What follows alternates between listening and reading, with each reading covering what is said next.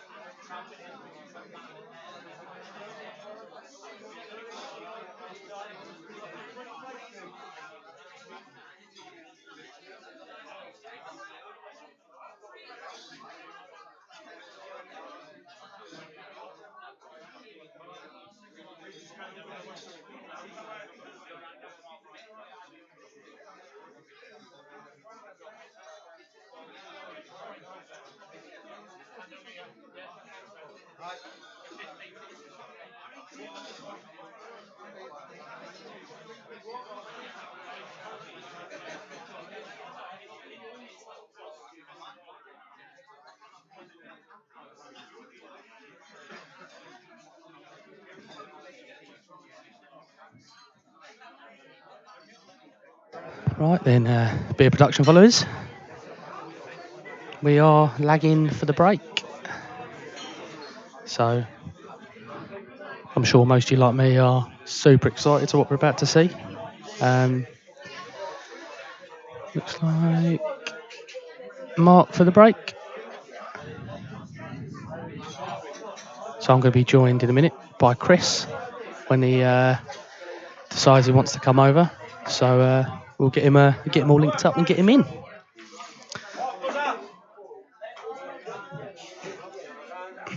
So we've got Andy in the red shirt. He's our referee, which he kindly agreed to do. And I'm joined by Chris in the commentary box. Hi, Chris. Good evening. Looking forward to a great game tonight. Should be an fantastic. absolute awesome game. Been a great match beforehand as well with Michael and got a bit edgy towards the end. Last frame was a bit when he picked the white up. Yeah, I know. What would you have done?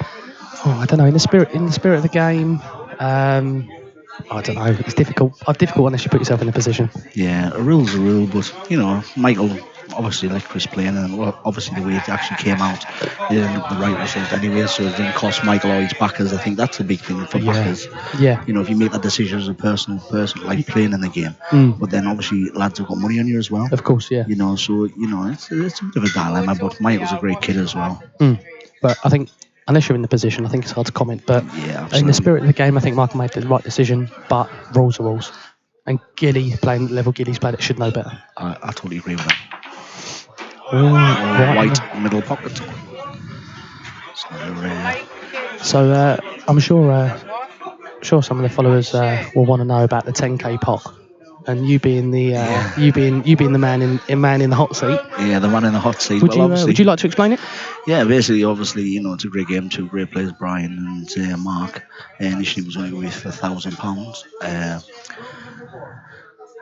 Brian, obviously, in his own venue, put a post on Facebook probably about 3 or 4 weeks ago. But the match was announced and said that I would offer 3-1 on Brian, and I think the liability is 9,000 plus the 1,000 now, so there's your 10,000 pop. 10,000 pop out.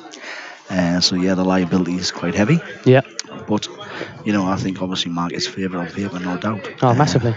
But Brian's a great player, an absolutely phenomenal player, and I think in Blackball Pool as well, people might not have heard of Brian. Obviously, come from the World Rules. In the northeast, he's embedded. I think he went to play 9-ball in America for years and years till he came back to South Shields.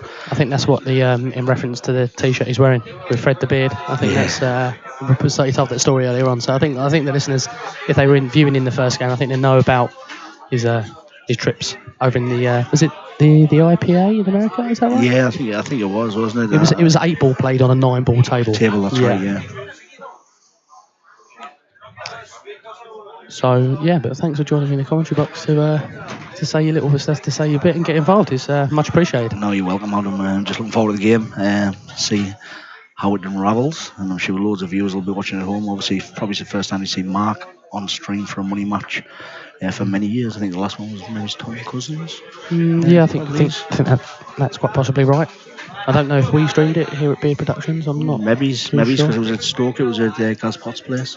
Oh, okay. I think before that he played Phil Harrison, and he played Adam Davies as well. Yeah. And obviously he had battles with Ronan to and from big bucks. But was it 25 grand? I think is that right?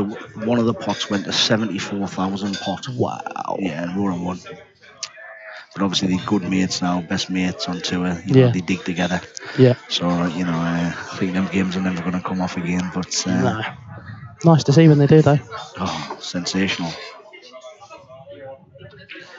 So you know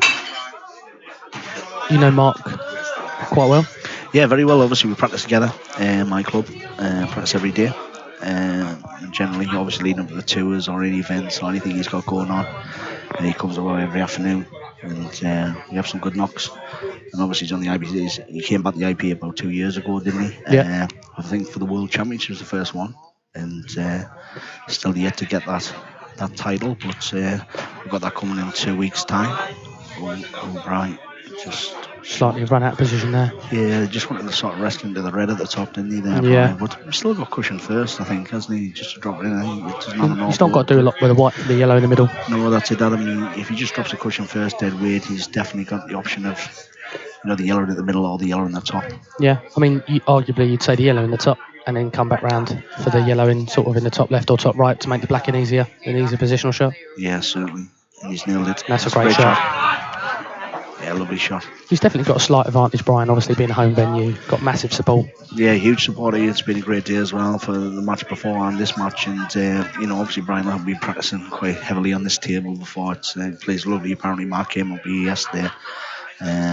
But Brian likes it. Everyone knows him from South Shields. He's a top bloke as well, genuine guy, and he's got absolutely phenomenal talent. He's come to the IPA this year as well. Yeah, he came from the World Rules to the Blackball. Yeah, he said that earlier on in the commentary box that he'd be playing on the, moving over to the IPA. So yeah, it seems to be the way it's going these days. It's got to be, Adam. I think in the northeast generally, if you look at 2 years ago. Like, it's so vibrant pool in the northeast now compared to yes, you knew your odd name and stuff, but I think 2 years ago Mark came in the ABA. Other guys locally came across as well. There was maybe 5 or 6 on the two of that the first year. And then she went from strength to strength because every rules was world rules up there. However, the country was generally always blackball. I think majority blackball. But now even all the local leagues are changing to blackball. So there's a massive shift. The county system's changed. With the county system, it was always EPA, it was always go to Yarmouth, world rules, Region 1, that's what it was. Now it's like 2 teams in Region 1, it got disbanded. And now we've got like 6 teams in the county. I play for Teesside. We're going down to Nationals at Chelsea in March. And it's so shifted. I think the level, the clubs are better. We've obviously got Buzzers here, we've got my venue, we've got like right on cue, you've got Wardles just up the road. The pool clubs now are vibrant for it. And good local pub players playing really solid, but you're around great players, so you're learning every time. And that's how it develops. You get better. It's a pub game at the end of the day initially. But the way that it is going, it's transfer another in off and he's the middle. We had in opposite pockets. Yeah, in opposite pockets. We had a little run through that in the first game where we had wasn't it? 6 or 6 out of 8. That was outrageous. 6 out of 8 frames. Yeah, it was incredible. I think Gilly went 5 at one stage. 5 whites in off his breaks. Unbelievable. It is crazy. Yeah, but like I say, it's going through the roof and so good to see as well. People coming to my club, good pub players, and you get better and better. You learn and listen, and that's what it's about. You see these top guys on the screen, you see them every week. Money matches now. And even people just playing for just £200-500 out of them. It's not, doesn't need to be a huge pot, but it gives you that. Like that sense is that right. I can handle it under pressure. I know where my standard is, and it's getting the right matchups. Honestly, there's probably about over a weekend up here around the sort of from South Shields down to Durham and Cleveland. It's probably 3 or 4 or 5 money matches every single week for different various spots. And it's really, really good. It does it. It gives it that extra bit of entertainment value. It gives that edge as well for just, rather than just a game for a game's sake. Exactly. And loads of people, although they can't get the venue, and people say that streaming, I think streaming's the way forward because obviously they can't get the venue, so it costs the people that don't get the venue the sort of wet sales, and obviously they own a bar. So, but I disagree because this promotes pool. This, what you're seeing now with you guys here, promotes the pool, promotes the standard for you. If you're at a good level, what you can achieve with dedication and practice if you've got some ability, and you can see it just on your phone now. You can see it when you're at home if you can't make it. So I totally agree. The streaming, the way the forward's brilliant, the setup, the cameras. You just want to be a part of it, whether you're watching it because it's a friend or somebody and obviously with social media and Facebook, it's just. It's certainly the way forward, and you can see that where the IP has probably developed in the last 2 years with it. It's definitely looking good for the future of pool. Whether that be world rules or blackball rules. That's right, 100%. Do you do more streaming world or blackball? It's more blackball, more money matches are it's more blackball games just because world rules. I play world rules. I play world rules. Yeah, predominantly in the south, like where I'm from, all the leagues are the leagues are either.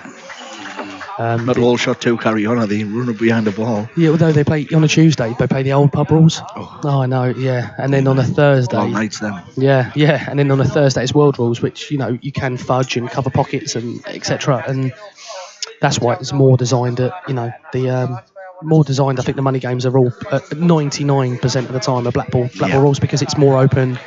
it's more it's to watch. It's more. Yeah. I'm not saying that obviously world rugby players. You've got great world rugby players. Your Harrison Hills and all that. Even good level at county, but it is more appealing to watch. More aggressive pool. Yeah, exactly. And I think that's the way it's going. You look at any Q sport or just any sport in general. Look at cricket. When they're scoring 200 in a 50-over game, look at they're now scoring 400 in it. It's all about aggression. 230 in a T20 game. Do you know what I mean? Yeah, it's crazy. Absolutely crazy. But that's what the viewers want. Yeah. You go to test match over 5 days. It's lethargic. It's boring. Yeah. Sometimes for some people, you get rained off for 3. You go to TT, they boom, boom, boom. Thank you very much. And that's it. You get to go there, get your money's worth, and you're back out the door again. And you see a result. Yeah, absolutely. So yeah. We're gonna get. We're gonna get a ball off Brian. I think it's Mark. Nice Mark. Yeah, it's dry.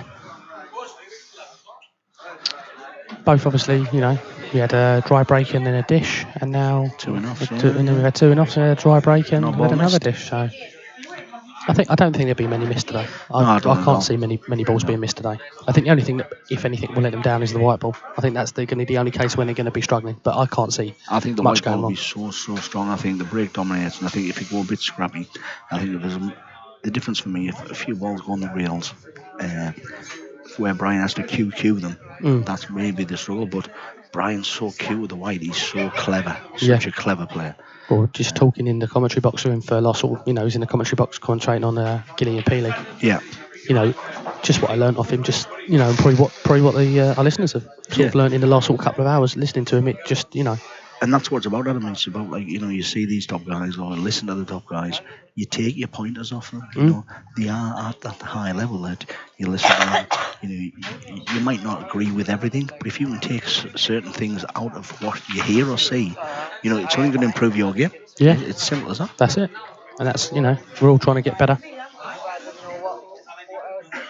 Yeah, so we play like the old school EPA rules on a Tuesday. I know. And then the world rules on a Thursday. But that's just a league down there, Yeah, who knows? It could be the fact that they say, right, we're not doing it. We're doing black ball rules now on a Tuesday. You just we don't make the decisions, mate. We just play in the leagues and have fun and do something that we love doing. Yeah, enjoy it. Yeah. So it looks. Brian's been pretty clinical so far. I know we're only 2 frames in, but it's got that yellow. Obviously, you've got 4 yellows. Obviously, the one on the side rail. I don't know if he's going to stomach that for now. Because obviously that other yellow goes in the corner, so depends how he sees the finish. Brian's so good at this. I think you talked earlier about mapping things out and just seeing the difference, and that is a difference in pool. I think the more you watch, whether it's on the stream or live, and how they take it out, if you can take so much of that and learn from that, it's massive. Even if you're at a good standard, even a county level or a Super League level, you can take some of that. It'll increase your game by 20%. Yeah. No doubt about it. Because you might go one route. Yeah. And Michael goes a different route when you see Michael earlier. He's so aggressive and he's fluent. You can leave him, sell him shots as I'm just not travelling away when I play ball. I don't want to travel away. I don't want to cannonball out. Quite similar to what Brian does. I'm not trying to, because I've not got the best cue action, the silky smooth cue action, but I'm a strong potter and I don't miss a lot. But so I play to my strengths. Yeah. And not travelling. Well, Brian's very similar. I think Brian mentioned. He's hit cushion first. Definitely just hit the cushion. See, this is the danger at this level, isn't it? If you've got to be 100% sure you're going for everything, going in the right direction. Otherwise, you're not coming back to the table again, and you're arguably 2-1 down. Oh, absolutely. One mistake down there, the rail wasn't a gimme. There's Brian there on the picture with his son Jordan and his partner, I believe. Jordan's partner, yeah. He's had 600 quid at me, 3-1. He's had 600 600 Jordan, young Jordan, right? Well, it's great value. As soon as Brian said to me, Chris is offering, against Mark 3-1, I was like, wow, that's awesome value. Yeah, it's massive value. But, probably's right, but it's not guaranteed. That's for sure. No, not at all. Because Brian, I think, he beat Mellon here. Was by 1 frame or did Mellon win? I think his most recent money matches have always been tight. Tight, yeah. Of course, he will not go away. He's such a good player. Yeah. He's solid as a rock. He doesn't make huge amount of mistakes. He's white so tight. He's not going to push the boat out when he doesn't think. But the difference is he's playing probably one of the best players in the world now. But he's the favourite, isn't he? He's the favourite for the World's Euros. 5-1 to win the Worlds this year. 5-1. Is that a good price? I don't think it's a great price. If a fighter want to win the Worlds with a full quality field, Hibbert won it last year, Whelan the year before. But you would want him, you would feel that if everyone is where you obviously he's the favourite to win it because of what he's done the last 2 years. Yeah. But that's no guaranteed pool. You know yourself, you turn up, guys playing well, popping the balls off the lamp sheet. He got beaten in the last 64 last year. Mark went to the Worlds last year, playing brilliant. Last 64, he played Shane Webster, Seb's brother, great player. Shane's played outrageous. Beat Mark 2-1. Mark's missed a ball, but you wouldn't expect. But Shane's played brilliant, and he got a bit of rub and the breaks, but he played brilliant. Deserved to win the match in the 64.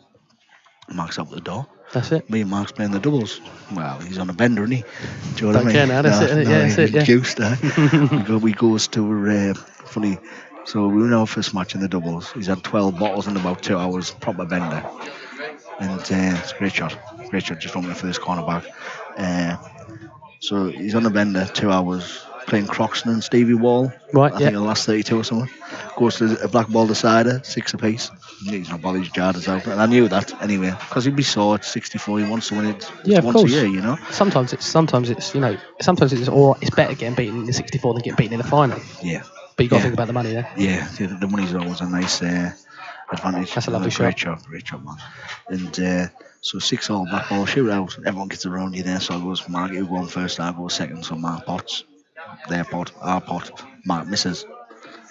Our pot. Mark misses again. 2 black balls he's missed. And he just would never ever miss them. But too much alcohol. But I think there's a bit of the culture though, He doesn't generally do it when he's in tournaments. Obviously, it's like polo, in tournaments. Some people drink and in tournaments, which, at the high level of the IPA, I don't totally agree with. I think if you go down to play pool, enjoy the social part afterwards. On the night, I have a few beers on the night. I have lattes every time when I play, all day. But then I'll have a good drink on the Saturday, on the night, if I'm not in anything. But it's a free shot, really, this, isn't it? Yeah. He's going to drop this down the rail, probably just black in the top, really. The thing is, he'll knock this in. Black goes in the middle, 2-1, and away we go. I think he just plays flat with the way Mark plays, and if he doesn't play any side in it, it's missed it. Well, they're quite forgiving where the table's new and it's been recloth. It slides, and they're quite firm, so gravity sort of grips and takes over. I think Brian made a point. If this table was probably 5 or 6, if the cloth and the cushions, etc., 5 or 6 weeks older, they're more likely to stick. Yeah, because you can see there when he's in, just a joy. You think he's just missed that one. I think that. Lovely 2-1. Yeah, 2-1.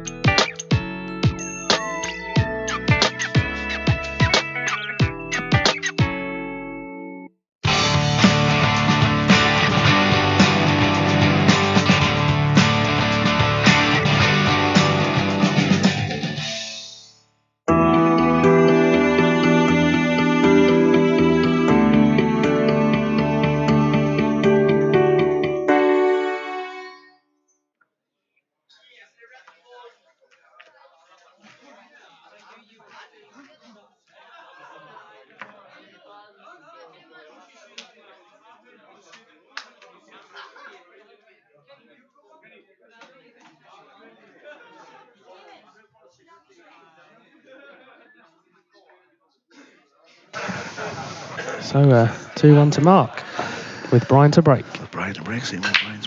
Oh, no white ball in this time. No, and this is a ball. And it's dry. Yes. Brian's changed his break to when he broke against Craig. He was really high. Chris Gill was high in the queue, and I don't believe he can hold the white. Brian was doing that against Craig, and I said, change your break, go down lower, because you're not getting the consistency on the white ball, and drive him through the pack. Yeah. And but he's changed it today, the way he's break there compared to when he played Craig Lake and over my place in December. So he must have, and I told him halfway through the match he was going to be 15-10 or something, 15-11. I said, change your break. Obviously on a fast table, you don't need to really club them, just the whites control, especially black ball. And I think he changed it a little bit, to be fair. And to be fair to Brian, he phoned us.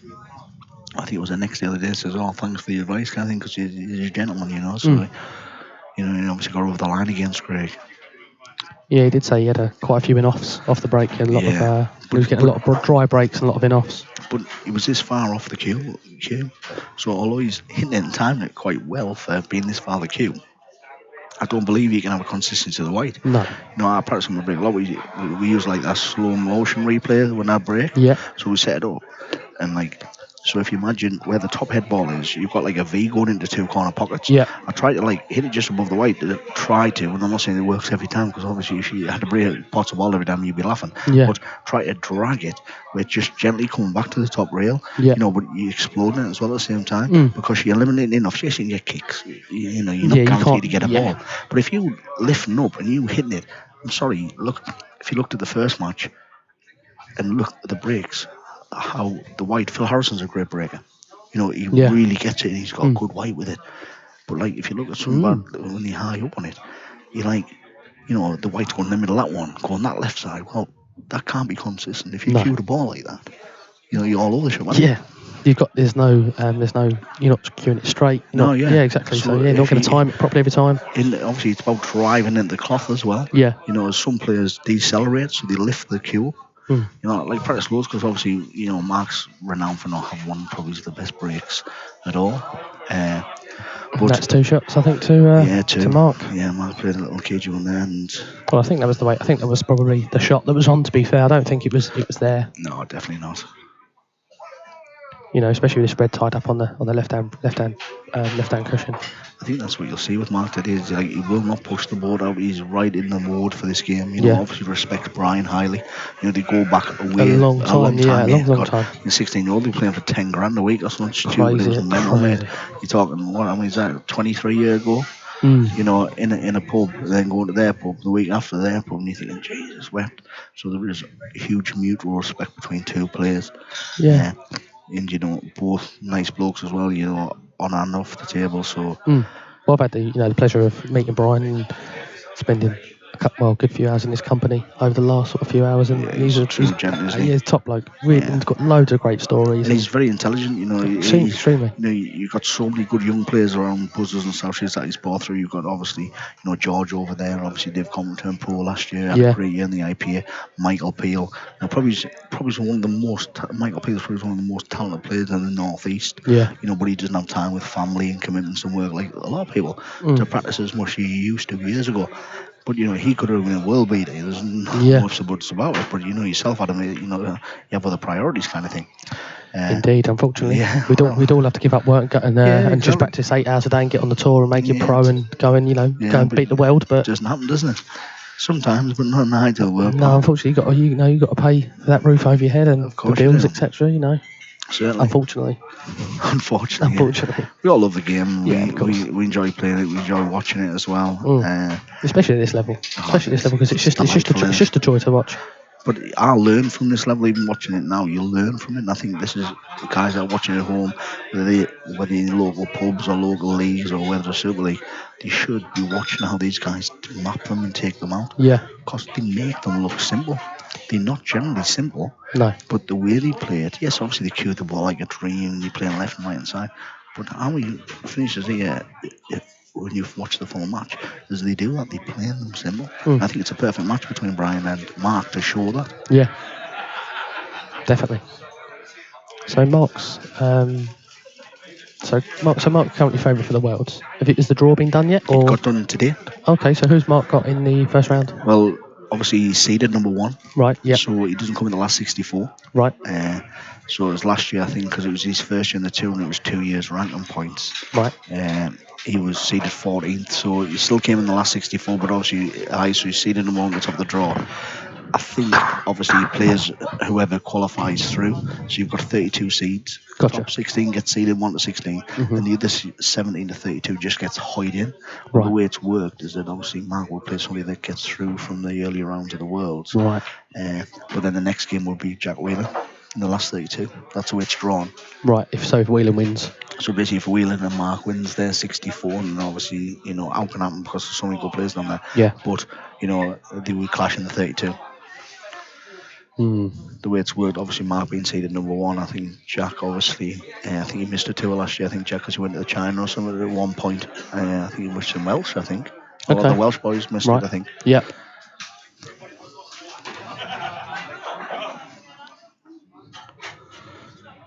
Yeah, Mark's took these really nice. Yeah, I think he's very. It was a clever shot, the first shot. Some people think, oh, just like half ball and get the red over here. But Mark's actually played off the yellow to leave her down there. Just really, really clever, intelligent shot. And he's going to leave it for the bottom right bag. Yeah, he's never missing these. No. He's definitely, you can definitely tell he's focused. He's the way he's moving around the table, he's taking his time, he's cueing really nicely, he's really taking his time. He just looks really good. Never going to miss one. No, not at all. Not playing like that. I think Brian's got a bit of an uphill struggle. To me, you're sponsored.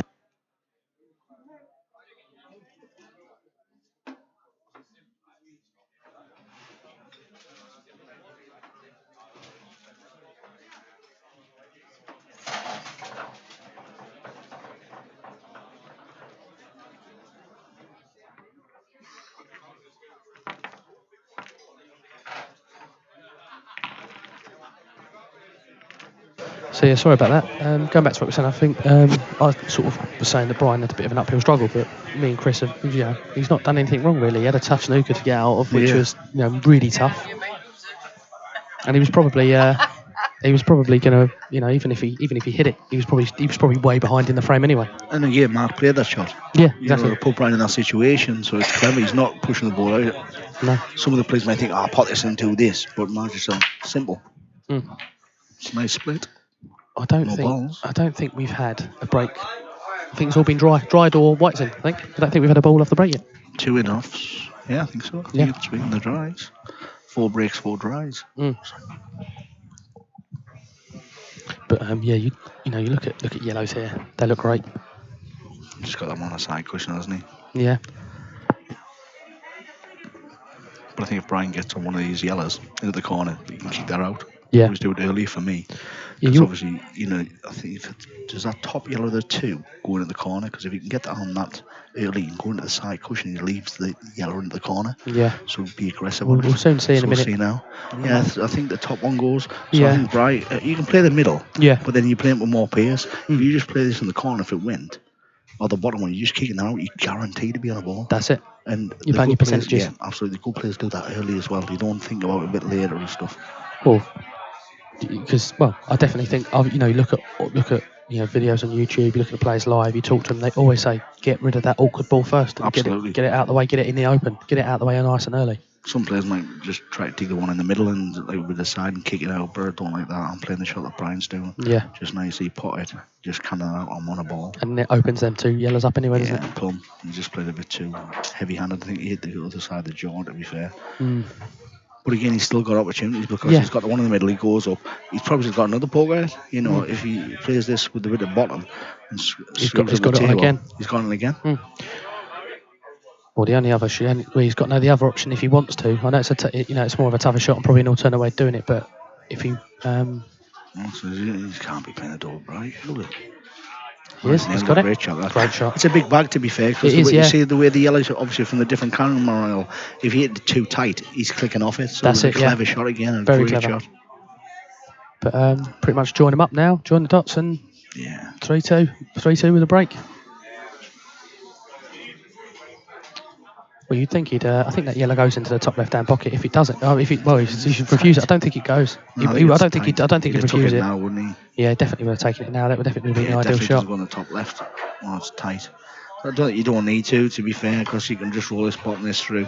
You've got the yellow in the top, all the middles. Yeah, however Bryce sees it, really. That's it. I mean, maybe Brian was talking about, his link-up game's really good, and linking the balls up and mapping it out properly. I think he's just going to try and end up high on that top yellow to finish it.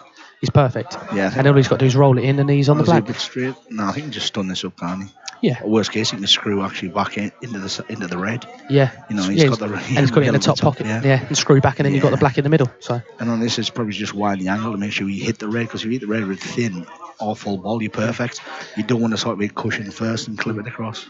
I think he is a bit straight. I think he'd be down and playing the shot by now if he had the angle. Oh, definitely, 100%. He's just shutting it up, isn't he? I mean, I think if he screws back, plays it with a bit of extra power, he's going to clear that red out, and he's not going to be hampered. He's rolling through. Is he going to go off 2 cushions? Oh, he's miscued. But I think he tried to roll that through of 2, so the bottom cushion and widen off the side cushion. Yeah. Like for me, even if say he was screwing back straight into the rail without kicking the red, I'm still fancying that because I'm just taking the pace out, going short with Q, and I'm just jamming it back in and out. Brian, obviously, the way he plays, fancied off 2 and kicking it across. Yeah. But, obviously, you wouldn't expect him to miss Q the ball. Still got a shot on. It's a tough shot. But he's still, he's going to put it in the top right. It definitely doesn't. I don't think it goes in that top left-hand pocket. Definitely. I think even if you're rolling it, well, he would have played that by now, wouldn't he? I think so. Even on the last shot, he would just stop it in and punch it. Yeah. So it's going to be a clever shot. We've got a great view here to see if he goes. It's far miles away there. Yeah. It was a tough shot, It's far from easy for Mark. But this is where I think Mark will not push the board out. I think he'll see it. He'll play the fudge. Yeah. He will not want to let it. I think Brian talks about it quite a lot. Don't let people off the hook when you've got them at it. Get them at it. Yeah. If they're missing shots, let them sit there and worry about that shot. You know what I mean? I'm not going to let you off with the mistake that you made. Yeah, definitely. I think Mark will have that mentality today, really. Well, I think Brian's too good for playing not to have that mentality. Oh, too right. He's just going to pop. Is he going to pop that one up the top and then glance off the one at the bottom? I mean, if Mark's feeling really confident and really fancies it, he can run this one down the rail, bit of bottom right, and he can open it up. But he's not going to. He's going to play the fudge, and that's the right shot. I'm playing the top right hand side and keeping it across the other side of the table, and then probably just dropping a fudge in like that. Yeah, so it's the right shot. He's going to clip off this red now and just fudge it off because the yellow doesn't go in the corners. No. So if he just fudges this with a bit of left hand side, just drift it behind the red. Worst case, you don't get a snooker. There's still no shot. Still no shot. Yeah. And to get it safe. And he's got another ball sort of in the open. He's only got probably one hard ball now. That's it. If he gets a snooker, then obviously he's in massive command. Yeah. If he doesn't, it's not the end of the world. Just half ball. Too thin. Pace as well. Yeah, it was too thin and pace. Too thin and too quick. I think even if he hits it right, even if he hits it thick enough, I still think it's way too quick. Yeah. I think Brian's left a lot though, that's the thing. I mean, not unless he can play a fudge between the two reds and maybe nick the bag towards the bottom. Could like double like in between the gap to play it. He's playing the doubles. He's nailed it. Oh my! Oh what a shot! Unbelievable! Brilliant shot that. Best shot of the day so far for me. Shot, unbelievable. Honestly. But he's hit it sweet as a nut as well. Yeah, he looked in as soon as he hit it. Brilliant shot. It's a fantastic shot from Brian. What? Great shot. Absolutely fantastic. Absolutely fantastic. Well, do you know what? Mark will sit there and think.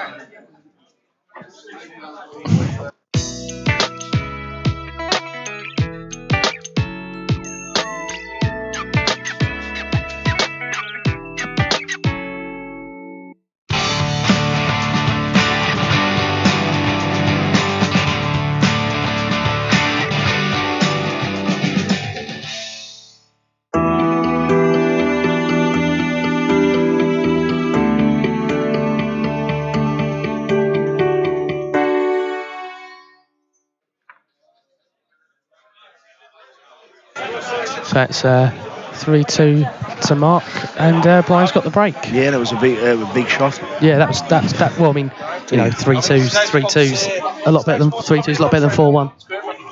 Brilliant shot. It was a brilliant shot. Oh yeah, definitely, absolutely superb. Mark, probably the only way you can kick yourself is not getting the snooker. To be fair, yeah. But he played it in that way, played the right shot. It was tough for Brian. He's just absolutely pulled it out of the bag. So big respect to Brian. Yeah. Break and dry. It looks dry. Dry. Wow. Jesus. Six dry breaks. Wow. So I think Mark will be happy with that though. Boy, Mark will be happy with, because it's like you both getting the ball. So it's like it's 3s apiece. Yeah. For me, if that continues where they both level on the breaks, that's good enough. Yeah. Because obviously sometimes you just struggle in this play. Yeah. I I mean, talking to Brian lately, he said about he's been struggling with his break as well. Yeah. So I think it's an underrated shot in the lower levels. People don't really worry so much about the break. No, because he's hit. Yeah, but I think as you move up in the levels and the standards, the break gathers more significance. I think. Hugely. I think sometimes it can be the difference between winning and losing a game. Oh, absolutely. The yellows are quite good. You just map his route. Yeah. And I think he can't get that one in the middle, so he's going to play the one at the top there. That's fine. Though. He's just going to run this one through. Yeah, just drop this one in. Probably just play the yellow in the bottom. Ooh. Right at his feet. It's one good shot now, and that I think the frame's at the mercy now. Yeah. Nothing's really. The black's open. There's nothing blocking anything. He's got a little bit of an angle on this, but I don't know if he's going to try to just delicately nudge into the yellow, or he can just come round too. But I think whatever shot Mark will play, he'll just play on. He's looking at that. That shot's not actually swing around if he can, because the way he cues the ball, obviously he's got like something like 7.6 mil tip, so 7.6 mil. Somewhat stupid like that. See, that was the thing of not hitting that full ball with the reds as well. The danger, but the yellow goes anyway. Yeah, so I don't know why he's obviously wants to be quite sharp, cannon at that ball, but that was always the danger. Yeah. But he's landing good on it.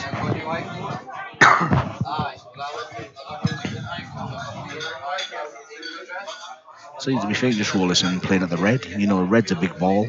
Yeah. So if he just rolls this in the corner bottom and just plays it flat, he's going to go into the red. Yeah. If he just rest, he's got the one in the middle, the one on the top. He just played nice and flat. There's a patch of that mark. Well, he's only left Brian to the middle, and he's not. I don't think he's covered the pocket though. I still think. But then the white was so bad though. It's like he's went to either side of it. Even if Mark played that shot with a bit of left hand side, it would be the left hand side of the red. Yeah. He's got the full ball plus a full ball to the left of it. Yeah. So really, at his capability, he should really be playing at that red full ball. Yeah. He's actually not touched the red. He's just glanced off it, and giving Brian opportunities when he's really, really solid. And the shot he pulled out last frame. You can't be leaving him in. No, you can't. And I think this red at the bottom goes past the yellow. So if that goes and kicks in, Brian nails this down the rail now, and that red flies in. Yeah. So and if he kicks the yellow out, then basically all the balls are at its mercy. And Mark's giving him an opportunity back where he could have been looking down the barrel at 4-2. Yeah, I think it's obviously the first ball that's Mark's missed, hasn't it? But he was quite annoyed probably with the shot before. Yeah. Not just glancing straight into the yellow, full ball and leaving absolutely dollies. But he was still on. Yeah.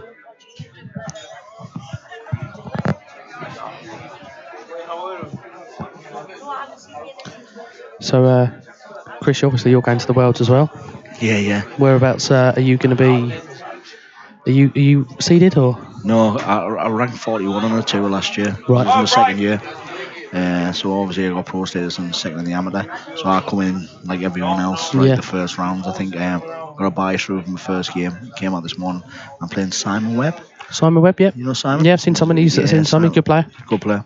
Nice bloke as well. Lovely bloke. I played him a few times last year in like World Series events. So it's a tough game. Like there's not many easy games anyway. But I think I like the format.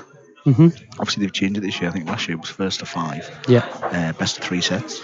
This year it's first to 4, first to 3 sets. So it's even shorter.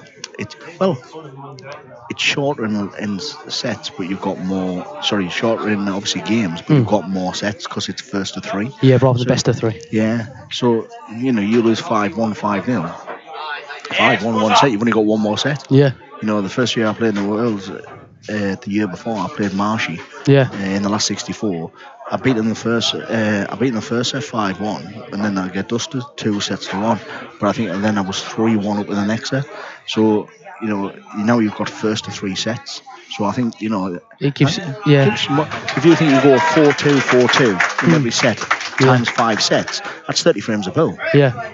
Potentially. Yeah, and it gives you that little bit longer. It's nice to settle in. Obviously if you get smashed the first 2 sets, you might be struggling first to 4s, but first to 4s, anybody can win. Yeah, that's it.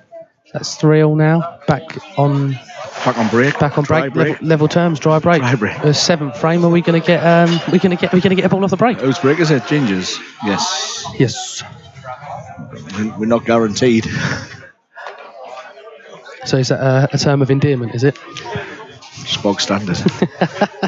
To be fair, he's actually split them okay. You know, when he's hit them all right. Yeah. But like, you just watch his break, and like, obviously, I was speaking earlier about it. Like, obviously, he always used to break into his chest, and he's quite conscious of the way he cues the ball. And he's been trying to come a little bit wider and get through it a bit more. But I'm quite conscious that when he drives the cue through the ball, he used to come right up on the cue. Now he tries to stay down on it, and drive through the break. See how his cues come up there. Yeah. Now, and his body's moving. Yeah. He's like to the side. So his cues went up there. Last week in practice, his cues stayed down every time. But when there's pressure and the violence, because it's not one of his major parts of the game, and everyone brings it up. So it's not just me; it's everyone. Literally brings it up. It's a mental It's all the pros. Well. Ronan busts his guts about it. You know what I mean? It's unbelievable. But they both got my break. It's clean and white, I think. But you know, to be fair, then if you're hitting the ball and the cues come in the air, you're decelerating that. Yeah. You're not driving through the ball. It's crazy, really. You would think somebody that's probably one of the best in the world would get that. Yeah. But he has worked on it. And that's all he can do, isn't it? You can only work on it and get better. Well, you'd rather have it that you're a fantastic cueist, going to clear up, 99 times out of 100, and have perfect weight, and have a a below par break on the tour. You know, it's not a deal breaker, is it? Yeah, I've got a brilliant break, but every part of me of the game sometimes crumbles me. Do you know what I mean? It was a great shot, that cushion first. So the shot before wasn't great. Didn't leave himself perfect. That's a lovely shot. Just drop the string down. It's bread and butter for Mark. I think this is going to be a really tight game. You can't really separate them, in many areas, Like you say, that's the first ball off the break, so, and it's threes apiece, so basically with breaks, it's went as it should have went. Yeah. Mark's missed one ball, maybe Brian's missed one ball, maybe. But I think, you always at that first sort of, half dozen frames, you're going to be a little bit nervy. Yeah, you just get settled in, don't you? Yeah, that's a lovely shot. That's a great shot. 7.5 mil tip. I mean, I use a 9.5 mil tip. I like a big tip. Well, 7.5 mil, wow. I used to have a John Parrish cue years ago when I used to play pool. And I came back playing pool and I left it in a pub.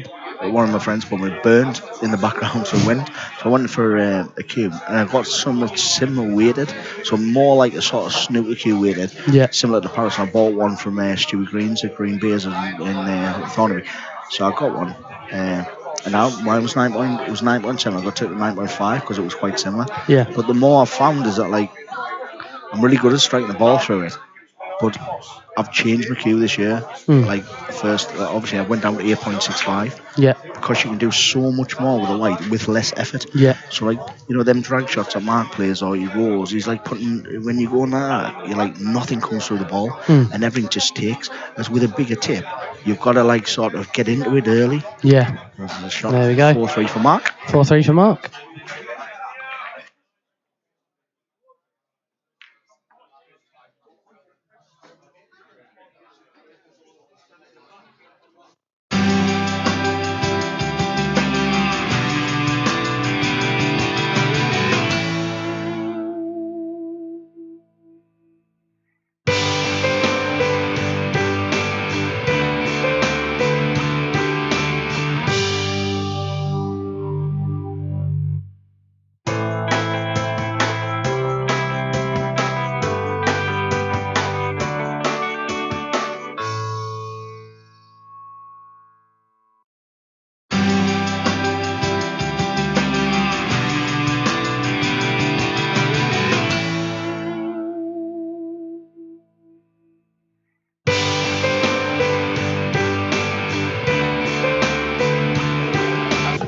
So back on break, and Mark had one on his last. Will Brian have one for the first time in the match now? Yeah, I think he's going to get ball here.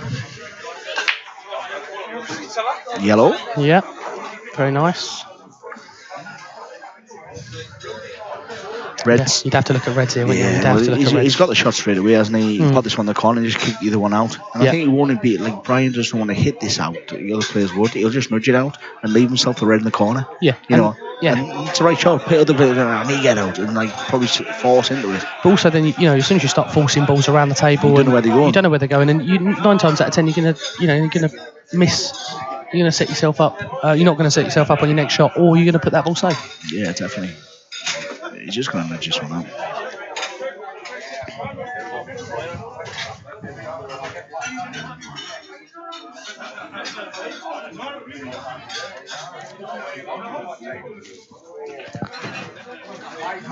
Perfect. Absolutely perfect. Position A. He's just going to dink this one back, isn't he? Just put it in the bottom left-hand corner, dink it back for the red in the middle. Yeah, I think the only issue he can probably see moving forward is probably the black. Yeah, I don't know if the black goes in this bottom left-hand corner. I think it might. Well. I think it goes. No, it doesn't. It doesn't go. No, I've just had a cheeky little look over the over the TV. And it goes in the middle, though, doesn't it? You know, to be fair, it's a big area to go into the yellow.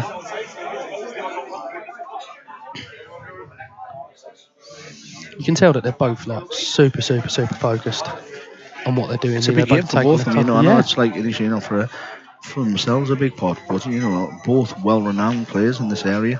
And obviously, it's a bit of one-upmanship on each other and stuff. Exactly. So.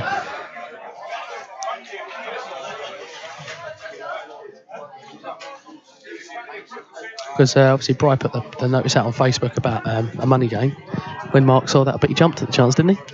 Well, I think so. And obviously, sometimes you always mention because Mark doesn't get any games. There's mention for Mark to get games, it doesn't come around. Yeah. But Brian doesn't shy away from anything, and even though it's not like huge money, Brian will be solely confident he'll win this game, and he's got the right attitude, and a lot of players should listen to that. It's a great way to say I've got my ability. I know obviously everyone's got a favourite in a money match, whether your mates or their mates. Yeah. But obviously this is quite modern now because he's world number one. He's come out and saying he's got title after title. But Buzzer knows his ability. He knows how good he is. Yeah. And he knows if he performs on that day and doesn't make careless mistakes, Mark's going to be in for a tough game. So, and it's a great attribute you have. You go into the match thinking you're going to win it. And I'm sure Brian, I'm 100% know Brian will have had that as well. Yeah. Obviously Mark, Mark would never take anything for granted either, knowing Brian's a great player and there's that much mutual respect. I think Brian just tried to get this red down here, didn't he? But you take it away now, to be fair. You can take the red into the top left-hand corner and just go two cushions. Yeah.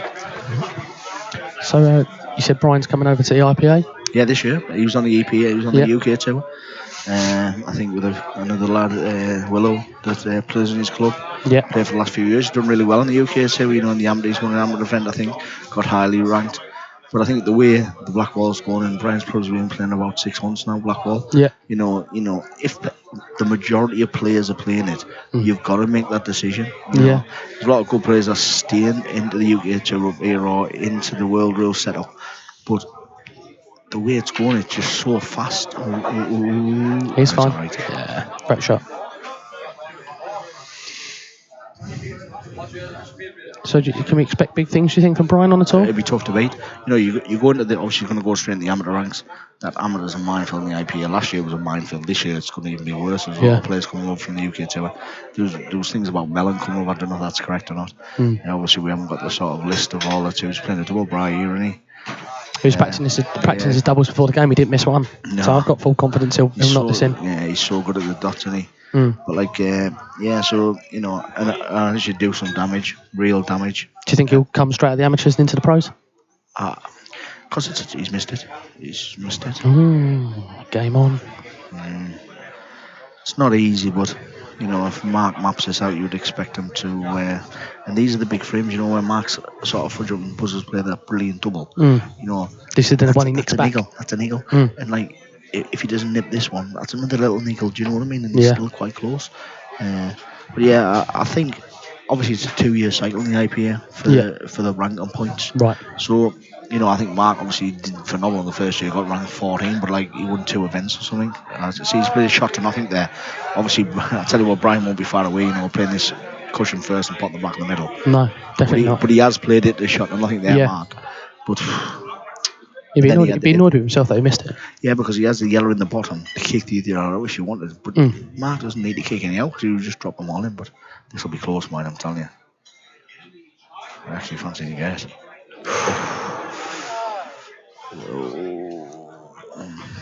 I thought we had it. I thought he would nail that. How good Brian is. Yeah, I think 2 years guaranteed he'll be top 64. Because obviously they changed it last year. I think it was top 32. 16 you've got to take your pro status, and then I think there was like 30 to 40, 35 or 40 pros in last year. Yeah. But obviously the way it's developed and then the entries is now 228 or 224 for the two next year. Right. So they've obviously 64 spots. So they give 48 the top in the IPA rankings. Yeah. And the top 16 amateurs. So, but that's only because the amateurs were so strong last year. Yeah. So like you got like Max Nosko, you've got Batten, you've got Lake, and like McVicker. Honestly, it's just like bloody endless. Yeah. Mick Oliver from like endless. The quality. Steam Commons, Scottish guys. Honestly, the quality in the amateur was outrageous. So I think it was a good decision to have the top 16. Yeah, because they can more than hold their own. Oh, more than hold their own. They could, but if they play well, they go on and win it. Honestly, Especially Nosko's a great player. He's a great player. Batten's a phenomenal player. Honestly, the standard last year was outrageous. And there's nowhere to hide in it. Sort of the amateur. So, given the top 16 amateurs was a great decision from the IBA to do that, as well as the 48 ranked tour. Because I don't think what it also does is the pros obviously sometimes. Because you're guaranteed to be in the last 64. The pros hold ranking points. So year on year, they guarantee 4 ranking points for not doing anything, right? Not even, X amount. So you've got like over 5 tours, you've got, I'm nearly on 20 ranking points. I'm not moving. Yeah. Beat everyone. So it doesn't let the pros rest on the laurels either. I think that's what a good lad that knocks on the two is Jason Hill. He played a lot of Chase. A good player. And he said to me, he says, well, I get ranking points. But he knows now that it's so tough. He actually dropped his pro status last year, I think, because of I think he had work commitments and so forth. But he said it was so difficult now with the amateurs going through. But it's great how they change it, because now the pros, the 64 won't come into 128. Yeah. So you're not as guaranteed to keep your ranking points. So the better players from the amateurs or the pros are going to keep fighting, and that's how it'll evolve. And that's how we get better. Absolutely. How the standard will go to the next level. Yeah, because some pros that maybe played on the tour for 7, 8 years, they just, and I'm not saying everyone would, they rest on the laurels as well. I go to events, I win a few rounds, and they guarantee massive ranking points, and they're going to be staying in that top 32. And it's a bit tougher for other players because you've got to come through that amateur field, plus then hit the pros initially, and you could get seeded one against like Ginger or Marshy or anybody, first black, yes, you can beat them. But the chances are, you're probably not. First to sevens, you want to fancy chances. My first season, the season before, I went to Brighton, I beat Jack in the last 64 Whelan. Yeah. Then last 32 I beat Pickworth. Then last 16 I beat Sangiers. And I think I missed 2 balls in them 3 matches. Jack didn't miss a ball, I won 7-2, 7-3, 7-4. I got beat off Sheppy on the stream tail in the quarterfinals of the Open. But I played brilliant. Yeah. But I know I can do that. But then boys are more consistent. And that's what make them the great players that they are. That's it. But that's what you aspire to do. This is people watch it, want to aspire to. If they've got some ability and they've got time to put it in. And I think money is coming into the pool a little bit. And obviously with the Corals investment of IB and obviously putting hold with the sort of Ladbrokes merger. But I think it's certainly going in the right direction. Yeah, definitely. Big frame. I think Lakin has work. Does he just plays money matches all the time? I think so. Fair dues. If you can get it, why not? 100%. Don't blame you. And that's what it's about. If you do something that you enjoy and you're very good at, it's nice to make a living out of it. Yeah, definitely, 100%. And I think if you look at 12, 14 years ago, or whenever, I think when I started UK too when I was 22, so a lot of years ago, I think there's only probably Daz Appleton, Darren at the time, and maybe it's Mick, that were like down in Pontefract and stuff, and they were at Morley International years and years ago. They were the ones that would I'm not saying a figure, but maybe make 30 grand a year. But that was because you run events themselves, £100 a man, £200 a man. This is the money match scene wasn't as big then. It was there. But for them boys, it's not. But also as well, I think in those money matches, I think they're fronting a lot of the pot themselves, so they're getting the return. Yeah. Whereas if most money matches these days, you've got backers, taking 20%. So. Yeah. And that's another subject, that 20% point. Well, let's not get into the politics of that. I don't necessarily know if this is the time or the place, but I think change the subject totally. We can have a chat about that in the break. It's always a Facebook debate, isn't it? Yeah, exactly. Yeah, I think a few people have a few comments on that. But I think big frame for Brian here. I think he's got to win this one. To a nice finish out. Yeah, great part. Because Brian is never going to go away. He's so solid. No, exactly. He's just going to keep nagging, isn't he? Nagging away. 5-4, Brian.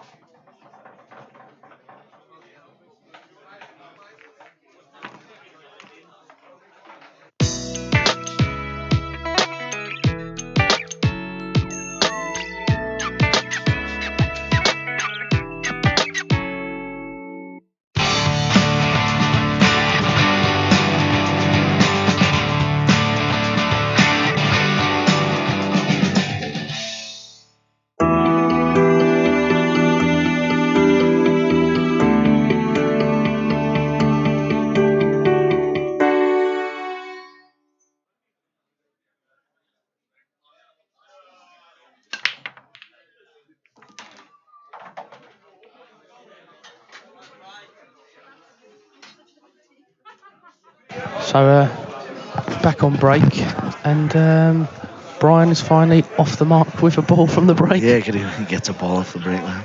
I still think that Tony ties it up, but one each. I think that's all it has been. Yeah, I think it has been. Yeah, I don't think it's been much else, but. But 8 frames up hill. Yeah. I think it's funny, I mean, you're playing in the club. Sometimes you break like an absolute monster, and you put in 2 or 3, 4 at a time. If you guys pay £100 to £700 for a cue. If you can design a cue, and then there's loads of break cues out there and stuff, and I've used one. And I think they're overrated personally, in my opinion. I think break cues are overrated. I just break with my cue. Yeah, some people do. It's went through a phase. Obviously, Jason Owen, I think, brought the first one out. Try Jason's, and Jason's top bloke as well. Yeah. And then obviously Tyrone brought one out, and I've got one of his break cues. I had a bit of a thing in one of the World Series. Me and Jace were playing each other in a match, and he said, "Right, it's a battle of the break cues," because I actually got Ginge, Jason Owen, when it first comes out. Okay. I said with him, well, look, if Ginge can use the break cue, it's the biggest endorsement in the world. Yeah. And then I went to Tyrone because it was a more lighter balance to get through. But Jason's cue works really well, and Jason puts a lot in the sport as well, mind. And he's really passionate about pool, puts a lot in for pool players as well. Yeah. So fair play that the break cues went really well. But like you say, I think with my new cue, I've been mixing up depending on tables. Where's that from? Where's your cue from? Mine's from Green Bay's, so it's like a GBL cue. Like costs about £300. It's a beautiful cue of Stewie Green's. He's probably the biggest one up in the northeast. Yeah. And obviously I changed it this year.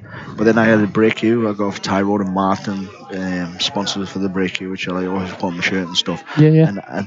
But depending on the tables, I'll use my break cue on that my cue. Okay. I found that some tables don't suit the break cue as much as others. Mm-hmm. And then I go back to my cue. But obviously, don't forget when you play with your cue. If people have got 8.5 or 7 thing, you break on that cue, you're going to damage your tip, your ferrule, you're going down tip size. It changes over time.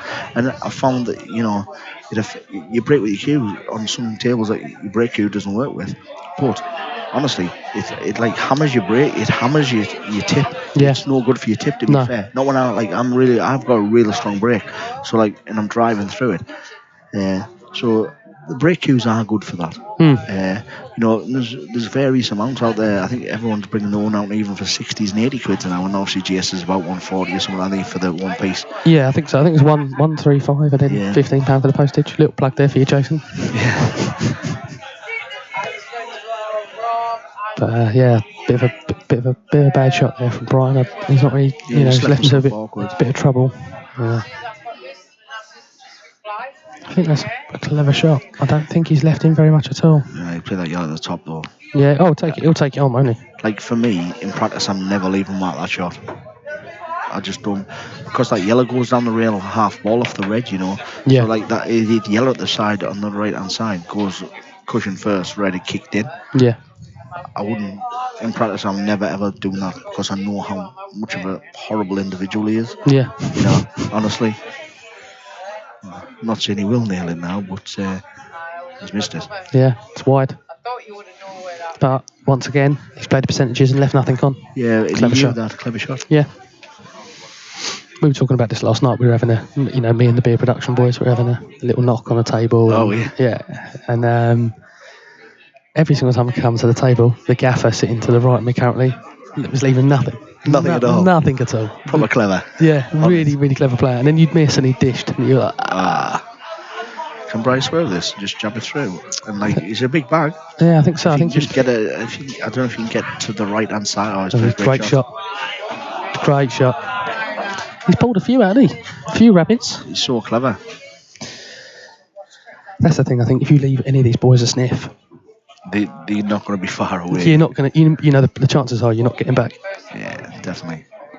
But I think that's the beauty of the sport. 100%. But if you watch it and you aspire to it, you're gonna, you embrace it, don't you? I think you respect it. Yeah, you've got to put the time in. You've got to put the time, the effort 100%. in, and also you've got to have that bit of natural ability as well. You know that eye hand coordination's key. I think. Yeah.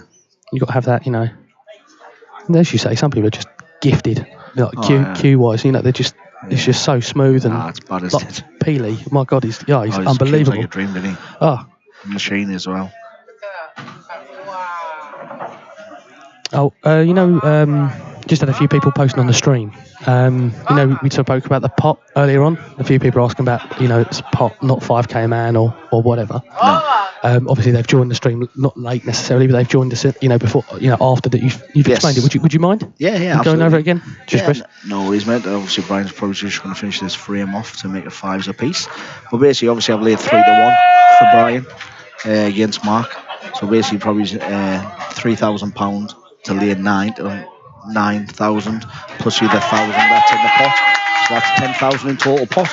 So basically, it's going to be a bad day at fives apiece as we speak. Yeah, if it continues in this vein.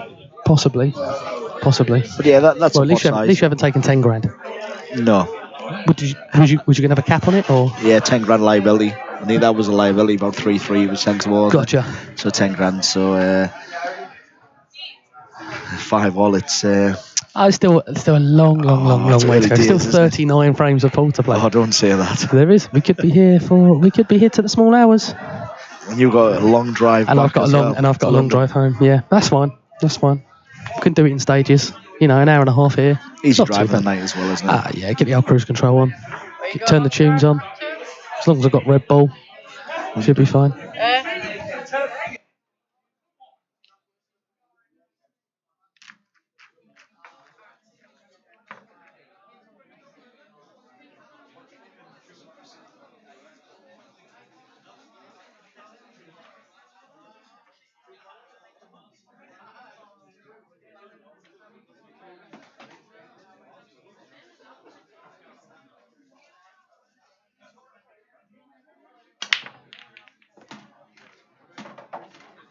So nice break there from Mark.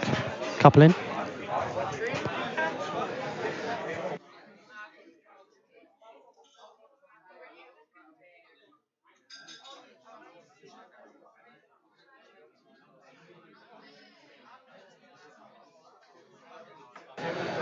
Sorry about that. So back on evens, and the balls don't look great.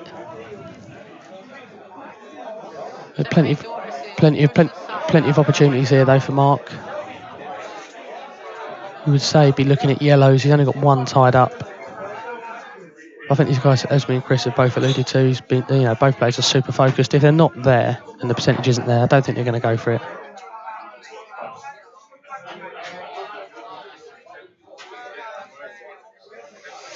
I think he might actually play to get on the only yellow that he's struggling on. I think he might actually play to get on that now into the top left pocket if he can, if he's got the angle.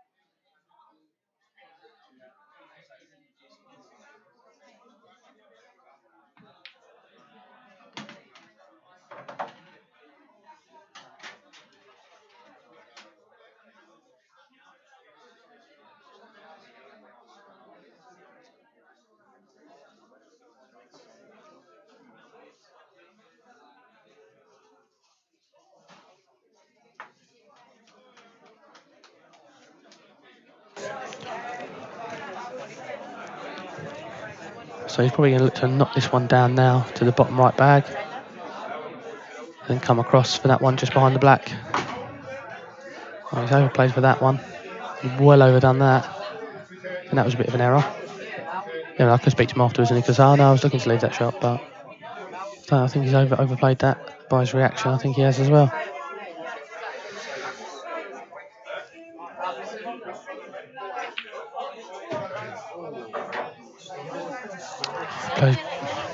He's potted it, but he's snookered himself.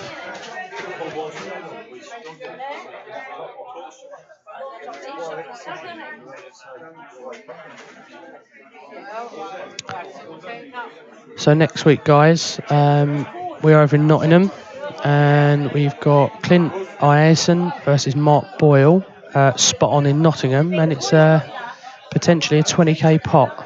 So tune in live for that next week. I'm sure there'll be plenty of posts on our Facebook page for you guys to like and to watch the stream live. And if you're local, come down and support the players, have a beer, and get involved and come and meet the team.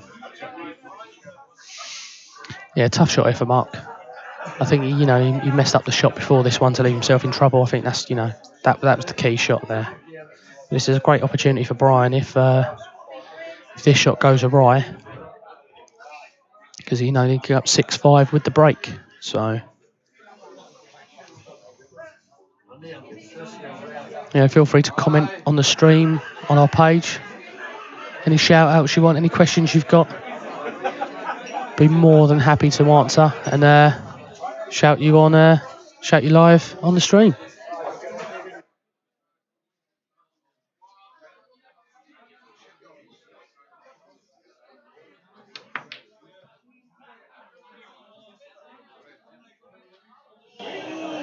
It was a great effort. I think he was trying to play it up towards the top right pocket, but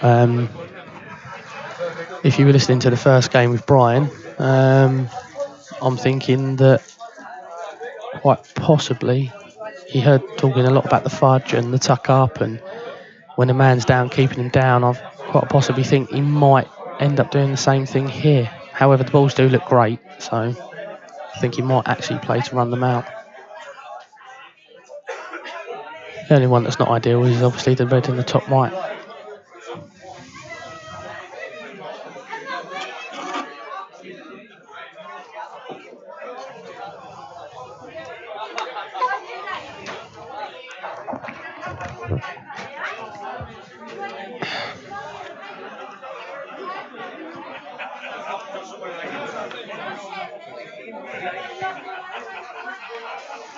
So fairly simple here there for Bry.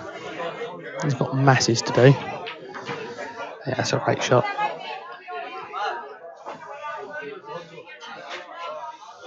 He's got the angle there. Just to probably just stun up and watch screw back. Yeah, I think he's just gonna screw back a little bit. That's it, perfect. And he can run. Yeah, he can run off this one. A bit of run inside. Leave himself into the middle. Might even come back actually onto the yellow and just knock the yellow across. Yeah, great shot. Natural angle just to drop onto this red. Little screw back and once again nick the frame. Yeah, he's just nicked a little bit of pocket there. Nice shot. Yeah, massive frame here. Brian with the next break. He's not got a lot to do. Just drop it in and pop the black, and he's in front first time. Great shot. Great shot. 6-5. To buzzer.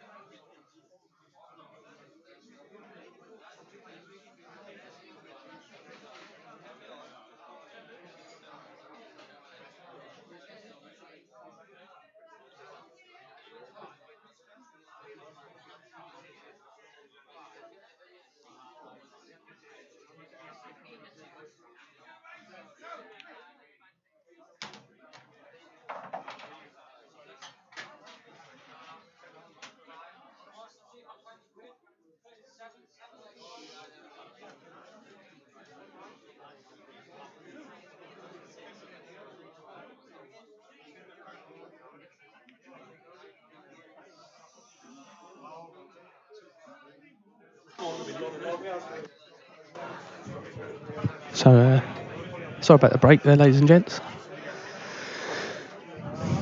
Mark back at the table. Not left. It's not, Brian's not left it great for him. But I think he'd still back himself to sort of fudge him or to take him out. Chris is back with me, so we just had a quick comfort break. Welcome back, mate. Yeah, welcome back. So I missed the last frame. Mark had an opportunity. He did indeed. Ball in hand. 2 shots, Mark. Indeed. Just going to push the yellow down, isn't he? Yeah. It's a great shot. And I think that opens it up for him nicely. Yeah, definitely. He's going to take the top one first. Got the choice of the 2, the yellow down the bottom, and then just map them. Quite simple, really. Yeah. And then he should be looking for 6 all back on point, back on break. Yeah, you wouldn't expect one of these. Done for the inside yellow goes, but if the top one goes, he just gets right and he just screws back, plays the yellow. Oh, it's a bad shot that for me, yeah.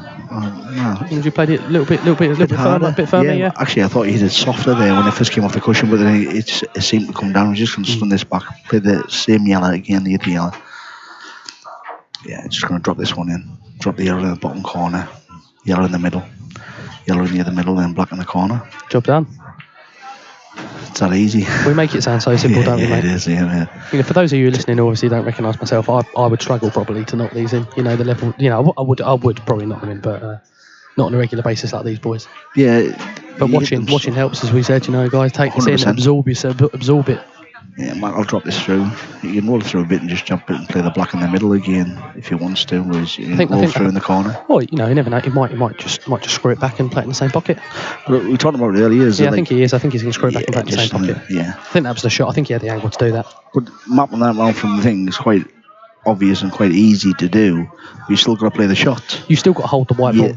Absolutely, and also under the pressure as well, so everything, you get a bit tense in the arm and that moves at whatever level. But I think that's where I come on loads, because I watch Mark how he takes them out. He just sees them, but I watch just sitting in my chair. So I might not have shot for 6 frames.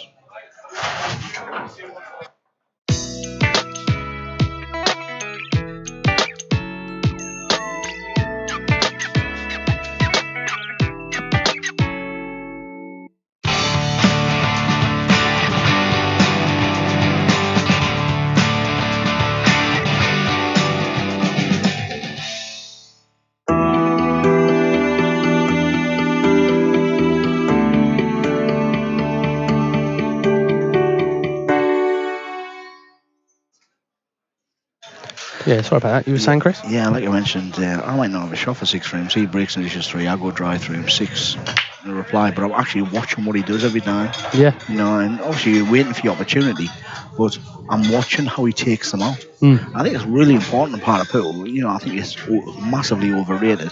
People sit in the chair and they're looking elsewhere, looking at their mates, or even a local league match. Even the local pub players. I think watch how these better players. It's not saying better players, but how the renowned people know who the best players in the town are. Or in that league. Yeah. Don't you, man? We've done it for years in our leagues. He's one of the best players.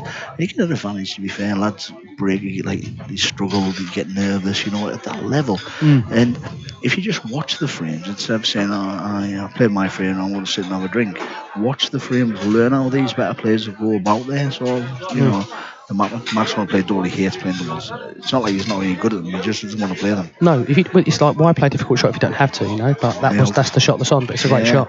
Yeah, and to be fair, because the frame's at his mercy then. He's got 3 he's got 3 simple shots and not the black in the bottom right. Yeah, or in the left middle. He's just gonna stun this in. And then it just making sure he's a bit cute on this one, make sure he's not hammered by the red. Yeah. I think that's important. Leave himself a little bit. You can bit actually go into the red as well. Yeah. Actually go in the red if you wanted to, but you don't need to. But the bridging may be apparent. He can also put the black in the middle if he wishes. Yeah, he's got the option. No, he's going to play it in the bottom. He's going to play it in the bottom right back. Yeah, he's just played that. He's going to thin this across and play there. Brian made a great point earlier on. He said, if you don't have to cannonballs, you don't have to play doubles, you don't have to be running yourself into trouble, sending the white ball around 4 or 5 cushions. 100%. Why do it if you don't want to? Yeah, 100%. No, he's going to go. Slow down. That's fine. That's perfect. Played really well, didn't he? Yeah, played it great. I mean, the cushions are a little bit dead. Being newly dead and they slide a little bit, you know what I mean? And obviously Mark's got small tips, so that sometimes doesn't suit him either. When you've got to really small tip compared to the bigger tips, because you play with a lot of side and checking in the cushions, you don't react as you normally would expect them to. Yeah, exactly. So then people with a smaller tip just hurt a bit more than sort of the ones like you mentioned earlier, they've got like 9.5.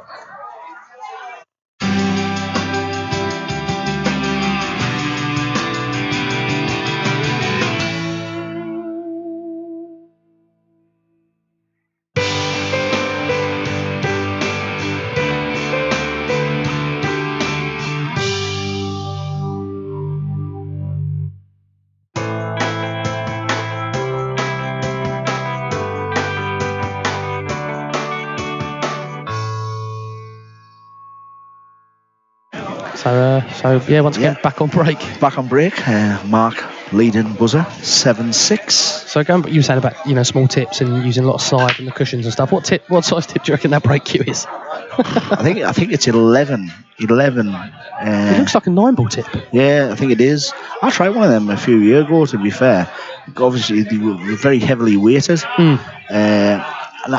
Yes, you explode them, and you get a good weight in the middle of the table because it just pops and hops into the middle. I still don't believe that the heavier cues are better to drive through the ball. And obviously, I haven't got the top game commentator these beautiful cues and stuff, but I have a strong break, and I just believe it's about driving through the break. Yeah. And obviously, it's a great shot from Brian. Brilliant shot. Yeah. Open the black up. Yeah. Frames at his mercy now. Absolutely. He's got obviously the red down the rail now. Still a little bit tricky, but one good shot down, you'd expect Brian to take these out. Yeah, it's a big bag as well down there in the bottom. It is a big bag, well. but what you don't want to do is play this shot is then glance the red. Yeah. Because if you glance the red, you're going to push the red across. So some players look at this and think, like, just get through the ball. So Brian might just actually play it into the cushion to get the white back out for the red. Oh, he's going the other way.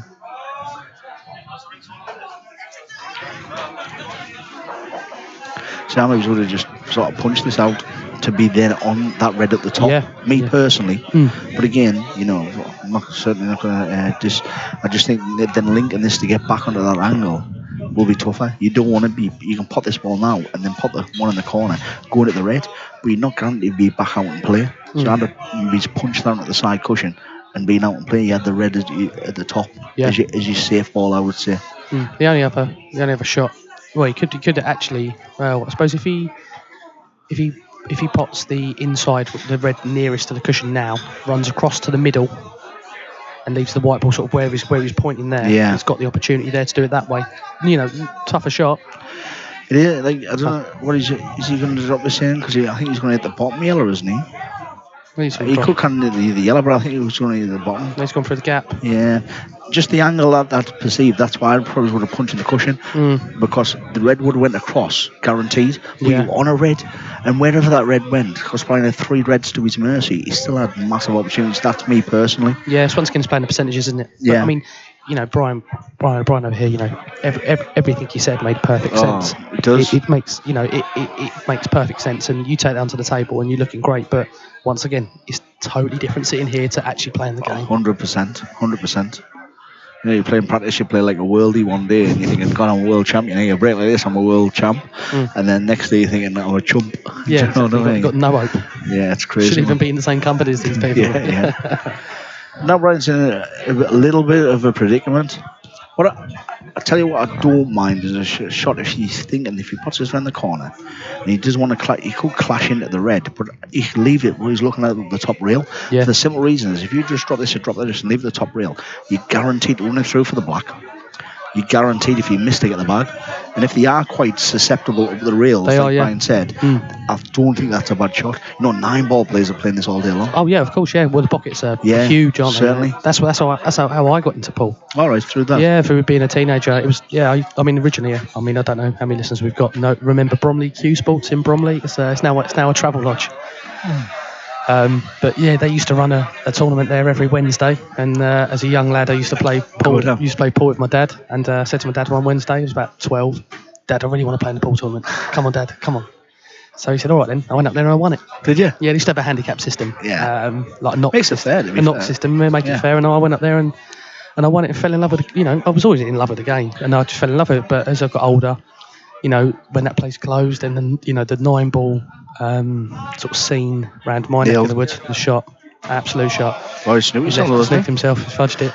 But the thing is about that shot, you've got to be positive and cue through it. You've got to play as if you're going to pot it. Yeah. Yeah. And we knew exactly what the situation was with that shot. Is that if I miss, I get the bag. But you've got to cue through it. Yeah, you've got to play. I was just about to say, it. obviously, cue through the ball like you pot it. You know this is separately going.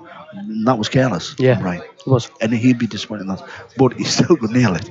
Yeah. Oh, yeah. Because on this shot here, the angle, you're aiming for the corner bag. Yeah, and it's in line. If it's in line. Is it the ball? Mark's just going to run for cover. No, yeah, he's definitely he's going to fudge it. He's going to make it as difficult as he possibly can. Thing is, in practice playing crazy games, I look at these finishes here and I go, I'm just going to run for cover. And then I run for cover, play a good shot, and he pulls like a 3-cushion worldie, and I'm like, I can't breathe. And he looks at it, he smiles at me. Honestly, he smiles at me, and I'm like, oh my What have you got in the locker here? So people say you don't play against other players, you don't play against the player, but I've got to play certain shots differently when I will play against him. Yeah. Because I know his ability of hitting off 2 cushions with a kick and potting the ball. But is he going to do that in a match, or is he going to do it in a match, or is he going to do it in practice? This is the difference. Is he going to pull it out? Is he going to pull it out in a practice game, or is he going to pull it out in the in the quarterfinals of the World Championships? Yeah, and that's when you need to do it. Yeah, but what do you in a World Championship? You play the sensible shots. Of course you play the I would still shots. do it, but the amount of times I get hurt by it, it gets a bit beyond a joke, because I just get a wry smile off him. I'm like, oh god.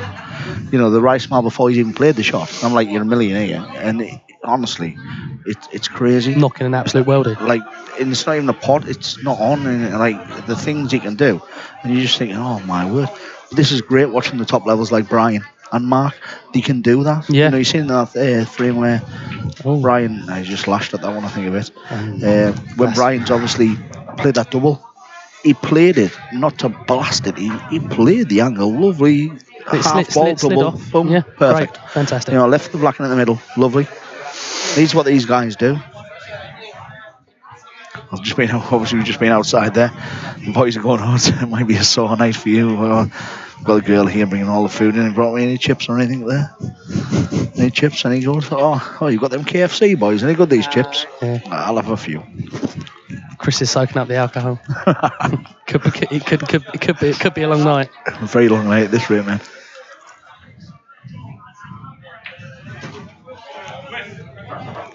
But obviously you've got supreme confidence in Mark and his ability, and the ability's there. I think we discussed a few lads at the bar earlier. So like, obviously, you always have that magical discussion: who's the best?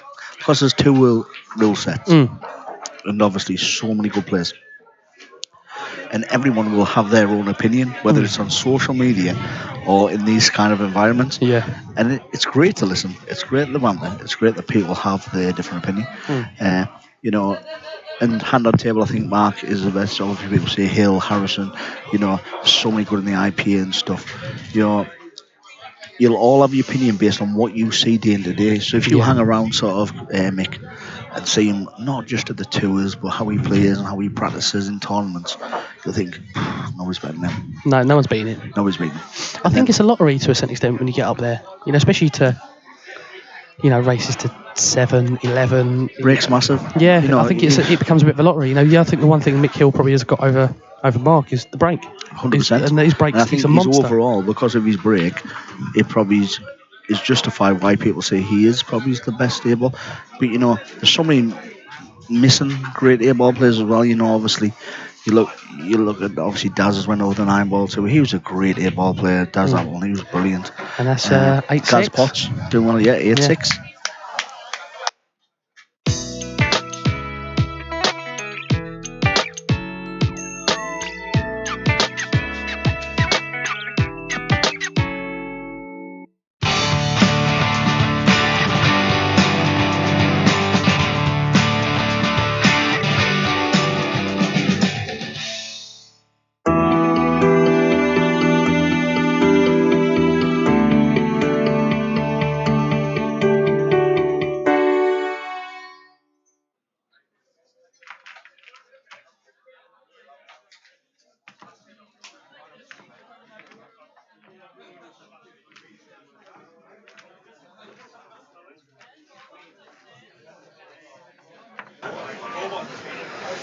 So, Mr. Farnsworth's got an opportunity here to open up a bit of a gap.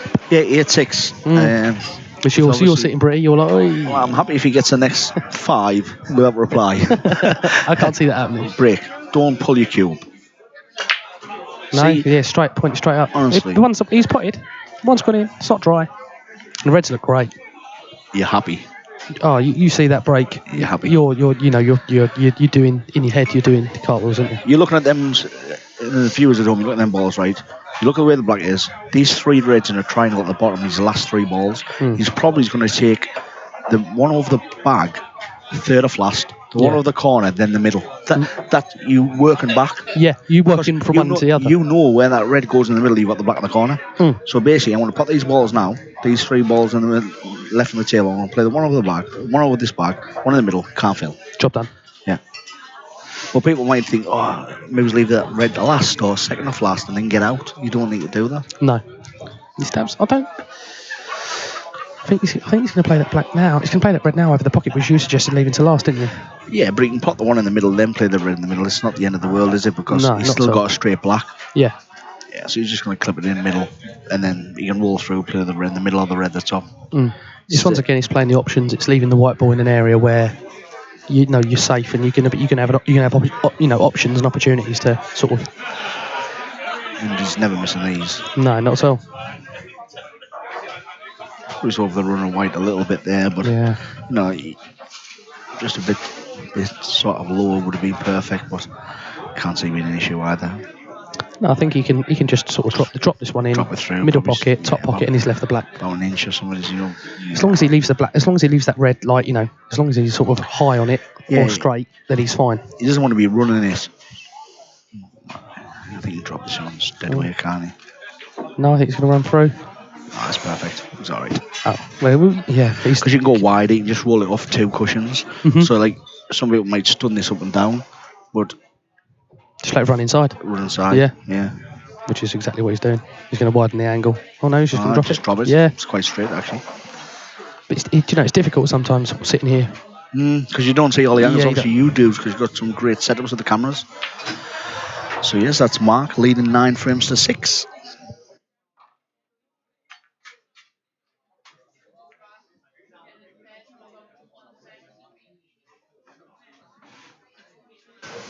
Yeah, so that's a nice advantage there for Mark.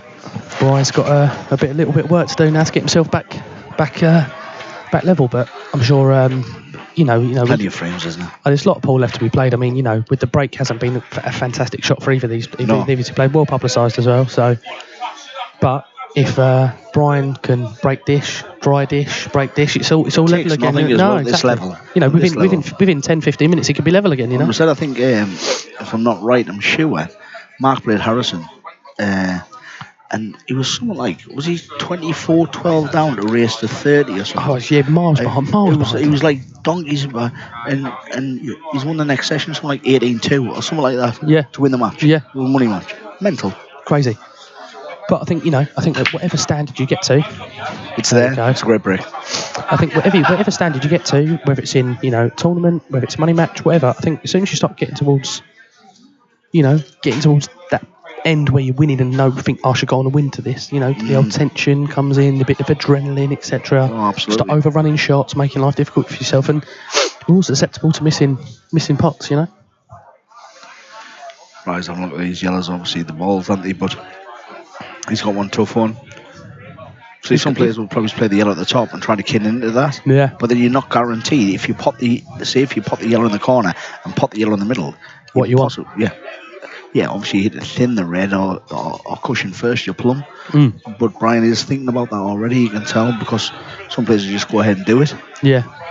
But it's it's making sure, because at this level you miss 10-6. Yeah. It's 4 frames.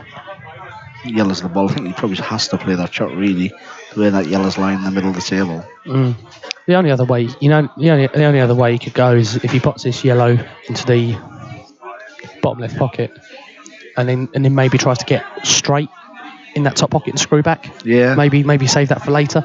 Yeah, possibly. Yeah. I know, obviously, we've said about getting those balls out, those awkward balls out first and early, but he might not necessarily have the angle, making the pot more difficult. He might be able to save it for later and get on it a little bit better. Yeah, and what's he doing here? Oh, he's going to play the plant. This clever shot. This. He's going to play red onto yellow. He's going cushion first. Yeah. Now, obviously, I can't see it here, but if that's an iron hanging the bag, if you hit the red full ball, it's nailed. Oh yeah. But obviously, you would expect Brian to hit the cushion bottom and hit the red ball full, like. Oh yeah, it's definitely on. It's definitely on. It's a very clever shot if it works. Because you're on the other yellow side. That's what we're talking about, going the other way, that you're not guaranteed. Whereas Brian's thought about that straight away. And that's the beauty of black ball rules, isn't it? Yeah, absolutely. You can obviously hit your red, and that's the worst thing about the world rules. Sometimes you look at the balls and you obviously nominate your suits, but here you just be straight aggressive on that. It's open table. You've got a pot in your first shot as well. Yeah, I think if Mark had that shot, I think Mark would have taken that on, because being 9-6 up, but being 9-6 behind, you want to make sure.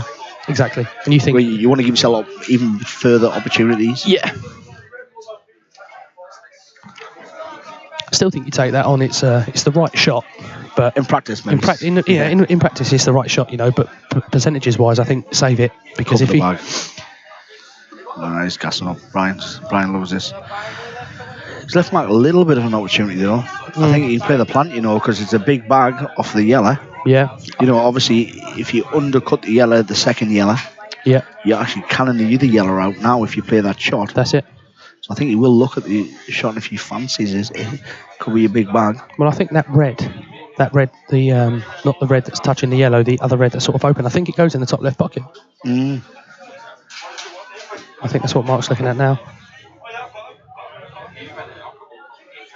Not too sure if we've actually got that angle, but I think it might go. Second red cut in at the top. I think so. Yeah, I think it might. I think it goes in the top left bag. I think.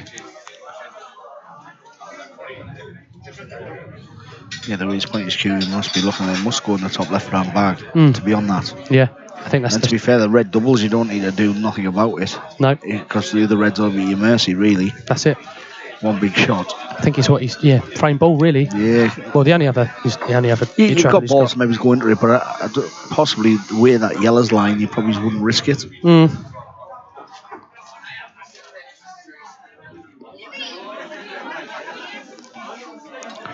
See what decision Mark decides. He's looked at both options really. He's played the plant, but I think he's playing the plant. He's going to play the plant. I think thinner's better than thicker, obviously. Because you're going to hit the yellow. Yeah, so as long as you hit the second yellow thinner on the left hand side, it's not a killer. It's Pierce's overcutting it there. Is he not? That's a great shot. That's a great shot. Oh, tremendous. Absolutely tremendous. And also as well, clean as a whistle. And also, yeah, exactly. Straight. And then he's opened the red into the corner as well. I think probably the shot would be to actually have potted it off the yellow, because I think it knocks that red out. Yeah, but then you would have to play it with more pace, which would leave the plant harder. Yeah. Like that pace to punch it, to flip it out. But I think Mark's just thinking, look, these reds are here, I want to nail that double. Because it's quite easy to get on that double. Yeah. Once he clears out the red away, I don't think he'll go and try to shift it. Well, the only other option he's got, if he does want to shift it, is he can pop the red. If he can get an angle, he can get on it and get an angle and knock that red in the middle and knock it in off that yellow, and he's not going to be on it, isn't he? Yeah. This is the beauty of black ball rules, isn't it? Yeah. So many options and opportunities to keep the game free flowing and running. Because sometimes on a Thursday night playing world rules, people are putting blacks over pockets and night, and it's DFs and things like that, and some frames. The DFs kill you sometimes. They tend to drive you mad. Like, you could be in total control of a frame. They play DF and you've got no hope. Yeah. I think it's such a negative. It's not a good shot though. You don't play great DF, do you? No. Sometimes you can, but generally you play a good skill shot because you're being aggressive. Yeah. And I just think that's the way it's going to move, unfortunately. Right across. He's playing the red of the shot, is he? Yeah. That's a great pot. He's got a kick there. He's got a massive kick there. You see the way the reds ended up there? We wouldn't have missed it by that much, would he? No. It's actually straightened up and slowed down. Quite fortunate. Obviously, both balls hit the cushion, but could be a little bit of a turning point as well. Mark's thinking of that. He's played a really great shot playing the plant. Neil's one on the top. He's got them at his mercy. Yeah. 10-6. Could be 9-7. Makes all the difference. Oh, dear me, yes. You know, we would. Busy there. Yeah. Yeah, I think we probably got About 50 smokers outside. 50 smokers outside and probably about 60 patrons having a beer. Yeah. It's all good. I think streaming in these money matches is all great for venues. You know, it's great to get people inside the venue and People get obviously give the press as well, the press to the venue, you know. Certainly. You might have people that are playing, you know, locally and think, oh, that buzz is great, go there. Go there, yeah, definitely. Especially with Facebook, where everyone's friends with friends, they see it, they get shared. I'll have a click on there, oh, it's only up the road. Yeah, exactly.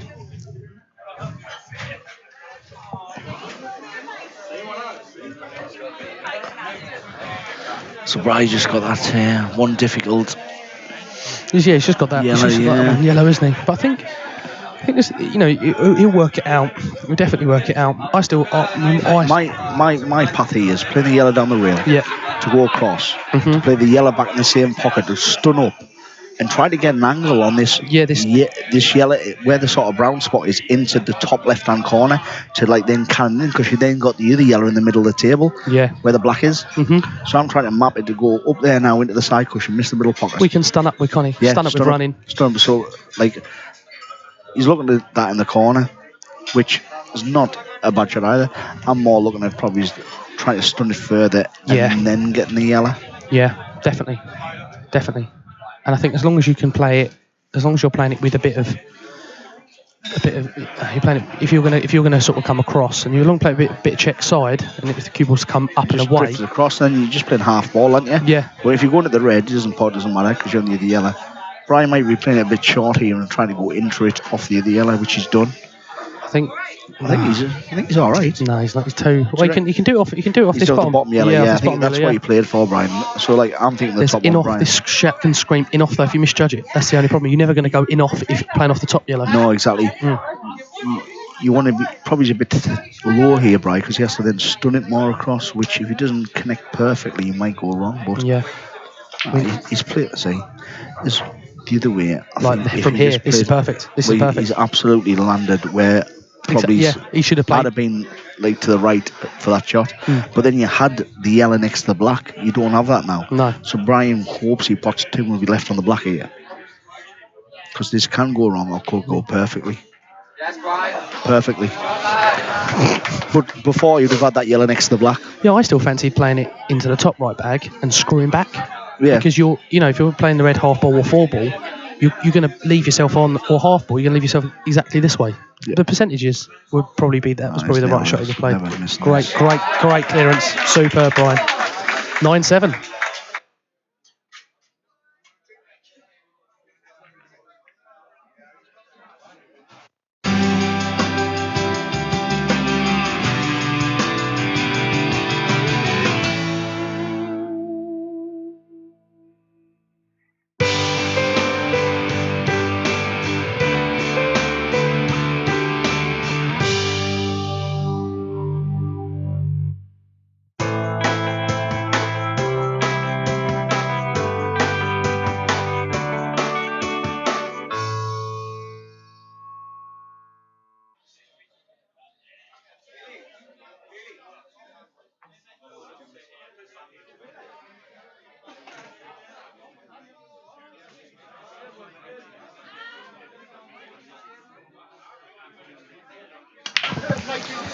Mark to break in off. He's got yellow. Has he got yellow? Got the legs. Jesus. Dry break.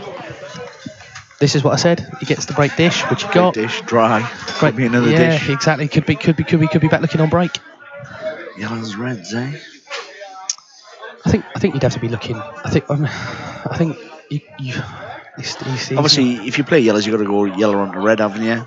Sorry, red onto yellow to go. But reds ain't atrocious, because the red kicks in the bottom on the yellow and the bottom left, which will open the black pocket out, and all the reds really go as well. I'll look at the table now. Yellow's a good leg, to be fair, but I think he might go reds. He's just gonna put the red in the middle, isn't he? Yeah. And he's got the opportunity. He's got the opportunity. Yeah, that's what it's at. Wow. No, he's it too pacey for me. Take all the pace out of that one and just nudge into it. Yeah. And there's Mark looking quite serious there. Yeah, I was going to say, give us a smile, Mark. Focused. In the zone. In the zone. I don't know. I think he might have got whiffed of that stream of commentary there. He just gives a little cheeky look over. That was him smiling. I would like to see him when he's upset then. Oh no, it's on orange and water, so we're in a good place. Oh, okay, that's fine. Did you have a good crack on the tour with the boys? Is it good travelling away and moving around and that? It's great. It's good crack. You know, it's great standard. Obviously, everyone wants to win. You play in the games and stuff. You know, the social side is quite good. Loads of people get lashed up, some don't. You know, it's just different characters, isn't it? Yeah. Like everyone's different, so you know, but it's a good opportunity. You're playing against the best that's out there in the black ball, and I think it's only going to get sort of better. All of the standard this year is going to be phenomenal. Year on year, it's just going to be outrageous. It's just going to nudge up behind this, isn't he? Yeah. Half ball off the yellow. Yeah, it's wrong.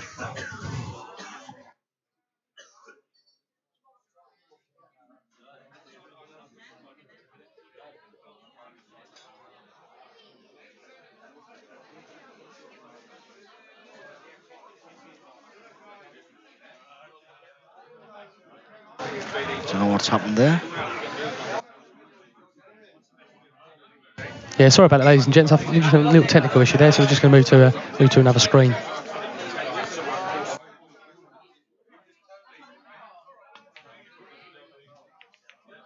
George, the technician, who earlier on added 8 years onto me, he's gonna have a sort out, I think, for us. So yeah.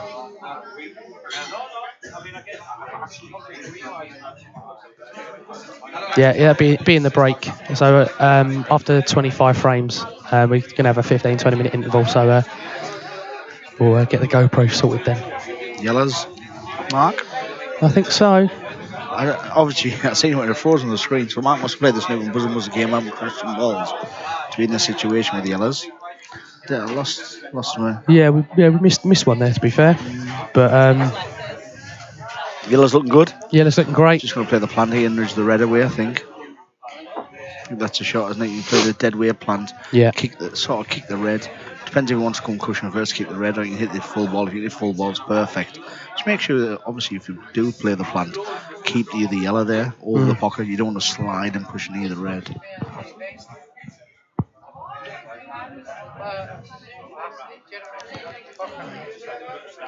So, what bit of advice would you, as you know, obviously being on tour, being a pro, etc., what would you give any advice to sort of any, like, you know, top level county players, or moving up to the next level? What would you say to them? Yeah, I just think it's practice and learn from other people. I think that's huge for me. Watch other people like obviously great around your town and your area that are well respected. Watch the streams. And, just see how people go about it. Because I think if you start in pubs playing pool, you pot balls, don't you? Yeah. That was a great pot.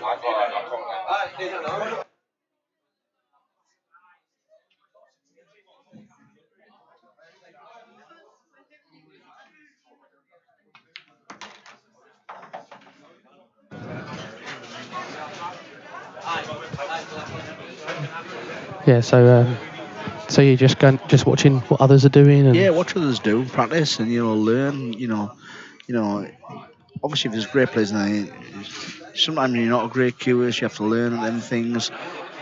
Take a bit of advice and coaching about cueing, line up the balls. It's so many different things. I just think, obviously, the more you absorb information, and actually then use what you're good at, and learn from what you know. It's kind of basics, to be fair. Obviously, practice is massive. You do need ability, but don't believe you need total natural ability.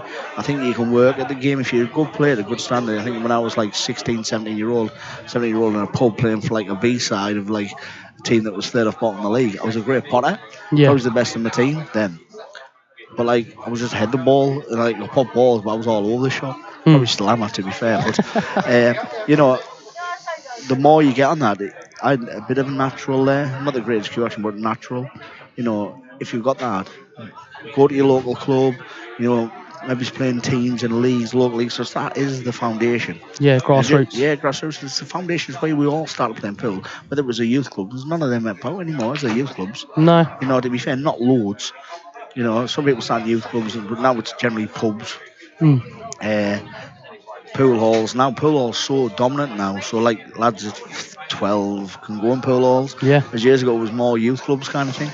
That's a great shot from Mark. Oh, yes, perfect. Pass spot on. Yeah, absolutely. And so and just learning for the people. I still do that every day. I offload to players like you watch Peely today, you watch Chris Gale, everyone just learn it, just absorb as much information. And that's Mark leading 10 frames to 7.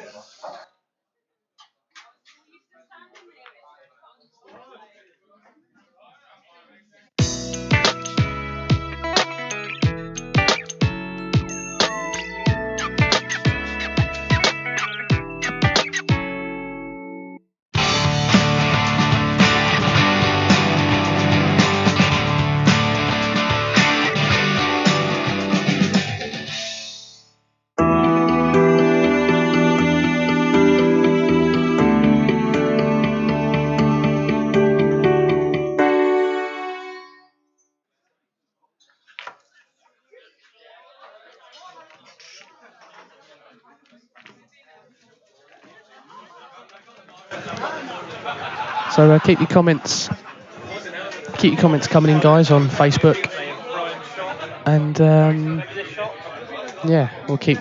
we'll keep giving you shout outs, answering any of your questions. I think Dan's keeping us updated as well on the phone. So actually, Dan's nickname's the Bear, and he said he wants some chips. There's a KFC across the road. He probably does a great trade out of this place. Oh, definitely. So big frame here for Bry. Yeah, big break for Bry.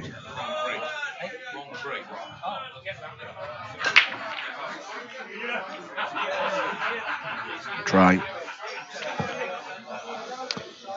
Yeah. Mr. Farnsworth won't be over. Well, I don't think he'd be overly upset to see these set of balls in front of him. No, not at all. Yellows. So obviously you've got a trick yellow, but you can play if he drops this one down, you can play that and kick that other yellow out. So obviously, you guys obviously being on the Pro Tour and stuff, do you still sort of play, county standard? Like, do you still play for your counties? And I did this year. Last year, I joined county for the first time. Yeah. Teesside I play for.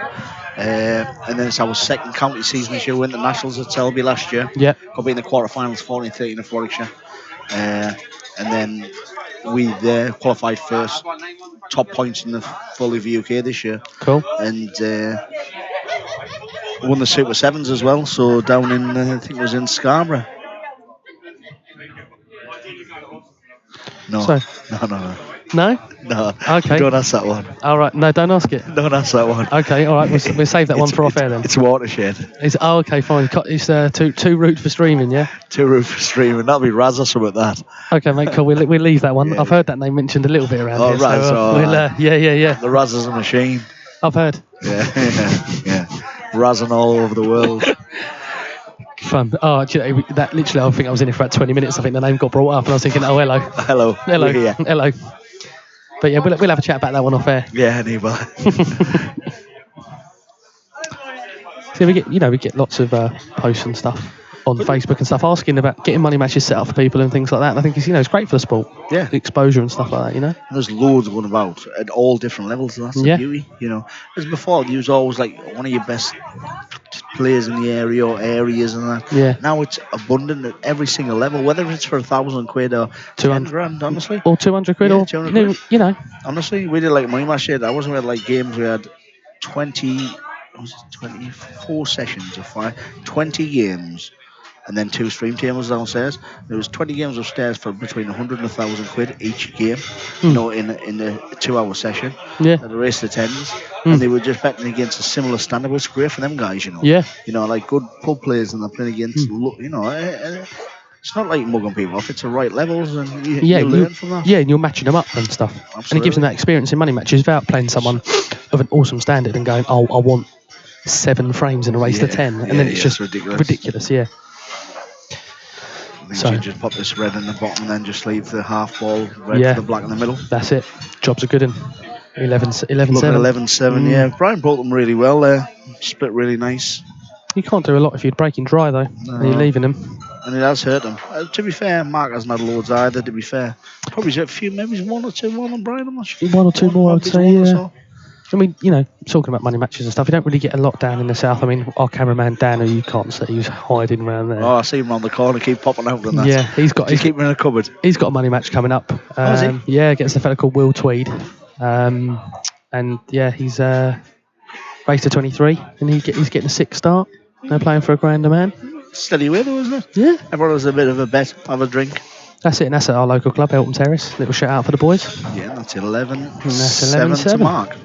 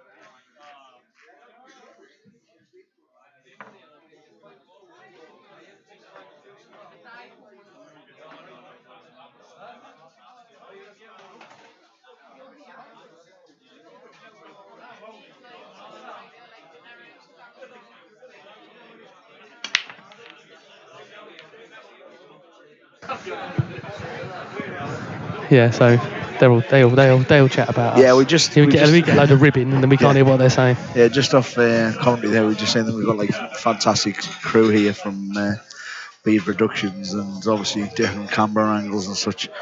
They can hear what we see, but they talk between themselves as well. And he's doing it again. He must have a switcher on his little mic. I think how he does it. Yeah, so we get on the stick. Oh, tell him to shut up. Tell him my camera angle's fantastic here. You're doing it again. I'm getting nervous now. You know, it's like we're in the headmaster's office. I mean, the guys here. I mean, you know, the camera guys and the tech guys here. They're absolutely superb. These long days, people don't realise for these guys. You know, they sit in the cameras. You know, obviously they love pool as well. Yeah. But to be fair, it's long days for the guys. You know, on the cameras, yourselves, on the commentary. But I think people appreciate though. That's the bonus. It makes it worthwhile as well. You know, this is just this is a viable business. You know, we look to make it's more, you know, we're doing it for the pool lovers, really, you know, because at the end of the day, you know, if you've got people in Plymouth, for example, they're never going to get here to see a money match, see Mark Farnsworth, arguably the best player in the world, but they can sit in their front room, watch it, and not, you know, for nothing. Huh? You know.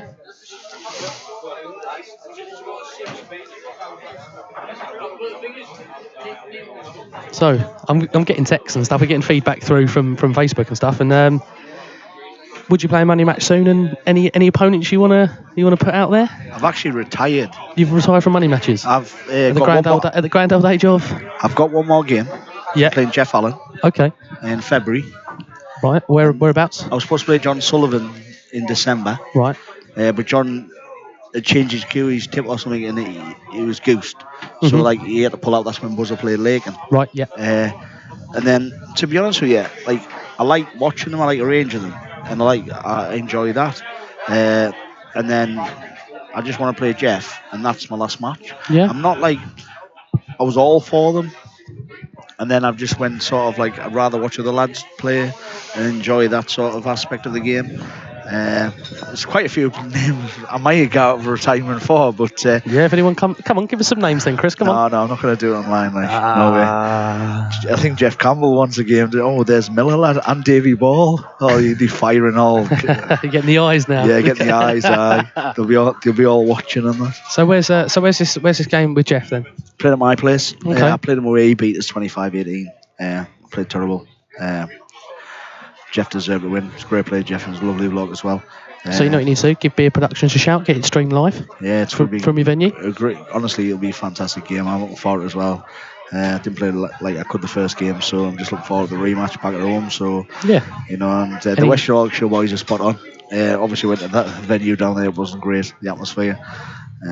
Really affected us, to be fair, because every time I want a shot, you like calling us names and stuff when I'm on the table. It was bad. When I'm on about bad, it was like I played money matches years ago, last year and stuff, and then years ago I used to play quite a few. And I think you respect people winning the table. Obviously, when you miss a ball, lads got to shout for you to play. That's fine. It's all part and parcel. But I just didn't, on that day I did get, and it was Jeff was apologetic for it. It wasn't his supporters, a few bees, like lads on the bees and that. Did the fight break up? It was relentless, honestly. Yeah. Relentless, mate. But it was so bad, I just couldn't concentrate whatsoever. Like, I'm 10s a piece at the break, and I'm like, I can't believe I'm 10 all. Jeff was everyone now was terrible. I'm not saying Jeff was brilliant on the day himself, but you just want to play on the beers. You want to enjoy the experience. You want to do it for your supporters and yourself as well. Yeah, of course, yeah. I mean, Jeff had a bit crack before we got walking because it was Andy Appleton's place at the White Rose, and it was great. Jeff just stood there before we get announced. Said, "Let's just both have a great game, both play our best," and that's what you want, isn't it? That's what the viewers want as well. Players, play your best, play what you can. And it was bad, mate. But obviously Jeff's come back to my place, giving us a rematch, and looking for it. And that's my last game before the viewers start punting for games. However, that Chris Patrick that got mentioned the game before playing, that's all I'll say on the mat. Okay, fine. I'll come out retirement for that one. Yeah. Yeah. Okay, fine. There you go, Chris Patrick. If you're listening, there you have it, sir. Retirement for that one. Old age. I'm nearly 40 now. 39-year-old. I'm getting old. You can't mention, Chris, one thing I've learned is you can't mention your age on the stream because people just call you a liar and add years on. All right, well, you'll probably get away with it, mate, to be fair. If people put us next to you, you'll probably think we're the same age, but you're probably 12 years older than me. Yeah.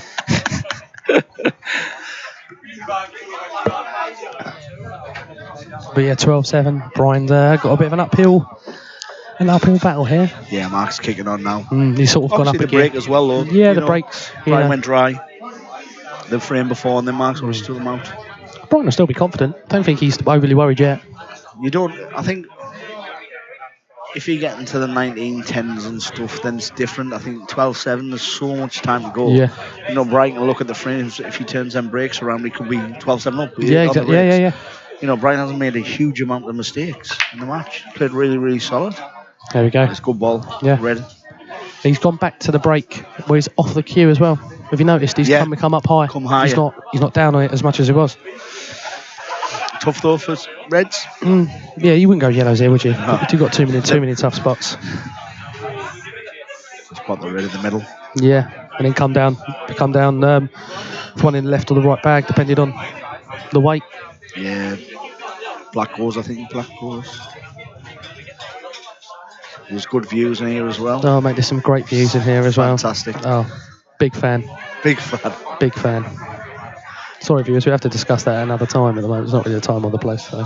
Just we're on about the queue action, I think. Yeah. Lovely action. That's a lovely shot. By Brian. This one down now. Shoot the black must go past that yellow, doesn't it? Looks like it goes. It doesn't go in the bottom. It goes in the top. It's quite. When you're actually sitting here watching it on the screen. Yeah, it looks all right. You looks all right. He's a million. He's like quarter ball or something. Isn't it? Can he hold this with a lot of drag on the bottom and then just play the red half ball to kick the black out? Again, you're not guaranteed to be on a red because of the way it's laying, but that's it. It's hard to attack it off any of the balls unless you want to be playing the doubles. Yeah, exactly. Go. But Brian is great doubler. Yeah, or plays this and plays a real shot, then kicks it out the second shot. I think he's gone top bag. I think he's top bag. Oh, he might. Yeah, he's gone top bag. He's gone top bag. Two straight on the bottom one. Yeah.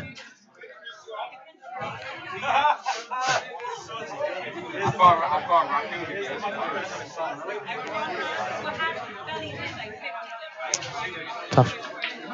Yeah. Oh, he's just enough. Just enough. Just enough. He's gonna play that ball. I don't think he's gonna need to do anything with the black. I think he's just gonna put it in the top pocket. I think he's literally he's gonna. Yeah, I think he's gonna. Yeah, he's literally gonna go on and off the cushion here for the one down the rail. Yeah, and then I think. Yeah, well, yeah. Then he's gonna put this. He's gonna come over. I think he's gonna try and. Yeah, you could go into the yellow though, couldn't you? Just a little soft scrun in the yellow and play the black in the corner. Or if you've got the angle, you can come off the cushion and just knock it towards the right middle. Yeah. But, you know, he's got a few options You'll here. see after the shot, won't you? Depending on the angle he's got. What he decides to do. Yeah. I think you can run it. He can run it over there. I don't think he's got masses of angle. Too cute though. That's a great shot. That's a great shot. He's going into it, isn't he? He's just going to flick it out now, surely. Well, there's no point being too cute because it's, you know, your margin for error is so small. So I think it's going to be a case of he's going to run through and just knock it out, and he's probably, you know, as long as he doesn't hit it too hard, he's going to have a shot. So yeah, definitely. He's got to make this. It's too thin. He's got it back in the middle, hasn't he? That's it. Yeah. Kicks it thin. Just about pace, I think. He is looking for the black at the top as well, but that'll be quite difficult to hold with the left-hand side, will it? I think also as well. I think the natural angle is going to take him into the yellow. So I don't think the option's there for the. I think he's going to come off the cushion and into it and pop it towards the middle right or top right. He's playing the black at the top. Trust his cueing, doesn't he? Brian's great player. So. Oh, I think also as well he's put a lot of practice in for this game as well. You know, he's had to. You know, he's got to. He's playing probably the world #1, but you know, to be fair, I think he nails this. I do think he nails this. Just do a jaw first. Yeah. No. Is it too soft where it just rolled off? Maybe he's thinking about, but it wasn't going in anywhere. No. The pace that he hit it. No, he got to go through the ball and play the ball. Yeah, you fancy Ginge for me though. So you got 13-7. Yeah, just going to map it out, try to click that one out, I suppose, but nothing really to do. 13-7 going into the break. Give something for Brian to dwell on. Are they having a break at 20, are they? Break at 20, yeah. Oh, that's good. Oh no, break at 25. Sorry, viewers, I do apologise. Break at 25. Take that back. Yeah, definitely fancy Mark from here. You see, he's got one tricky one, but he's got Potters. He can just kick it out next shot, can't he? Yeah. Yellow at the bottom of the right, and then just drag it back probably half an inch, just to tap that out. You don't need the two yellows. Yeah, that's it. I think you just drop it back a bit so he just takes all the pace. Yeah. That's it. Perfect. You just wait this lovely, like. So are they the shirt that Mark's wearing? Is that the shirts that you wear on the tour? This year, yeah. It's been sponsored by No More Washington Fire and Airball Direct. So next year, last year was different. Airball Direct sponsors, but then Washington Fireplace is sponsoring myself, Mark, and Michael Oliver as well. So okay. 3 of us on the tour next year. All obviously turn pro. It's a good shot. I'll do, yeah. Just going to nick this yellow in the top right, isn't he? Take the pace out of it, I think. So this is that's your full-time job then, yeah? Like just practicing and playing on the tours. I'll have a club, so it's not so bad. So like, obviously, having the club, it does help. Obviously, you get time on the practice table. Before I used to work in hotels and hospitality, so it was a bit different, but you don't get as much time. Obviously, Mark works anyway, so he obviously got his own business. But he works late. He has fruit and veg businesses, so to be fair, like, finish work at 2 in the afternoon. Yeah. Getting up really early, do you know what I mean? So he gets practice in the afternoon. Yeah, that's it. So what does Mark do for his business? He owns fruit and veg shops, in the northeast. I think there's 3 or 4 something. Okay, cool. I think he's had for years and years and years. So obviously he puts some practice in the afternoons, because obviously with that it's all early doors and get the market and stuff. It's probably only the last 2 years he's probably started playing again, really, from a couple of years away. That was perfect. That was my first ever job. That was it? Fruit and veg stall. Yeah, I was first ever Saturday boy. So there's many going around nowadays with the supermarkets and stuff, isn't it? So I think it's good. I think it's a bit of a dying trade, really. I used to love it. Used to absolutely love it. Good crack and everything. Yeah, I'll give the market boys. That was really good fun. Really good fun. So 13-7, uphill struggle.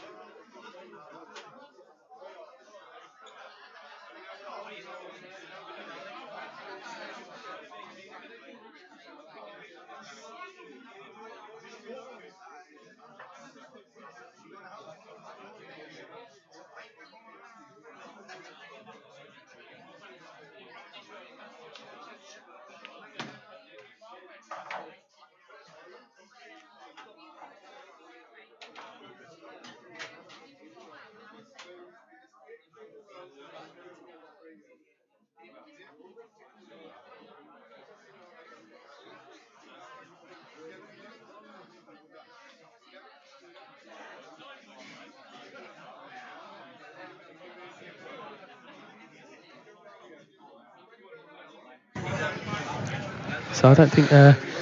I don't think we've missed anything, have we? I think it's No, 13-7. just a quick fag break. Quick refreshment break. That's just going to stump this in the top and string it across. I think 14-7 could well and truly be on the cards shot, here. isn't it? Oh, Mark. Opportunity, Brian. Great opportunity as well. Yeah. And you've got to take these, 13-7 down. You can't let it slip away against somebody like Mark, you know. You'd be disappointed with that shot. It must have been fairly tight. But he'd be disappointed with that.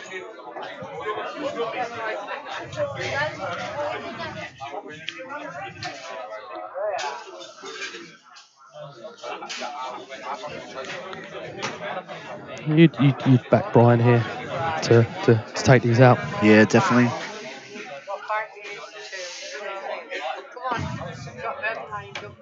I think that jumper's going on next time we go out though, I think. It's a bit chilly out there, isn't it? Just a touch. It's what's like up northeast all the time. It's ever warm. Anytime it's ever warm, it's sat night when you go out and drink, you end up in the bed with the woman. That's as good as it gets.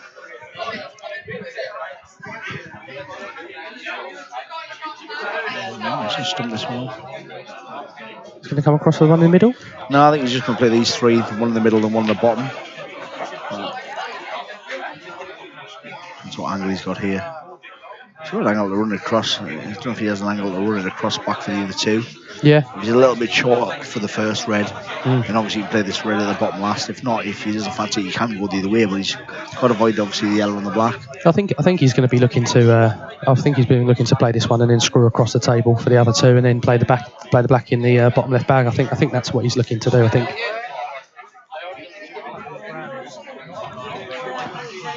Short. Yeah, it's a lovely shot. Twice across? Is it? Oh, no. Well, he could play this one into the top left bag and just hold with a little bit of angle bottom left into the red. Do you think? Can he hold that? Do you think?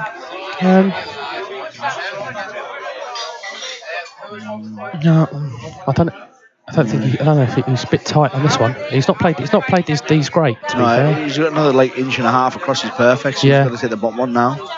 He's got to be right at the next shot. Yeah, he plays with a bit of pace. Yeah. Still not at it, but he's going to just roll into this, isn't he? I think so. Yeah, he's going to play just a little bit of top. Top eye. Yeah, and just knock it on. Nudge it off. It'll be perfect. I don't think he's not had the white ball exactly where he's not had it on a string, is he? No, not where he wanted, No. but he still gets himself back in them opportunities, and he's such a clever player. Yeah. Practice table. Brian takes his out 10 times out of 10. But definitely. It's always. It's these little nudges though you just want, don't you? Is that off cue? That quite nice to nudge it across. See, just hit it too thin. Just had a message from Jason Owen. Say hello to Bazooka Bowrun. Yeah, Jason, are you alright, mate? All right, pal. I've been bigging up your break queue, mate.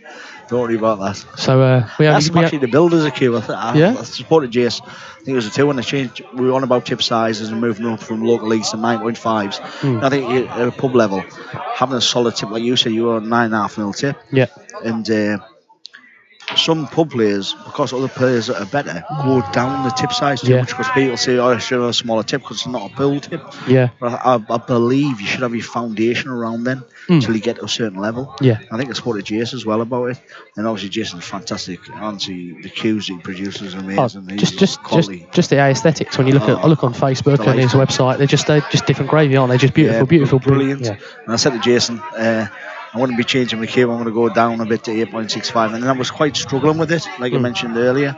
And he mentioned he was possibly going to go back to around the 9 mil because he went down early. Yeah. And I was quite thinking about that at one stage, and I said, "Well, you can build as a cue, Jay." Do you know what I mean? So I might. But his cues are beautiful. It's nailed it. That's a great shot. That's a wonderful shot. Nailed it. He could just drag this over or play in the middle. I think the way Mark plays, he'll go up and down like. I don't think he'll try to hold. I think he'll just go up and down the table. Yeah. He'll play with a bit of left and drag, but I think he'll just go up and down. Well, it looks like he's playing the drag. Yeah. That's a great shot. You don't expect Mark to miss this. No. 14-7. Brian's missed another opportunity. You'd probably say he's missed 3 opportunities. Yeah, but it's such a fine margin. Yeah, great shot. 14-7 to Mark Farnsworth.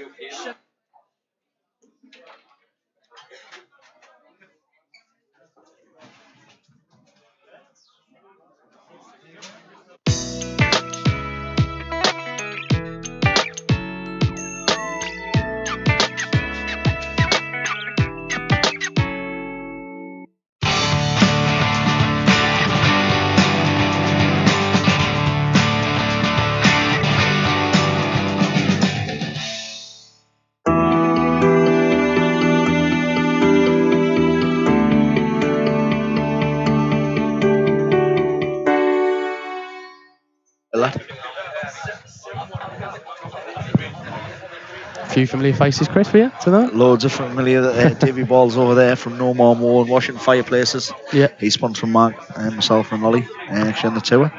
Loves pool. Yeah, that's what it's all about. Got some absolutely great pool players in here tonight, honestly.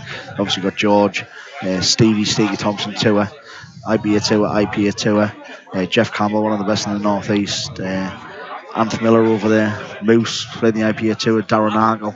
Honestly, like the pool players love it as well, do you know what I mean? Even if they're not playing, they still like Come to support. Come to support, come to see the pool is great. Another dry break there for Brian. It's killed him, to be fair. Yeah, big time. He can look. He's got that frustration now. He knows. He's went back up there. He's just looking up in the air, Bri, isn't he? He's not focused. His head's not in it. I think he needs to kind of switch back on. Drive, he can't have them against Mark. He just can't. No. He's just a million. He just looked up in the air. Whenever he's changed, I can't believe himself as a dry break. And he looked there. He's talking to his mate. Normally, we're right in the zone. He sees a bit agitated with it. You know, he's not out of the game at 14-7. No. But you continue like that, it's game over. Yeah. I mean, you know, Mark's still got to win 11 frames. Oh, he's still got to pot the balls to win 11 frames. 100%. So there's still such a long way to go. But the way Mark's queuing and playing, he's really focused. Yeah, I think he's missed 2 or 3 pots maybe in the match. 3 maybe pots. Who, Brian or Mark? Mark probably. I think Mark's missed a couple. I wouldn't say he's played one bad positional shot, and I think he's missed a couple of shots, and that's it. Shots, yeah, not huge. But in 20, I'll do that in one frame. Not 21. He's going to play off the ready or not? I think so. Yeah, lovely. He needs a bit more pace, didn't he? Yeah, he needed to get either the black higher up or the red. One way or the other, you know. I think he's sort of in between there. It's not the end of the world. No, I don't think he's on this yellow at the bottom, though, is he? No, I don't think he is. I think the face said that. And again, although he played that shot, it still wasn't a great weight for Mark. You know, you've been very ultra critical here. But if you look at that, he's played that to punch it out. It wasn't guaranteed to be the way he's left the white. It wasn't perfect. No. For into the yellow. Knowing exactly what he was doing. Now he's playing the plant. I think that's the shot. Yeah, because it's not a bad shot as well, because worst case again, if you miss it, you've got the bag, haven't you? Yeah, that's it. You get in second prize. Oh, so that's alright. It's fine for the middle pocket. He's going to put this in the middle, and then he's going to leave the yellow in the corner to come across to kick the black. If he puts a red, opens it up, he's got the yellow at the top. That's it. Just drop this in dead weight. Drop it in dead weight. You can't do a lot with the white anyway. And then for me, that will be the shot. Just click it over. That's frame ball. You clip it over, not the black on, and then that's frame ball. You know, you play black on the red, the pot the red, it's plumb. And if you kick the black in an open play, he's still opportunity. Yeah.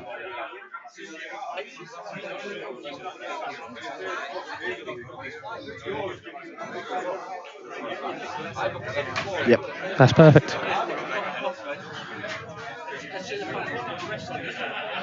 The way Mark probably plays this, he probably will try to hit it a little bit thin. Do you know, like sort of try to sort of hit the blacks, glide across, just miss the red. Yeah. So he thins it because he's looking at the angle, the yellow in the top left-hand corner. And then it's one big pot because the black's in the open. I don't think he'll try to blast into these because you just be delicate in these shots. So probably he's like the low players will leave saying, right, I'm going to bash this out kind of thing. But I think Mark's just looking, maybe he's like say play the skilly or just pop it out and leave himself a halfy yellow. I think the shot is to thin the black up or across, and then leave yourself. You know, it's still a tough shot on the yellow, but he won't play with huge pace. Always missed it.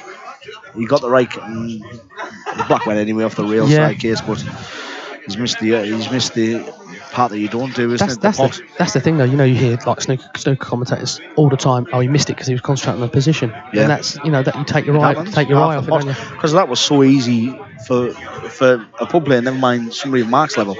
But you start making it hard by then playing the cannon shots. But well within his. This is a must for me for Brian. Oh, he's got to, 14-8, 15-7. If you do not take these opportunities, he was dry break, he's frustrated, he's been let back in, and obviously Mark didn't have an easy finish there. But you have got to take these, or you're just a million. Yeah, if Brian took his opportunities in this game. No disrespect to Brian. You know, he'll even admit to this. If he took all of his opportunities so far, the game would be a lot closer. It'll be close. But, you know, he missed a few ones and that, but the break has hurt him as well at this level. Yeah. I mean, Brian and Mark both started off. It was great, you know, missing nothing but 6-5 to Brian, and there's nothing in it. Was all Mark's pushed on, hasn't he?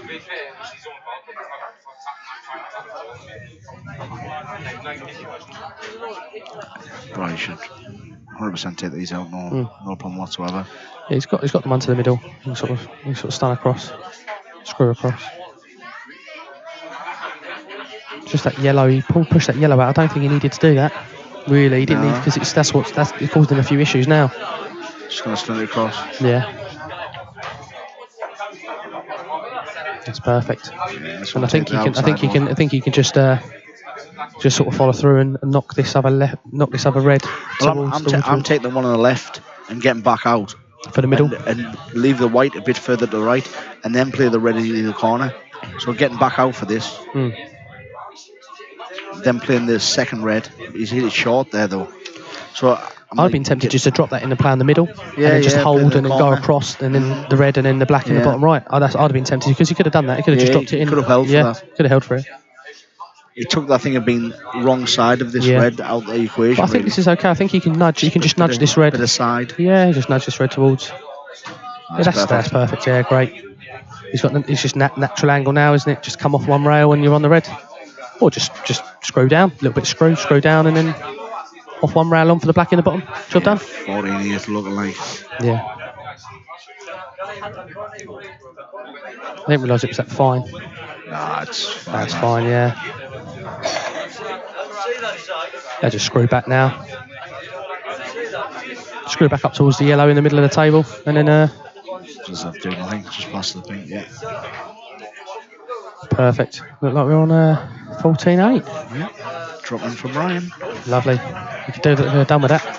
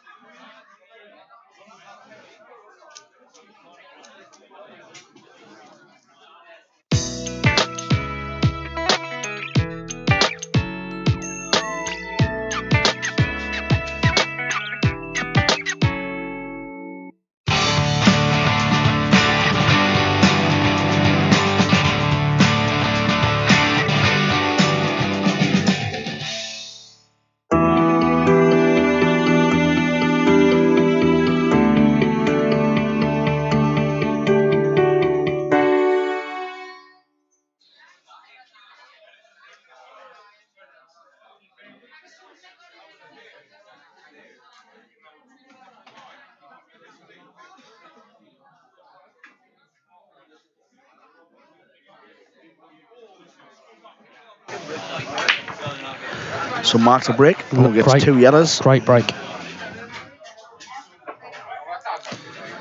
Cut the yellows hampered. Yeah, a little bit awkward. There's possibly an argument for reds here. I totally agree, reds. I think obviously if Mark can look, the first start is going to play the red down the rail to get back out. And then to be fair, if he just drops it and leaves, the red in the middle, just past the pink spot. Yeah. If he just drops this in, he's got an lovely angle to go into the yellow and the red. Well, he could go. Yeah, well, if he goes cushion first, sort of half ball. Yeah, and clips the yellow out. Yeah. He's on it. Basically, the angle of this shot. These shots aren't easy at all. No. Yeah, but for me, if he takes it now, pots it, he's got a perfect angle to go into it. Yeah. And then basically, what looks a little bit tricky, he's just like, boom, gone. Yeah, that's it. 2 shots. 2 shots and 2 shots. And you're like, oh, brilliant. Manan could do that. Yeah, 100%. Just we can't. Yeah. Is he going? Is he going? To that red wall, cutting it in. What a shot. What an absolute shot that is. Yeah, it was a good shot, police shot. It was really thin, that as well. Really thin. See how we took the pace out the white playing that thin? Ridiculous, like. So this is a fellow pro sitting next to me calling certain shots ridiculous. Because you take that pace so thin and out of it. Like, we talk about tip size and such. You would have to generate so much into that to get that stop on a heavier tip. Yeah. And that's when people start messing about with tips and size, because if you look at these things as well, it is intriguing as well about the game. Just going to jab it back. Yeah, jab it back for the one down the rail. Yeah. No, he's got the blackout. Great shot. Now he's plumb. He's now got an easy shot on the rail instead of the long shot on the rail. The only other shot that you could play is if you just drop this one down the rail and you've got the angle to come across the table to knock the yellow out. And that's that. You could. I think that might be the shot that you might be playing. No, he's not. He's playing it with bottom. I think he's going to try and come out. I'm just dropping it through and leave that angle for the red in the middle. Yeah. You know, and then he's basically can't fail to hit this ball. That's it, and he's on the other end. And he's on the other end if it goes wrong, yeah. You know, or the red in the top. Wherever he wants. So it's all about making sure with the pot here. Yeah. Just make sure he glances past the first red. He hasn't got to play it mega fast. Just, not at all. cue it nicely, and, it shouldn't be a problem.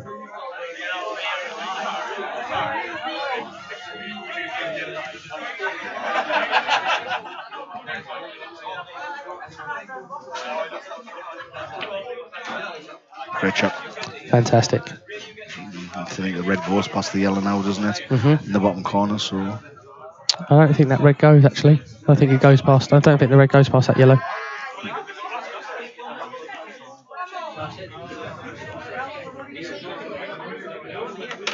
Yeah, nothing's coming through. It's just me just double checking, but... Let's play at the top. Yeah. So it mustn't go. But again... Mark just cues us so well. That's a great shot. Perfect. He's just joining up. Just as long as he finishes, he want to leave himself a little bit low on this last red, just to give himself the angle. But if he leaves himself low, he can just play with a little bit of run inside, and he's going to leave it for the middle bag. Job done. Yeah, he's never missing anything. And obviously, Brian win the last frame going 14-8. You hope Mark goes dry, and then you can have that little bit of momentum. And he can cut the frames back. Yeah. And then Mark gets a ball, takes a lovely finish out. And you're right where you were. Oh, he's played it that. Yeah. Frame, spin it up. That's a great shot. That's a great shot. Could have done with probably another 6 inches there. Nah, he's plumb. He's all right. That's what she said. Just going to drop this in. Looking like 15-8. Yeah, 15-8 to Mark Farnsworth.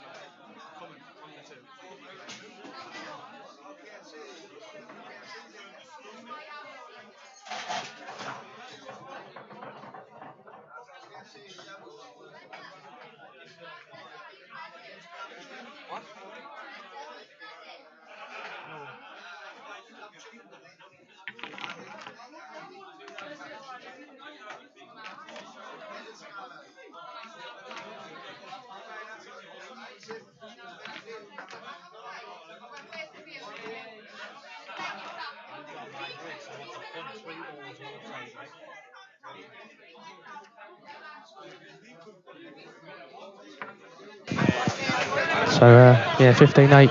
I think me and Chris were just discussing. I think Brian, buzzer. I think he's got to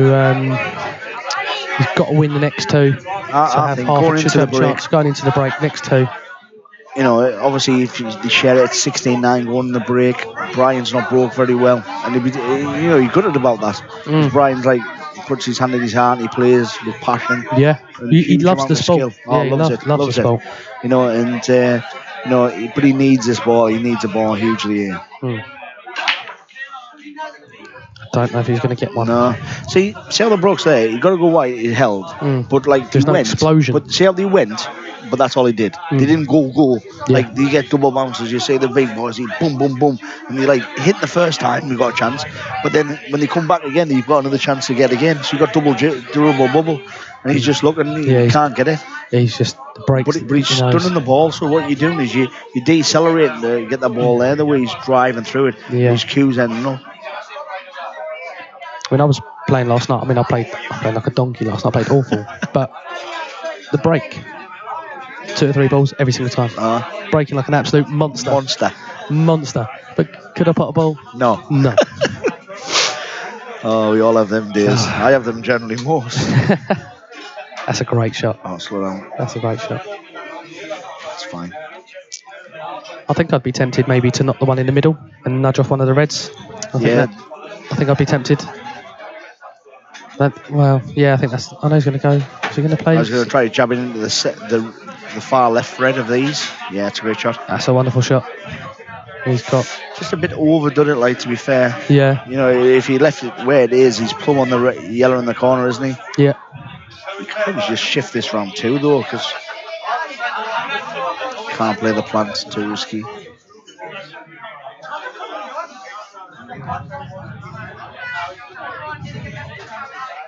that yellow going? Yellow can't go on the pass the red no way. No. I think can't double it surely, unless he's straight in the double. I think he's playing a double for the screw back. He's got to play pacey. Yeah. You know, see how it's wider there. He had to like pacey and check it, because I don't think that natural angle was on for the double. Couldn't drift it, because with the Pro Cups compared to, you know, the old standard, you know, the Pro Cups drift, don't they, when you play a double? Yeah. So if you play them dead weight, they just like seem to drift. Yeah, you've got him that little bit harder, or softer but allow it kind of thing. Yeah. Yeah, I do like the Pro Cups though. They're a little bit heavier, so they.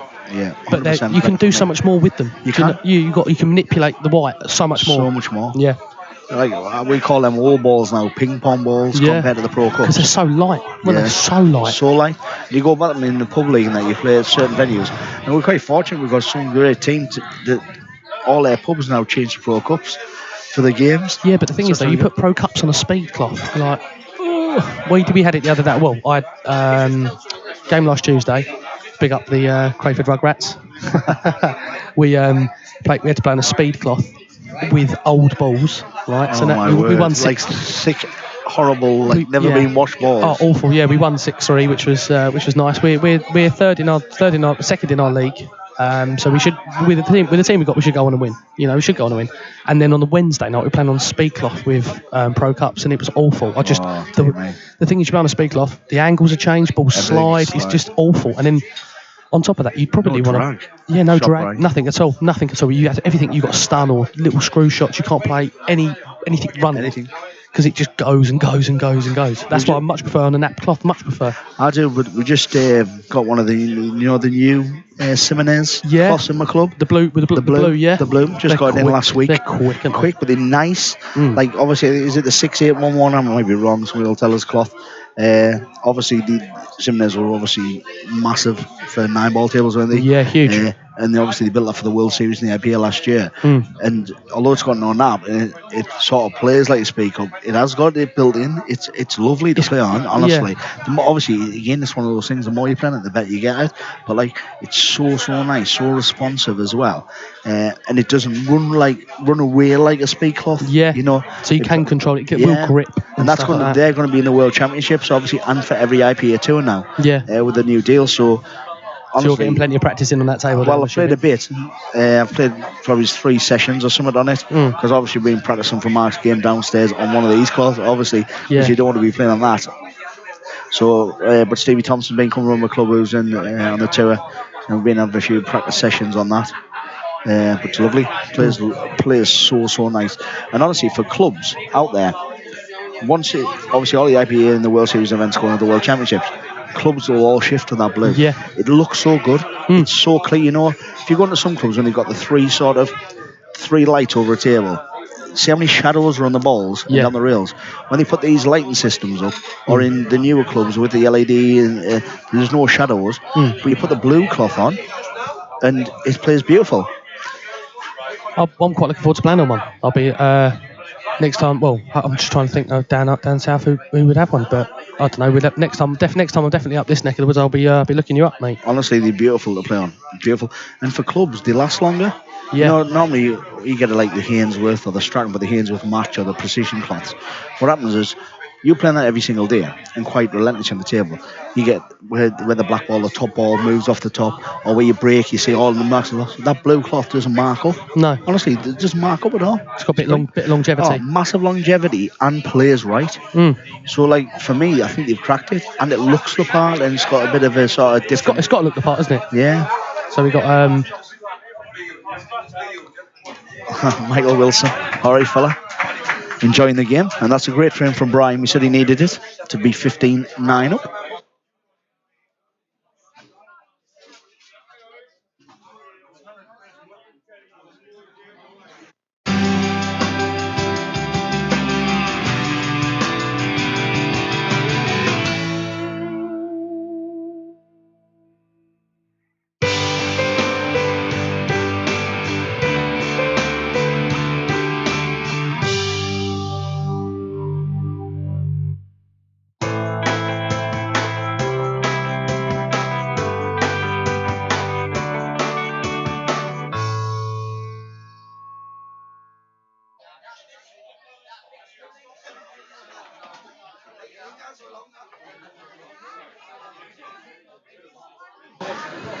Another massive frame for buzzer.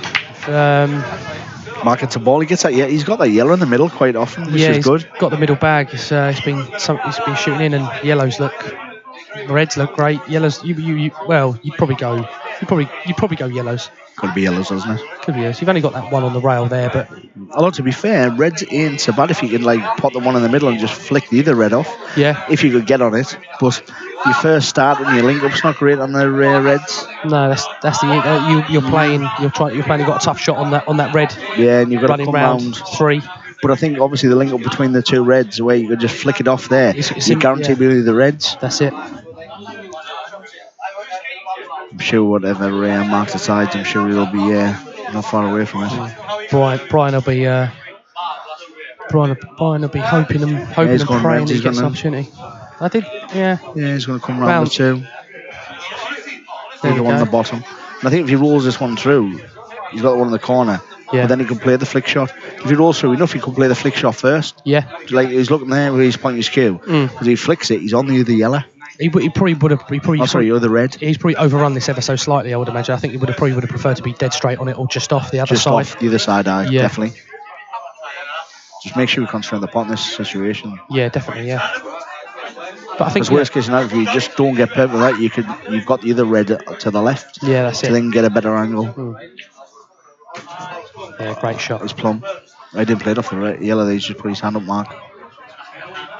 And obviously he hasn't even tied up the other red either, so I think he's absolutely plumb to flick this out. Just play a bit of a little side, just to flick it. Yeah, that's it. That's all he's got to do, isn't he? Well, no, I think he's going to play the one to the middle. I think he's lining up the one to the middle. I think he's going to play that one first. Yeah, the middle, and then flick the red out. Yeah. But bob on. Yeah. He's on the other red. Yeah, plumb. Absolutely perfect. He's got a choice there, hasn't he? He's got a choice of reds he can play. He's going to take these red at the bottom, red in the middle, then red at the top right, doesn't he? Yeah, that's quite easy for Mark now. 16-9. It's not totally... It's never over because Brian's such a good player. Yeah. And he's had the worst luck on breaks, man. Yeah. So I would never ever rule Brian out. Obviously, Mark would have to have the similar kind of breaks in the second part of the match. Yeah. I think they both started breaking quite similar. Nothing. Mark's then started to get balls as Brian's not continuing to do that. So that's when he started to nick the frames and stuff like that. Nick the frames. Oh, is he just short of this? Is he just going to flick it? I think he's just going to. I think he's fine. I think he can just flick the black out, and I think he'll be on it. I think. Into the bottom. Yeah, that's it. Yeah. See, I'm probably the way I play because I'm not as good as flicking these ones. I'm probably just trying to make sure I can stun this in and play the red up the top. Yeah. In the corner, I'm not like sort of flicking it like Mark will be here. I think that was the shot, though. I think that was definitely the shot because.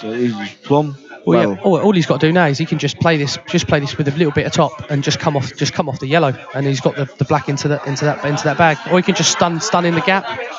I think just nudge into the black. I don't know. I think he's got a bit nudge into the black angle, hasn't he? Yeah, that's it. Yeah, perfect.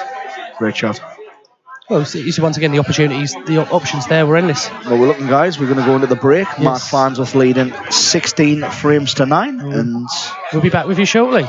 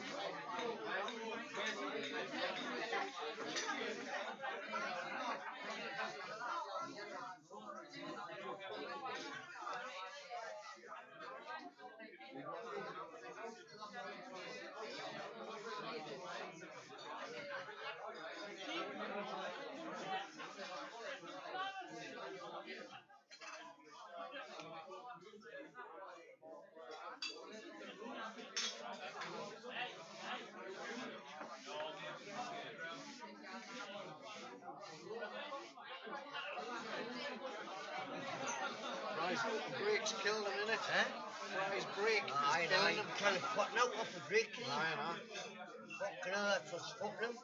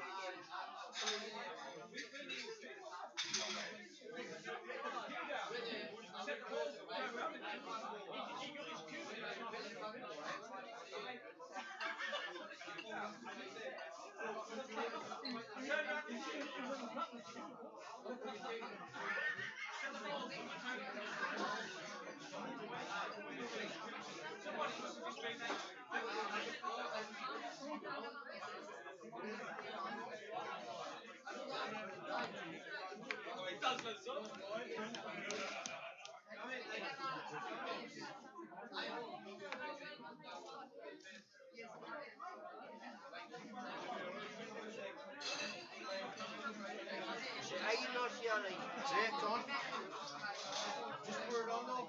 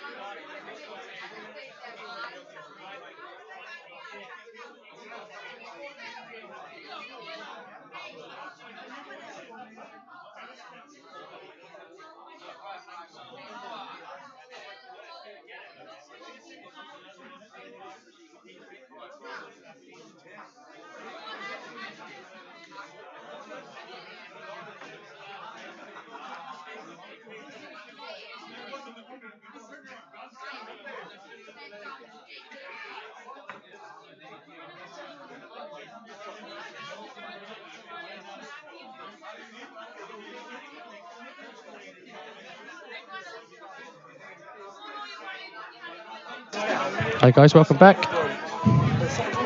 So going into the 26th frame, and Brian to break.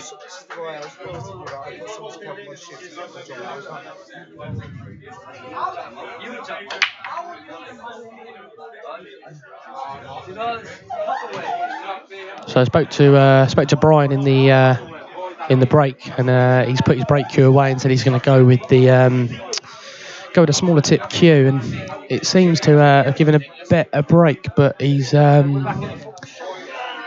the white, unfortunately. It was a shame, but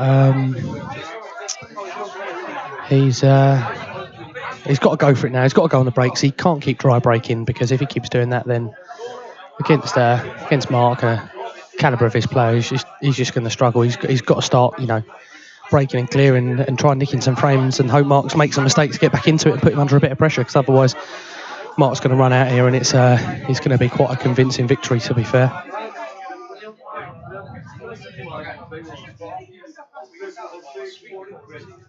The ball in hand, with the balls the way they are, I think Mark will be fairly confident of clearing these reds up here.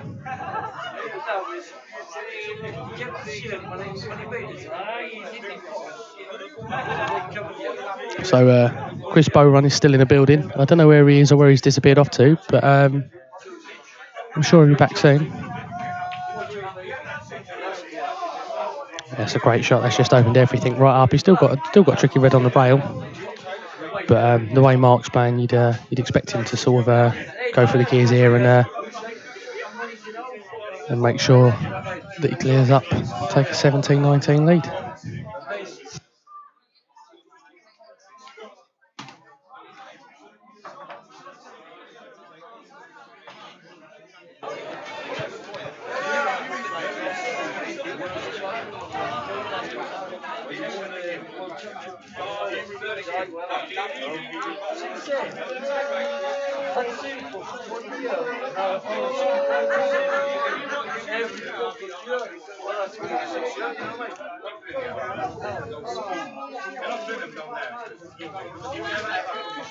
See, Chris being harassed by everyone in the bar. Everyone wants a piece to have a catch up and a chat.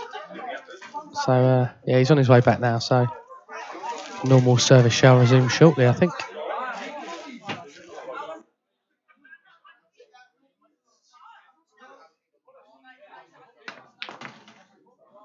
Welcome back, mate.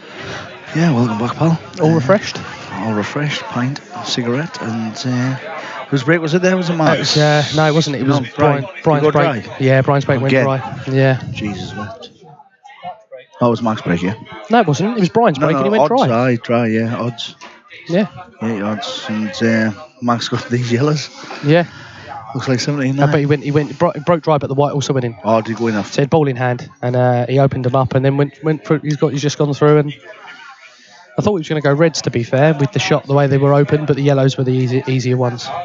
So Yeah, just jab this back, leave sort of a 3/4 ball on the top right, and then just screw down for the yellow in the corner. So we've had a couple of. We've had a nice comment from a Michael Rhodes on the. Rhodesy, how you doing, pal? Yeah, loving the commentary in both games. So he gives us a nice little big up there, which is always nice. He's a great player, Michael Rhodes. Great snooker player. Did well on the G ball 9, ball 2, and he's coming up for start playing pool. Nice. So he's joining the IPA next year as well. Fantastic. He's one to watch, you better believe it. Yeah. He's a great player. Great player.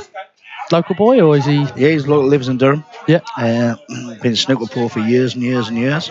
Well, probably one of the best amateurs in the country. But that transition in snooker's really tough, isn't it? It's a crack. He's got a kick. Mark's got a massive kick there. Massive kick. Huge. He's just looking around thinking, what's happened there? There's two he's had now. Yeah. There's two. And again, off Brian's off break.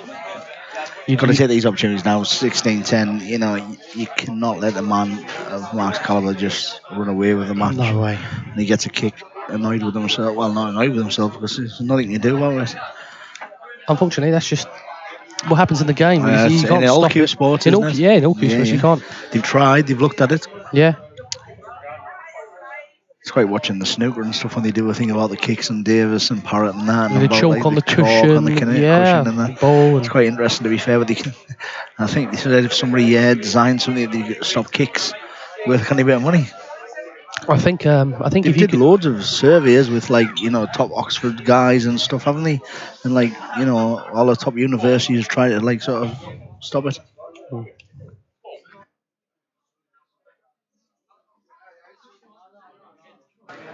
I think you could sell that to probably every cue sport all over the world. If you could prove that you could eliminate kicks in their entirety, you'd multi-millionaire. Right, that's me. Monday, handing me notice in. Monday, notice it. Kicks. I'm just going to work on kicks. Yeah. What are you going to do, Ad? I'm just going to work on basically stopping kicks in cue sports. Yeah. All right, have fun with that, mate. Yeah, make not a penny. Yeah, exactly. When them top university boys are working out and they can't even come up with they come up with a conclusion why it happens, but they can't work around why can't stop something. They can't stop it. That's it's not a bad shot there. He's opened it up a bit though. Yeah, he's just going to get in play, hasn't he? You know, there's no point in the yellow being behind the red. No. Just get in play and then see what Brian does after that. But you think if Brian can drop this one in the top left and he can work this out, and I would say 16-10 from here. I think you'll be boys, production boys are loving these KFCs in South Shields, mind. You're living on them. Well, as you said, there's nothing else here. There's nobody else here. There's pubs, Indians, pool halls, and KFC opposite. That's it. He could do it again. He could do it again if he played the one on the red towards the right pocket. He's got the angle. He can drag it over. It's a drag shot. I don't think Brian would push it out that much. I think he'll just put the one on the top first. It's kind of thin, the one in the bottom to drag it across. Well, you might be looking at the shot you say, but it's fairly thin. Brian came over in the break and had a little chat with me. And he said, I'm just getting mullered by the break. Oh, the break has killed him, mind. Yes. See, it's so thin that to thin check it, pace to kick it into. You know, and I just wouldn't have tried to give it. Ginger will pop this in the middle pocket. It's on, isn't it? Well, it's on, but then the white's not great, so he's got to play this with sort of a bit of left-hand side and drag on top. so he's getting the white to go, so he leaves the black into the top. Yeah. Because there's no point saying, "Oh, I'll just drop this in to try to play the double." Where you're going to go behind the reds. Then where you going on the black then, and the reds are open. So. And then if you play it with pace, it makes the pot even harder. So it depends if the angle's there, but that's really shot I can see on. Oh, he's played a great shot, yeah. So unlucky in mind. But the pace, the pace made it harder. Yeah. But he wasn't so far away either. Brian's got to take this opportunity now. It's a great opportunity. Yeah, Bryce put the breaking cue in the way. That's in solitary confinement. He's just going for it now. I spoke to his son outside, and I don't believe 11mm tip in pool with a heavy cue works. And I said outside to him, I said, like I seen him against Craig and that, and you'd rather get some drive through the ball. Yeah, get some real power, get some action through it, instead of letting the cue. You don't. I think, especially it's like a 9-ball breaking cue, isn't it? It's like the way he's doing it. He's thinking that, like, I'll pop them out. But it doesn't seem to work on pool. Like, it just doesn't. Well, they're smaller balls for a start, aren't they? They're smaller balls. You're getting through the ball, and I just don't believe they work. No. Also, as well, you've got more balls on the smaller table.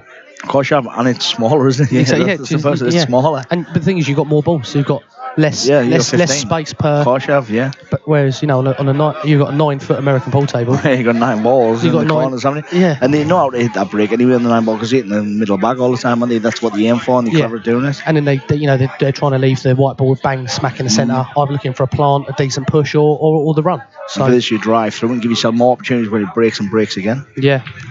His break was good. I mean, his actual break, I know you missed it, but his break was good. He did get that pop, and then got the pop again. And then again, but the white unfortunately went in, and he went dry. But that's when your little bit of luck comes in. But I think obviously the swings are roundabout, and there's plenty of time. It's 16-9, and one thing was certain is, I would never ever count somebody of Brian's capability at all and calibre at this level, because he's hungry. He's come off the break still, isn't he? And so he's still hungry. He's not out the match, and he knows he's been around for years and years. He's an absolute stalwart. But he's been in these positions before. No, he will have been plenty of time, and he's come back and won it. Yes, he is playing like probably one of the best players in the country. But you're playing the balls. Yeah, you're not playing at this level. You're playing the balls. Yeah. Yeah, you're playing the balls, and you're also, but you do need the break. Yeah. I think he's just going to nudge this one through, isn't he? Just into the yellow, and then he's got it, hasn't he? Hold, yeah.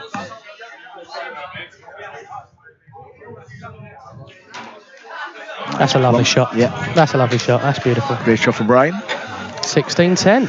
Yeah, 16-10 to mark.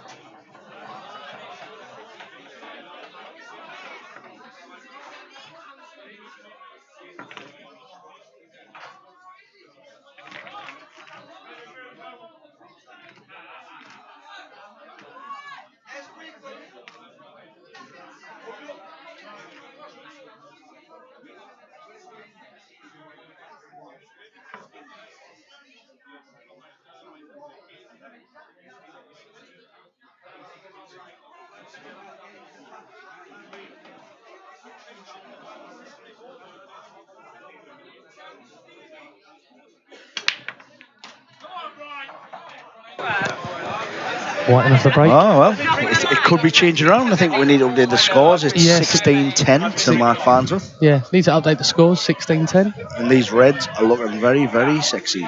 Indeed, lovely times. I'm sure Bry will be extremely pleased with ball in hand. Like you say, 2 frames, gets this one. Yeah, Nick's this one. It's 16-10. 16-11. Yeah, if he gets this one. But yeah, so he nicks this, goes to 16-11, gets the break, goes to 16-12. 4 frames. It's a totally different ball game. Of course it is. Brian will know that. Brian will know that. He'll be thinking. He'll be one step ahead. He'll be thinking to himself, just play the yellow into the red. Yeah. Leave the yellow on the side cushion. That's it. And that's another. These are the clever things about the black ball. It's a bit too hard for me, but he's still okay. He's got the plant, isn't he? And it's not. Play one over the middle. Yeah, that's it. And he's, Mark's in a world of trouble here in this frame. He's so far behind. Even if he gets in. But that was a little bit too feisty from Bry. But I think that's maybe a bit of adrenaline. He's nicked to the last. He'd be happy to get that last frame. Yeah, yeah. Six. Obviously, no fault of Mark's. No. With the kick he got, but I think you've got to sit like now and all of the breaks and whatever. You've got to play a perfect pool, haven't you? You're there to the opportunities to play the right shots. Yeah, I think and that's all Brian can do. You've got no huge control of the break. Obviously, you're playing it, but you can't get a ball every break. But you just say, right, I'm going to play a perfect pool now. I'm playing against a great player, but I know I can do that. And I think Brian is about that as well. He knows he can do it. He's a firm believer in what he's in his own abilities, and he knows that he can pot them off the chandeliers. He knows absolutely. that he can. And he can do that. That's the thing. Some people believe it or say it, but Brian can do it. Yeah, he knows it. He knows his stuff. He knows what he's doing.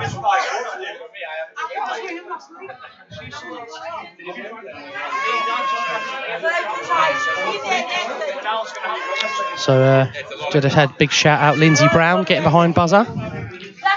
Well, buzzer might be his comeback, Lindsay. Yeah, possibly can. 16-10 now. Gets his frame 16-11. And then he's on the break. If he can break this 16-12, it's 3 or 4 frames can go quicker than break. It's a whole different outlook, isn't it? Absolutely. I mean, some frames, when you're in the club and you're practicing and you smash them as hard as you can and 4 go in and the frame's over in 20 seconds, and you're like, game on, rack them up, son. Happy days. Yeah, exactly. Winner breaks, ta-da.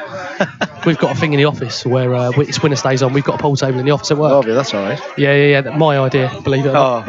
And we have a thing called bitches rack. Bitches rack. So if you lose, you're a bitch. You're racking them. Bitches rack. Yeah. I think I'm allowed to say that live on air. I don't think that's too far across the line, Paul.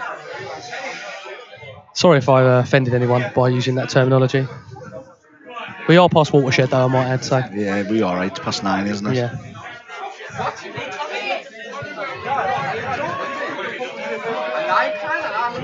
So your next, well, even though you are a That's shot right. Slow down.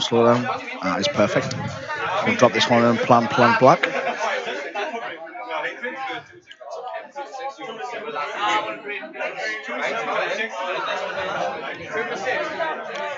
So we were talking earlier on about your money match with Jeff Allen. Yeah. When's that? Have you got a date or? I think it's the 17th. 17th of Feb. 18th Feb. Okay, cool. So not far away. It's after the World and the World Series, and then you're practicing at the same time, so it's good. It's good. Anyway. Yeah, it's good money, good match practice. Yeah, exactly. Obviously, it's the Worlds that you want. That's the next step for everyone. So what's the prize money for the winner of the Worlds? It's went up to 10 large, hasn't it, or something this year, which is nice. The doubles, I think, is more for always played by shot there. He's just not hitting the right side of the pocket. You see the way the red went in the side of the pocket. When the right side, the red's coming across. Just roll through. It's a very. I think you can snip this in though. I think he can. I think he's got the nick. I think he's got the nick on it. I think he has got the nick on it. Definitely has. Oh, it's been a great shot, Brian. Oh, that's a fantastic shot. That's a brilliant shot. Great shot, son.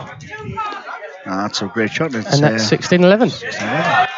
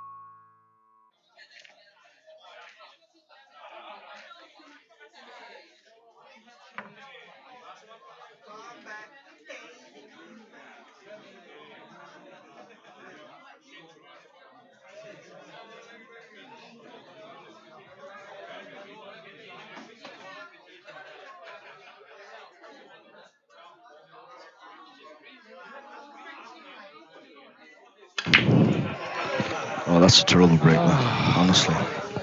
Such a bad break, that Brian. See how he's just stopped on it? Yeah, there's no follow through. There's no continuation No. through to drive Have through. you got replays on you, Paul? Just to see how bad that break was.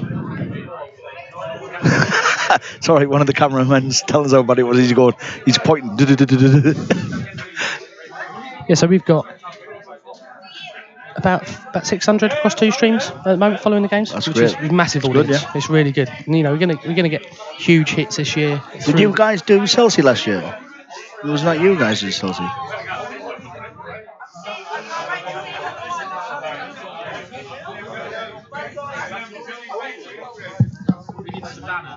Oh, you were the Savannah ones, yeah.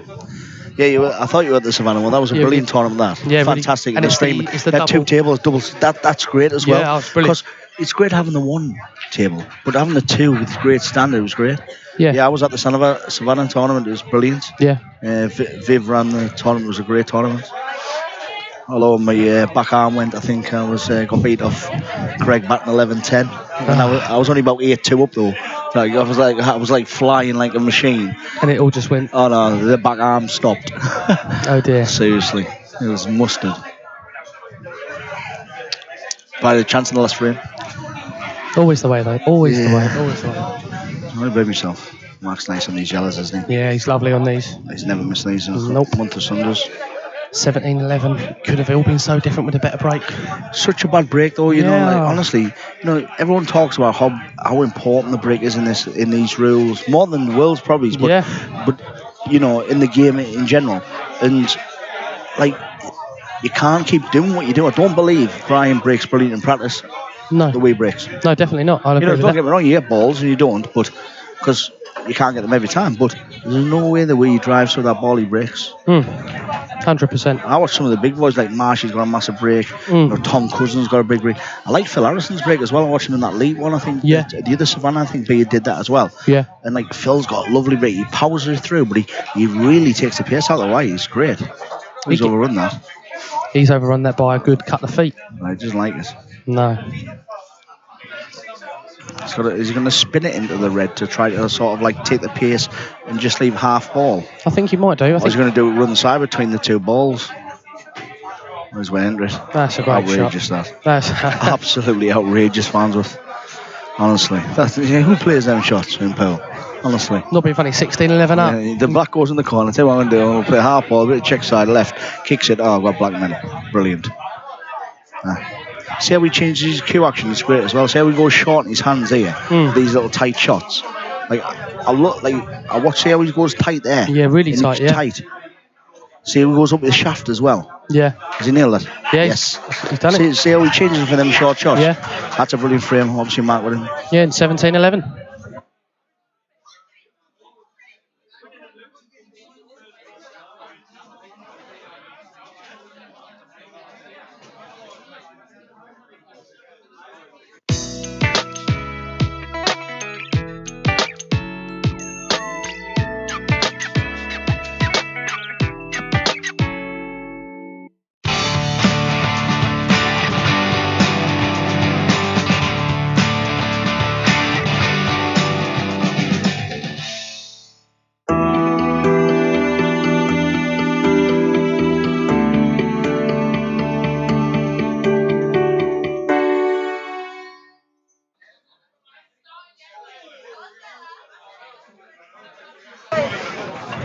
Big frame there for Mark. Yeah, 17-11. Obviously, a pool break from Buzzer there.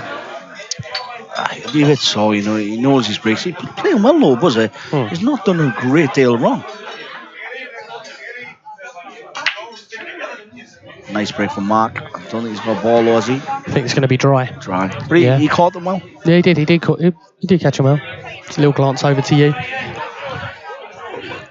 Honestly, but like before, he got the worst breaks in the world. He just don't come out and he just stick all glued, and honestly, you just hit them with a toffee apple. Do you know what I mean? Yeah. It's horrendous. But he's getting through them. Even if you don't get a ball, you're getting through the ball. Yeah, that's the thing. You're getting through it, and you're giving yourself a further opportunity, aren't you? And on these quick cloths, if you're breaking like Brian did in the last frame, that's bad, on a quick cloth. Yeah. And Brian will be more disappointed than anybody, I mean, to be honest with you, I used to struggle a little bit with my break, and and I just now with the standard I play, I just absolutely try and lever the life out of it. And now my break's probably the best of my team, I would say. You know, 'cause 9 times out of 10 I'm potting off it. 9 times out of 10 I'm potting off it. Really out the move. Yeah. And Just got nudging at this ready, yeah. Maybe Yeah. push him first. Just dead weight. Oh, just nudging it straight, perfect. Lovely jubbly. He needs this 17-12. He needs gotta get this. he needs a run. He needs to cut the frames. You know, he's got the break Marks went next. dry. Yeah. I mean, if he can nick this 17-12, then go and break and win 17-13, maybe Mark breaks 17-14 and put a bit of pressure back on Mark, because then he's going to start getting more looks. But also, if Mark starts then snatching the breaks, you know, because he has the snatching the breaks, he knows it happens because he reverts sometimes to it, you know, and he says that himself. But, you know, if you start snatching pressure, you don't be snatching the break. You'll never snatch on a queuing shot. No. The queue's like a dream. Brilliant queues. But the break is in his head. It's the only thing probably is in his head. Yeah. So he's just going to string up the middle here, isn't he? Yeah. I know you can go between the red and the black, but for me, the way I queue, I'm probably just stunning in the line. Yeah, stunning straight up. Straight up. Choicer than all the yellows. Choice of 3 yellows, Ryan's obviously probably a better player, so he's played like that. I'll probably spot the black there. He's put a really good shot there, Brian. I think I'd be tempted to go top right, top left, come back down for the middle and in the black. I don't think he's going to go that way though. I think he's going to screw back and then go top right. He's probably going to pop the yellow in the middle, yellow at the top, and then sort of get an angle on the yellow in the middle just to roll through it. Yeah, I just think if you go the It's still alright. Yeah, I think he's probably going to go middle. He's going to have to go middle now. Yeah, he's going to have to. I don't think he played for middle though. No. I think his attention was either way. I think he was a bit short on that. The only issue is you've got to pot it clean, because otherwise if you don't, the black's going safe. I'd be tempted to play the top left first. He's definitely going to pot this clean. Just play with a bit of... do anything. He's not going to fail this finish, Brian. No way. It's plumb, really. He can actually screw it into the line, into where the channel of the reds are. You can just sort of pot this and just screw it sort of through the line. Yeah, and he's going to come down perfect then for the black into the middle. As long as he comes down to the bottom half of the table, he could even be short though. To be fair, I think it flies in. To be fair, probably a bit deceiving. It's not tight. It's not. No. It looks tight from. Yeah, there's loads of room on the table. Loads of room on the table. It's quite deceptive, isn't it? Yeah. Makes it look harder than what it actually is. And you've got some good camera angles here as well. Obviously, you've got the over the side shots. Yeah, we've got six camera views as well. 6. Yeah. Yeah, so we've got the break angle, we've got the lower angle here, we've got the one side angle, we've got one by the door, one up the side, and we've got the GoPro on top as well. Like Big Brother. It's fantastic. You can literally cover everything.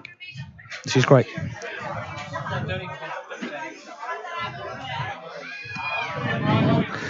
Maybe having them cameras in the ladies' toilets might be a bit funny. Yeah, I think we could. We could have a little side view. So it's 17-12. Could that be the toilet seat?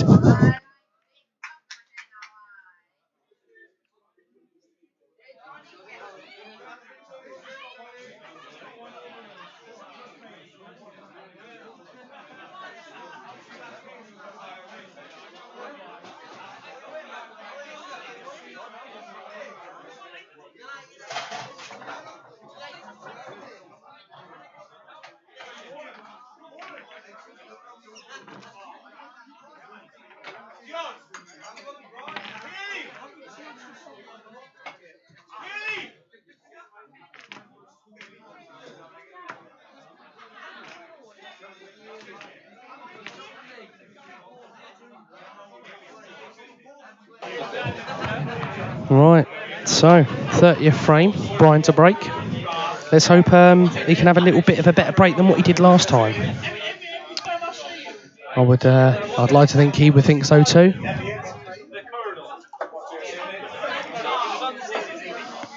I think Mark should have a quick comfort break, and we're back on it. Yeah, Brian's ditched that break cue, wasn't he? Yeah, he's gone. I don't think he's using his actual. Not using his QQ. No, he's got a smaller tip, Bryce, so see how he drives this through. That was better. Much better. Much better. Oh, slam them.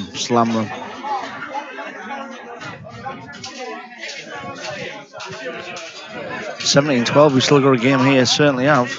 Well, I think this goes in within 4 frames again, and It's nothing, is it? if he can nick the next 2, go 17-14. The pressure. You forget about the last couple of frames that you won. You just keep kicking on, and it's like the break obviously dictates. So Brian's within a great chance. 17-12. Yes, Mark needs 8 to get to victory, but I wouldn't be counting them 3 to 1s yet. They get closer and closer and closer and closer.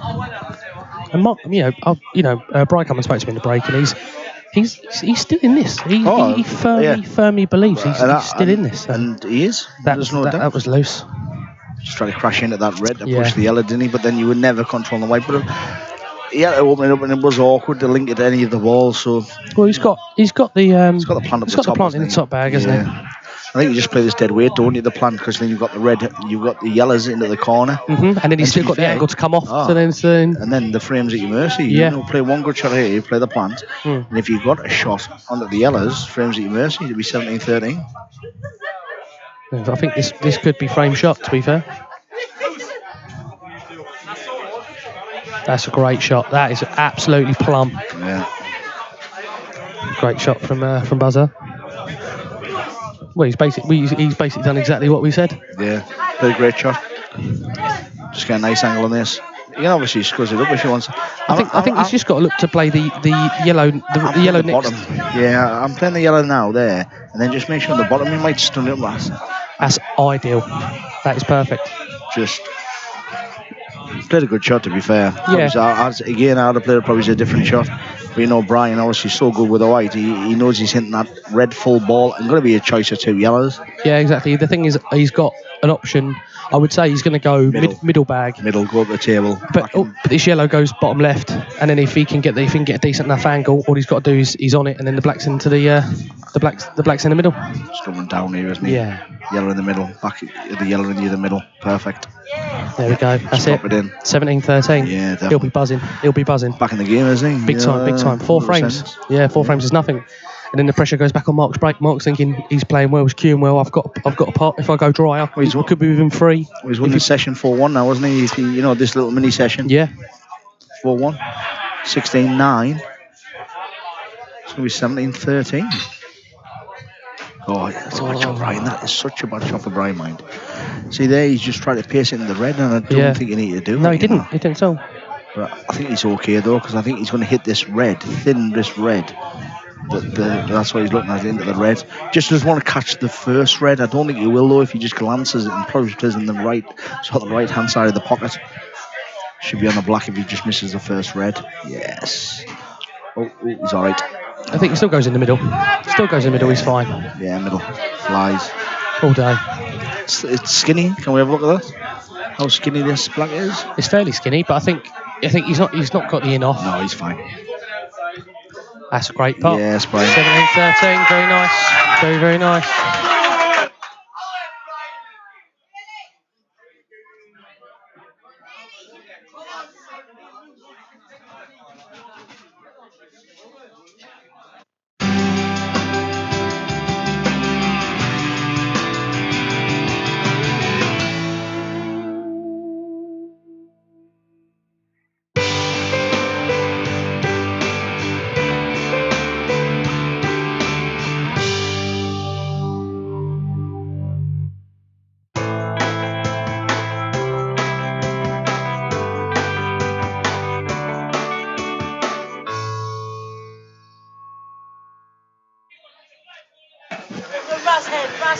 Yeah, so big frame for Buzzer. 17-13 to Mark. A lot of pressure on this break, I would say, for Mark as well. And Buzzer is literally buzzing. He's won 4-1 this second session. Yeah, he didn't do a lot wrong in the first, He's definitely in the match, and Mark knows. Just see if Mark can drive with this ball now. The break right. Ready in the middle? No. Yeah, it's just dropped. Just dropped in. So guys, for all you money match players out there, we do stream all over the country. So if you want us to come and stream your game, give us a call, get in touch. We're more than happy to give you a price. Come and promote your venue, promote you as a player. And look to get your name out there. Yeah, it's a great setup where obviously all the cameras and everything is fantastic. There's loads of you guys come down as well. It's absolutely amazing what you've the setup here with you. Make sure you get looked after, make sure you get the best level of service possible. And you get fed KFC, and your jobs are good. That's it. Yeah, we are repping the fast food industry. Yeah, we all do that though. It's poor life, isn't it? It is indeed. Yeah, Yeah. I think I'm going to get onto KFC to get some sponsorship. I think. Is it not do like loyalty cards? Oh, He's nailed that. That's a nice shot. Oh, he's well in. I think if we can get Dan. Nando's, if we can get some Nando's loyalty cards on the go. Oh, them Nando boys are horny, aren't they? They are, mate. Love a Nando's. Going to play the plant here, and then probably play an angle for the. Once he plays the plant, drops it through and plays red in the bottom corner, and then stuns into the black. A release maybe the black and the yellow. So Dan, or AKA the Bear, on camera one, he's just informed me that he gets 25% off a Nando's. Oh, is he a student? No, he's not a student. He's not intelligent enough to be a student. No, I was trying to be complimentary, but it's not part of my makeup. That. Well, he's a student of magic. Of magic? His nickname in the team is Harry Potter. Harry Potter? Or a fat Harry Potter, I should say. Yeah. I think he's been to Hogwarts, ran buffet far too long for that. It's all good fun, ladies and gentlemen. I get it just as much. I was getting ripped a new one by that's a great shot. That's a great. Oh, no. It's unlucky. It's a little bit harder, just get back out play, but yeah. But it's not on for buzzer. There's not a lot there. No, it's not an easy finishing. To be fair, there's not a lot of hiding places either. You can't go bottom cushion first, surely. It's like it's too skinny to flip the one in the middle. Can he go side cushion? Can he put in a side to check it back? And I'm not convinced of that either. I think just hitting the ball, like, to be fair, just hit it. Just land on it. Don't try to pot this though and miss the ball completely. See there, he's went to try to pot it skinny, but like, was it necessary though to try to be that thin and give two away where Brother out and get his bad balls out? Yeah. Because he basically can open them up now. Well, yeah, I mean that's the shot he's going to play first. Well, yellow onto the two yellows. That's it, yeah. And open them up. It's game on for 17-14. And your 3-1. It's not looking as healthy as what it did an hour ago. Oh no. Yeah, I might have to go and get some Andrex. Well, I think there's a 24-hour Marks and Spencer's up the road, so that'll be all right. No pants and socks. Yeah, you're that costs us about 50 in Marks and Sparks. Yeah, that's a very clever shot. Yeah, good shot. Very clever shot. He's got to make sure this yellow now, hasn't he? If he's going to play the real shot and dink it out, but he might just fudge up it. Brian will fudge up it. I'm telling you. I bet he touches up. I don't think. Oh, he's gone. He probably knows how good Mark is. I think he might just fudge up there. No, Brian. Well, I think that's. Yes, fudged up. I think that's the shot. But honestly, I'm not convinced Mark doesn't pot this mine. He's going to go thinny, right? He's going to play loads of check. He's not going to try to hit the first ready. He's going to go check side. Yeah, go across one cushion. But obviously he's bridging, so it's difficult. He's queuing down as well, which makes it even harder. Jacking the queue up. Jacking it. But honestly, he's a horrible individual. So he's got an opportunity. He's a horrible individual. Oh, when he plays I'm sure he'll agree with that as well. No, when he plays E-shot, watch. Oh, if he plays the plant, that's even better. Nearly. I think he wanted the outside one personally, but yeah, I think he wanted. Still a good hit. Yeah, he wanted to play to miss the first one. I mean, this is now game on for Buzzer. He should be looking to take these out.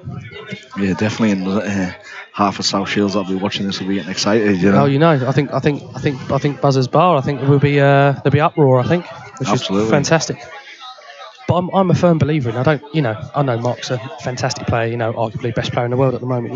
You play with him day in day out. You know what he's capable of and what he's not capable of. But I still think you put people under pressure, people make mistakes. It might not be missing the ball, but be overrunning or underscrewing. And I just think it just gives you more of an opportunity. The closer you get back to someone, I just think you put them under that little bit of pressure. Of course it does.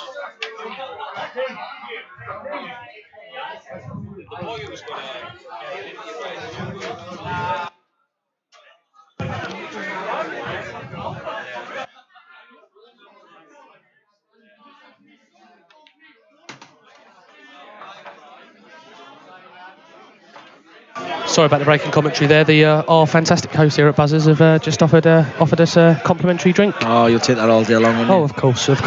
So me and Bazooka have jumped on the bandwagon. Absolutely. So Boron, he's got a nickname, Bazooka. I think I need one. I need a nickname. What would you want? You've got the bear. We've got the bear. What's Paul's nickname? Well, we've got George's the technician.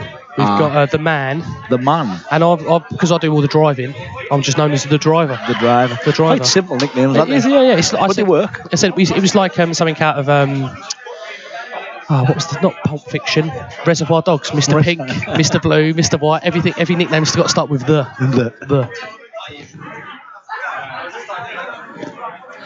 Yeah, so Brian's got a great chance in the yellows. It is looking 17-14 unless he's going to be rocking. He's going to be rocking now, and he's going to be. That's a fantastic. No, but he'll be over the moon. Yeah, 5-1. 17-11 down. 17-11 down. You know, or 16-9 at the break. The problem is obviously, Mark's coming to break, but he has not a lot of table time as well. No, exactly. That can affect it. It doesn't matter, you're in an atmosphere here. There's a lot of noise. You're trying to concentrate. You haven't had a lot of table time, and the odd silly mistake that you've made has cost you. Yeah. So you've got more time to reflect on that when you're in your chair. But I think you've just got to zone out, haven't you? You've just got to forget that. These levels you do. Yeah, it doesn't matter. It's in the past. You can't change it. Don't let it affect. Don't let it affect. What you're doing next. Right, probably just drop it in. Yeah, drop it in. ABCs.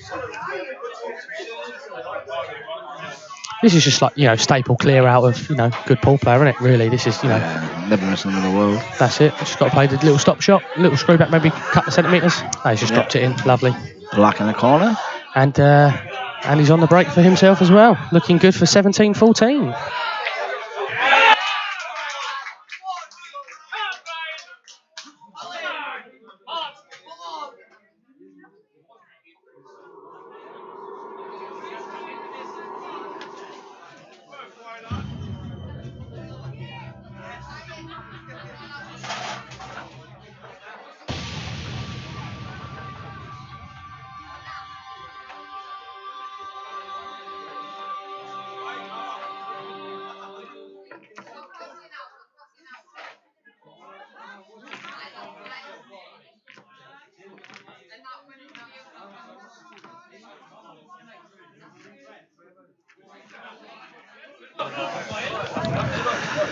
Yeah, 17-14. It's getting interesting now. It is indeed. I think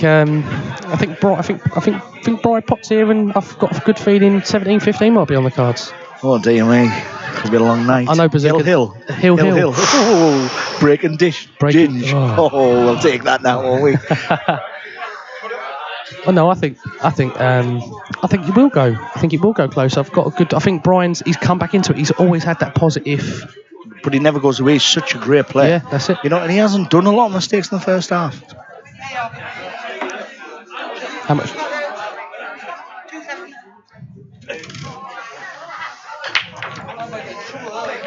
Ball. Pull. No.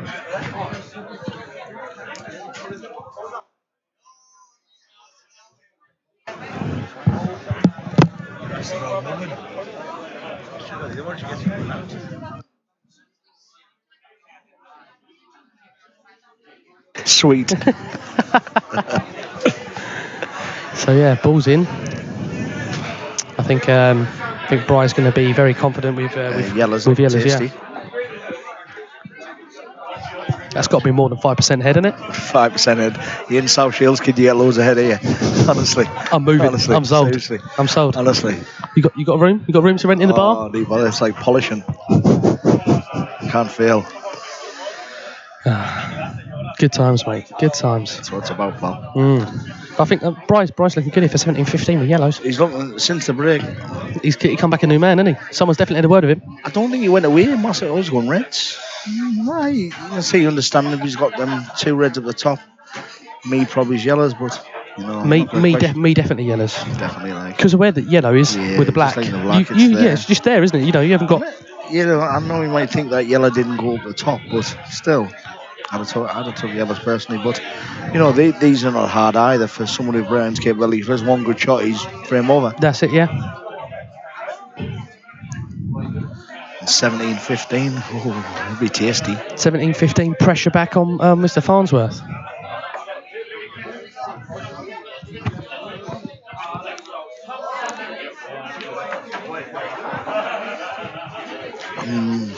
What did you say? Cushion first and flick it, didn't he? And missed the first red. I'm not convinced that was the shot. I think I would have dropped on that and played the plant. I'll go in off the right side and kick it that side. Obviously, when they come out, it's a great shot as well. So we've got Barry Walton, big shout out, getting Barry. behind Barry Walton, getting behind Buzzer. Big Barry Walton getting behind was our Baz. What's all that about? Know Barry very well. He plays in our local leagues up the town. He's getting behind Buzzer. Obviously, he wants us to lose money. That's what it's about. The horrible individuals, you know.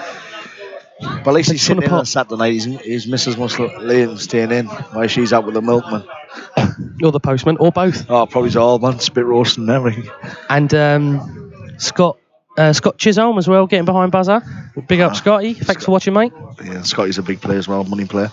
Great player. Well, Scotty, if you want us ever to come and stream, you give us a shout, mate. We'll be there. Just left awkward, like, he's not. I mean, can he hide? Can he play the red in the middle and hide behind the red in the right? I think that's a Buzzer shot, you know. I think. Like, I was going to hide behind the other. I'd rather hide the other side, though, because you're hiding from one ball. As this way, you hide. Absolute. That is fantastic. I don't think he's left the one to the middle. I think, has he not left that? Cut in the middle? I think he has, because actually, Sometimes you were hiding from more balls going that way. Yeah. As if you play one great shot behind the red, you're only hiding from the middle one. Yeah. You know, obviously, he's unfortunate. He's played a good shot, but he's probably half an inch short. Yeah. You know, that makes a difference. But it's still not. This isn't simple. But you should get these in any other circumstances. Just cue it like you can. Yes. Lovely. Double kiss. Perfect. Frame over for me. No, mate, you're right. I think it's just. I think the only. Well, I think he's got to leave that one on the rail until the end. Just linking it up, isn't it? Yeah, that's it. But Mark, I know this is an opportunity that he has to make, because Buzzer's not going away. No. He'll never go away. I think if people hadn't heard of Brian Halcrow by now, they certainly have watched this match. He's a tough player. Tough cookie. I think watch out for him on the IPA next year. I think he'll have a great year. Yeah. And he's still not going to win this match, No. This game's far from over. I mean, that was one bad shot to let him down there, and he should have been, looking at 17-15 back within two. Yeah, definitely. 7 down at the break and then back within 2. Mark's going to drop this rail shot. See, probably me wouldn't, because it's tough. But like for these boys, it's not as tough. I don't want to play that shot. That's a fantastic shot. He's played it brilliant. But like I'm thinking, I'll leave that maybe his last ball or second off last. You know what I mean? Yeah. I don't want to lay that angle down the rail, but these players just bomb them in for fun. It's just having that confidence, isn't it? That they know that they're going to drop it in. That's a nice shot. He can just play this little stop shot and then go round one cushion, go around the back of the black, and he's on, isn't he? Yeah, he's never going to miss these ones. No, he's taking these out. I just love how he just takes his time and he's got a nice momentum on the table. It's the same, isn't it? It's a lovely rhythm. The pace. Yeah. So good. It's not rushed. It's well thought slow. out. No. It's just a nice pace around the table. He's got a nice routine as well. Yeah. His setup's great. Yeah, he's got great stance. Mike used to play snooker as well, like when he was younger. So yeah. 18-14 to Mr. Farnsworth.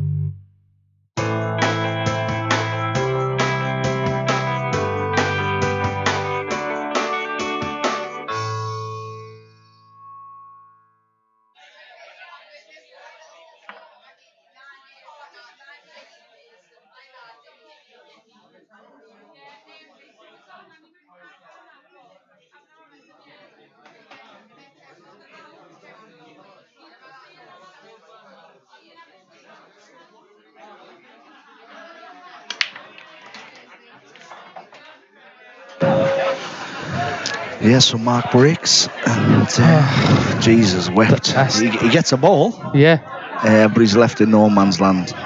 And yes, Barry Walton, it's the postman. Don't worry, mate. At least he'll produce some good letters. Also got a big shout out from Kyle Carr as well, following us, giving us some shouts out. So thank you, Carl. Keep watching. Is that someone you know, Buzzer? Bazooka even? Sorry, I'm getting confused. I've got buzzer and Buzzer bazooka. and bazooka, aye, different. No, I don't think I know, Carl. But hopefully he's enjoying the great match and the stream. It's a fantastic setup with you guys. Obviously, if you've won a pool club or have money matches, get Peter on board. Give the guys a call. It's great for local business as well to get involved with regarding advertising as well for the venues. Yeah, I mean, we've got there you watch stands. He's right on the corner. Red line. Breakaway is one of the best recovers in the northeast. Cameron's obviously a brewery, so and that helps with the sponsorship. It helps with the payment of your guys, your time. Yeah. But also it's a quality setup. How many people's in this venue? Yes, you could have had a pool money match. There's lasses in here that probably wouldn't sit around and watch pool. There's loads of lads, lasses, and because of the stream, it keeps people saying, what's that about? You know what I mean? Even when they come into the pub or the pool hall. So it's not just about like saying, oh yeah, lads are going to watch a pool match. When you get this all involved in the TV, the sort of the stream and the commentary, and that people are always hanging around and asking questions. Yeah, it gives it that impetus as well. Makes it look a lot more professional. Yeah, that it's not just a pool match in a club in South Shields. For a few quid, aye. Yeah, it's this is going out all over the world. Anyone from anywhere, as long as they've got an internet connection, can watch this. And it's free of charge for anybody to watch. Yeah, exactly. What more do you want? Ooh, buzzer. So we've got actually streaming a tournament potentially at Elton Terrace down in the southeast. We've got a tournament coming up, World Rules tournament. So that's on the 4th of March. So that'll be streaming live. It'll be a good standard. There'll be some good players, some good county players. There'll be some very good sort of league players there as well. So it'll be a decent standard. It's good though, isn't it? Just lads to be on the stream, at them kind of levels as well, or whatever county level standard. They enjoy it. When yourself, you go to tournaments, whether it's the nationals, the Chelsea, the counties. If there's a stream table, I'd love to be on the stream table. Just get your name out there, don't you? Yeah, of course you do.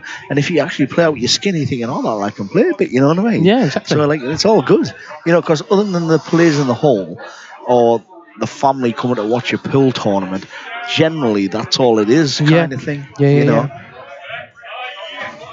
But you share it on your Facebook. I've shared this today, and you share it, and then you get your family. They're probably not just pool. Thought, what's the crack about? Yeah. Maybe log in, stream in, I share it with other people, and that's how it evolves. You know what I mean? Yeah, you're just hitting new people all the time. People that probably never picked up a pool cue before. I think, oh god, I'd like to have a go at that. It can be good entertainment sometimes. Yeah, exactly. Yeah, me and you man commentating. I think me and you, the future of pool commentary. I think. Oh dear, the future's bright. It's orange. If it all goes Pete Tong in the old pool game, mate, I think there's definitely a future in us. Yeah, we'll stick the commentary. Yeah. That's it. I don't think Stephen Hendry and Ken Dockett have got anything on me and you. No, definitely not.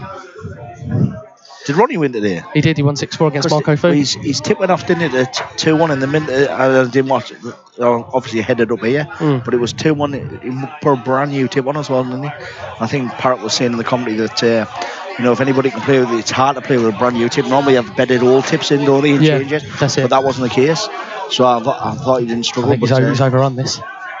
Yeah, he's fudged himself. Yeah, and even if he can nink it, he can't do nothing with a white, can he? But you've heard about Ronnie at the Masters a few years ago. Broke his cue, went to Paris cues, bought went to him. I need a brand new cue. Picked up a brand new cue off the rack when I won it. It's unbelievable. The guy is an absolute monster. That's a great shot, that. And at the pace he played it as well. It's still tough. Honestly, anywhere to the left of you, it's plumb mind. I just think he's got to drop it in. I just think he drops Bridget, dropping in, 3/4 table. Well, if anyone can do it, and I'm going to call him, Ginge can do it. Ginge can do it.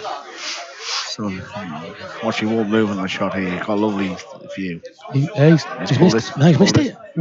Tough shot. Real tough, Bridget, Buzzer will be like, I didn't think I was getting back there. Yeah, happy Christmas from 1940 and 1850.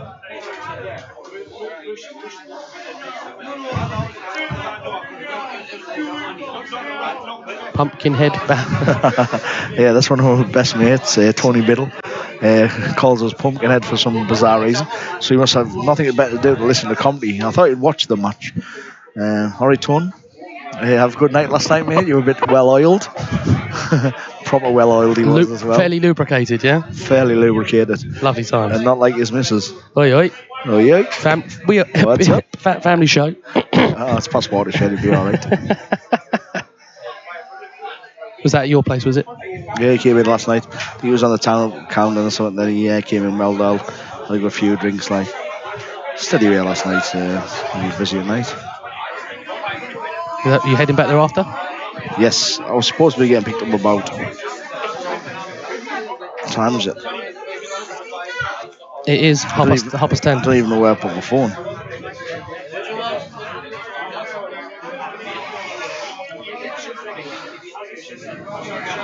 Brilliant. So we're getting a bit of abuse out there on the feed. Apparently, Michael Owen is a less boring commentator than me and you. Oh, that's bad crack, isn't it? Yeah. Oh well. Oh well, you win some, you lose some. That's it. You can't please them all. Of course you can't. Can't please them all. Tell his missus I couldn't either. But there's definitely going to be some backlash from that. Oh, Chris Barton, we await your next comment. Yeah, we all right. If he's a local lad, come on down. We'll buy you a beer. Come and join the crack. Yeah, bring your missus. Have another go. Don't worry. I only go up the back way. That's right. That's not cheating anyway. No, exactly. So I'll buzzer to take this one out, I'd say, for 18-15. Yeah, definitely. That's a lovely shot. And all he's got to do now is just sort of little stun, leave himself high. Past, yeah. I think actually, I He think could just roll into it, to be fair, into the red, full ball. It's perfect, just little. But he could just dink it, so he's got an easy yellow to come up for the black. I think he might go around the back of it, as you said. Yeah, perfect. that's it. Yeah. All he's got to do now is just one cushion, bit of run inside. Like even in these instances, I don't tend to want to play a cushion. I'm trying to just stun it down yeah. Because I feel if I try to cushion it, then my arm sort of goes. So like for me, in these instances, I'm just like sort of stunning towards sort of diagonal with the middle pocket here, so and just stun it up. See, Brian plays it so well. He just, like for me, I just don't feel comfortable with them shots. Biddle is listening, apparently. Oh, I need by the sun. Keep the comments coming through on the nice Bry. 18-15. Yeah, a good pinch for Bry.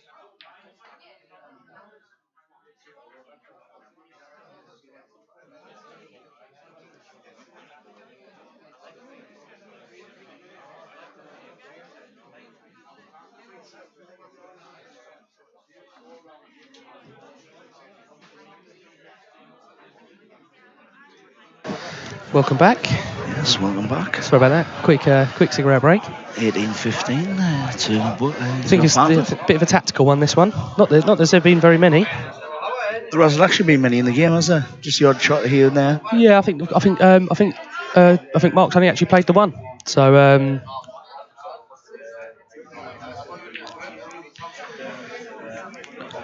Yeah, too. That's a great shot. It's a great shot from Brian. oh. Yeah, we're gonna ignore Chris Barton on the chat. I think, to be fair, I don't think that's really gonna go anywhere.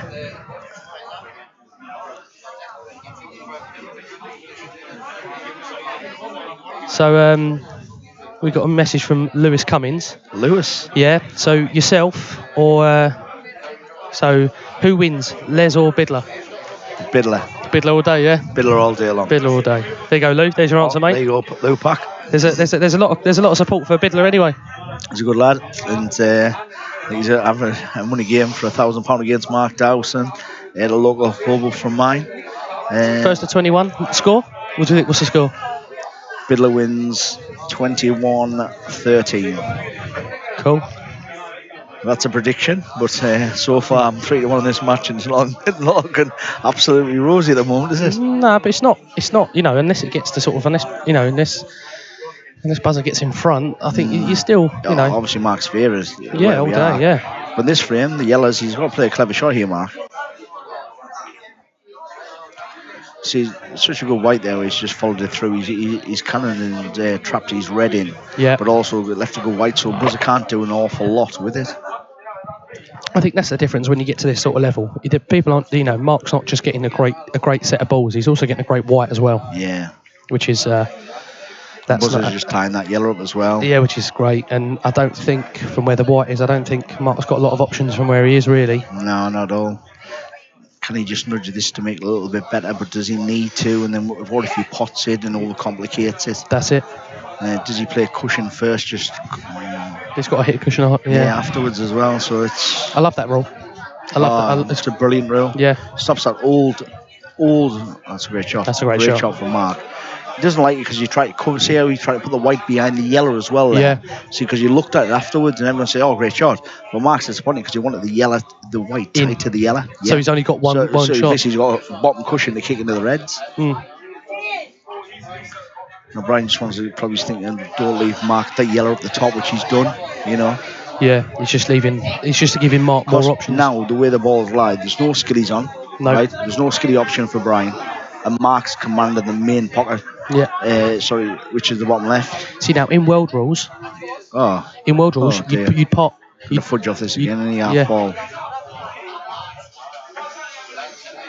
But in world rules, obviously, you'd be looking to obviously pot the red and then fudge it up, and then you're in control again. Yeah, and then someone's probably going to put the black over the then it's then you're there all night sort of thing. So it's horrendous. Here we go, Lewis Cummins, Sean.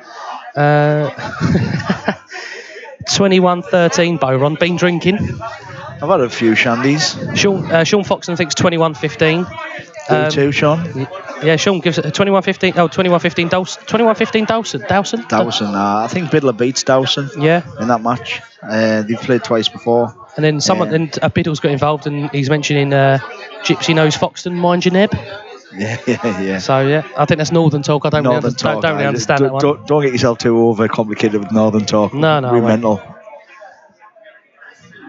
So yeah, it's all kicking off on the feed. It's good. These are all local lads, that play local league pool or Super League. Yeah. And they're playing for hundreds, twos, 500 quids. Yeah. Against people of similar standards. Yeah. And they offer it. They like the crack. That's it's it. Great days out as well, But yeah, it's like a different language up here. Yeah, it is a different language. Up and all that. Up. It's all that. Yeah. It's I don't know. I think sometimes I'm like, I haven't got a clue what he's just said. I just nod and smile.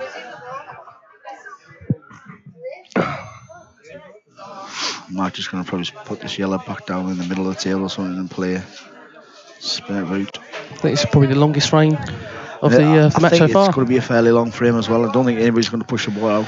Brian's got that red back, so he can play the skilly off that red if he gets the right angle, sort of into the yellows. But that's a tough skilly. You basically got to be low side of the red to hit the other red. The yellow's no good, and it's so tough. But Mark, the bonuses of that shot is that Mark's still got a tough yellow, so it's a freebie of a shot to a certain extent. But Mark probably won't allow him to be on that angle.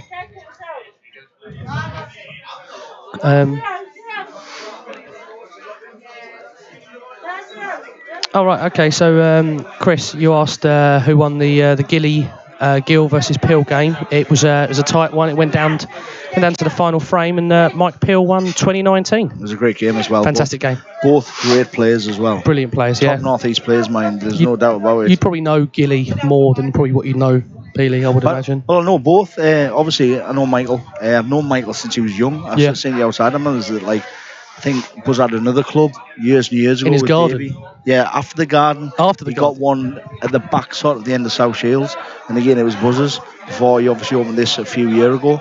And seriously, I'm talking, I was 21, 22. She was talking 17 years ago.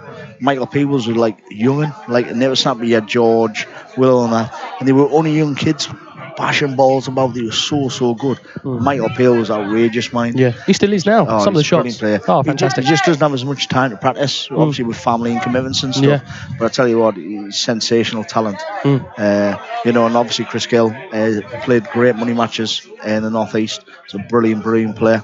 Again, one of those, it's like everywhere. Oh, who's one of your best of the North East? And you list your names, kind of thing. Obviously Chris is going to be up there. Such a quick player as well. He just opened the balls up. That's a great shot. It's a great shot. He's well in control now. I think Buzzer knows he's a little bit behind.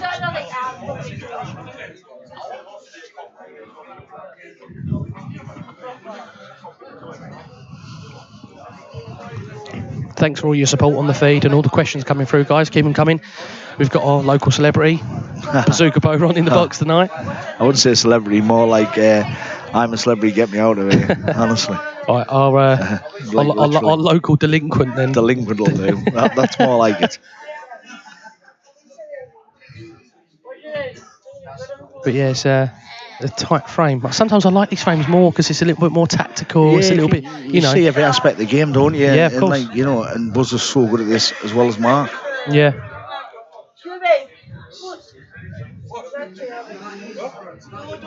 The guy's cheering for the camera. No, you can't have that. Like, you get kicked out, innit? I thought referee. Did you kick there? I tried. Are you brave enough?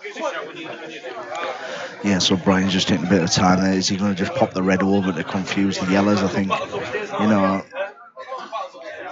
he may as well do that. I think. You just know Joey's seeing if that red's touching the bottom rail.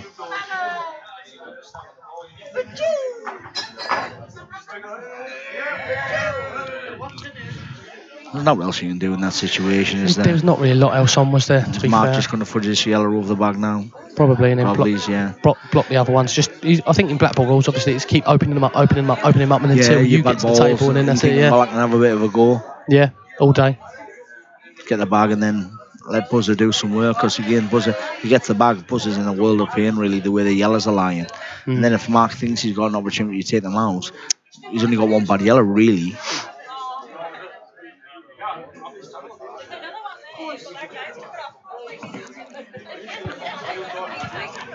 I think the Bears lost somebody's pinched the Bears seat.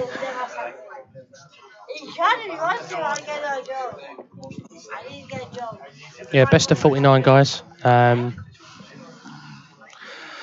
race to 25, and Well, Chris, if you wanna get in touch with Beer Productions and get us to do the streaming for the North East Pool Tour, you have to have a chat with the governing body and the powers that be, and yeah, we'll see if we can make it happen. it's good. We've got obviously Mick Shaw. We've got the North East Pool Tour. It's been going for 2 years now. The quality's phenomenal. I can imagine. Oh, brilliant! Honestly, seriously. 32 players, but like top end players. Yeah. Obviously, there's different venues. So you have one at Buzzers, one at myself. Yeah. One at Teesside. So it's all obviously North East based in local clubs. Yeah. But the streaming's like to get the streaming running.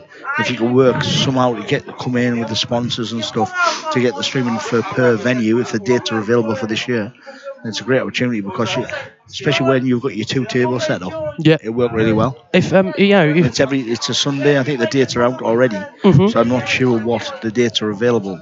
Well, if the powers that be at the North East Pool League want to get in contact, go to our website beerproductions.uk. David Robertson and Mick Shaw obviously run the North East tour. Yep. And like I say, it's a great setup, and again, it highlights obviously probably the better players in the North East. Yep. But also, there's some great players that's come on this board that are getting to them levels. Yeah. The next generation of players. Absolutely, and that's what it's about. Yeah.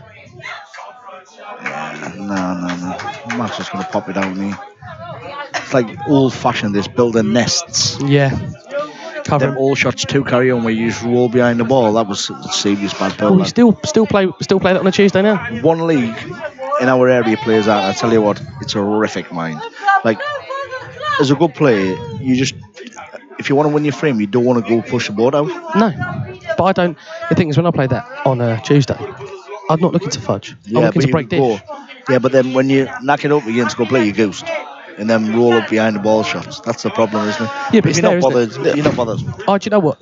At our level of pool that we play, it's a great shot. Oh, tremendous. It's a fantastic shot. But our level that we play on a Tuesday, it's the lads. It's all the boys. We have a few beers, we have a good crack. We give our players so much abuse, We've got one lad, Darren Porter, who won't mind me telling you, big lad makes me look like an athlete, and he won his frame, and literally as soon as the black dropped, we were like, I'm loving it. Do you know what I mean? He got so much abuse. It was brilliant. That was Bear's idea, by the way. One of our cameramen. He loves it. He is the Archbishop of Banterbury. He loves it. The Archbishop of Banterbury. He absolutely loves it. Mark's still got this tough, yeah. The yellow's still a bit tough down here, isn't it? But the thing is, it's the black, isn't it, as well? I think the black might... Oh, the black goes. The black goes, yeah. The black goes, yeah. Black flies. It's this yellow that's sort of in the middle of just to the left of the reds. I think he's got the option. Can he just sort of stun this down to play the yellow back in the middle? So now, has he got an angle to just stun this down sort of gently to leave the, like, say the angle he's looking at there with his cue, to just stun it down and leave the sort of white on the bottom rail, so then he's got the yellow at the top. Yeah. He's not committing totally, but by removing that other yellow, do you know what I mean? That's it. But or he could just nudge it in. Worst case, if he just glances it, he has a plan. But I'll just like drifting this gently and stun gentle. He's trying to go for it. Oh, God. Has he gone away with that? I think I don't know if he can. I don't know. He can get the bag, can't he? Surely. Yeah, he can get the bag, but he can't bot it. Oh, big shout out to Max Nosco, following us on the stream live. Great player, Max. Awesome player. We've done a few of Max's games. Money matches. Yeah, done a few. He does them every week, doesn't he?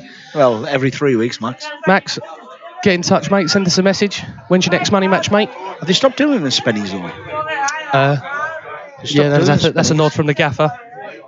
And he also won Savannah, didn't he? I played well there though. He played brilliant.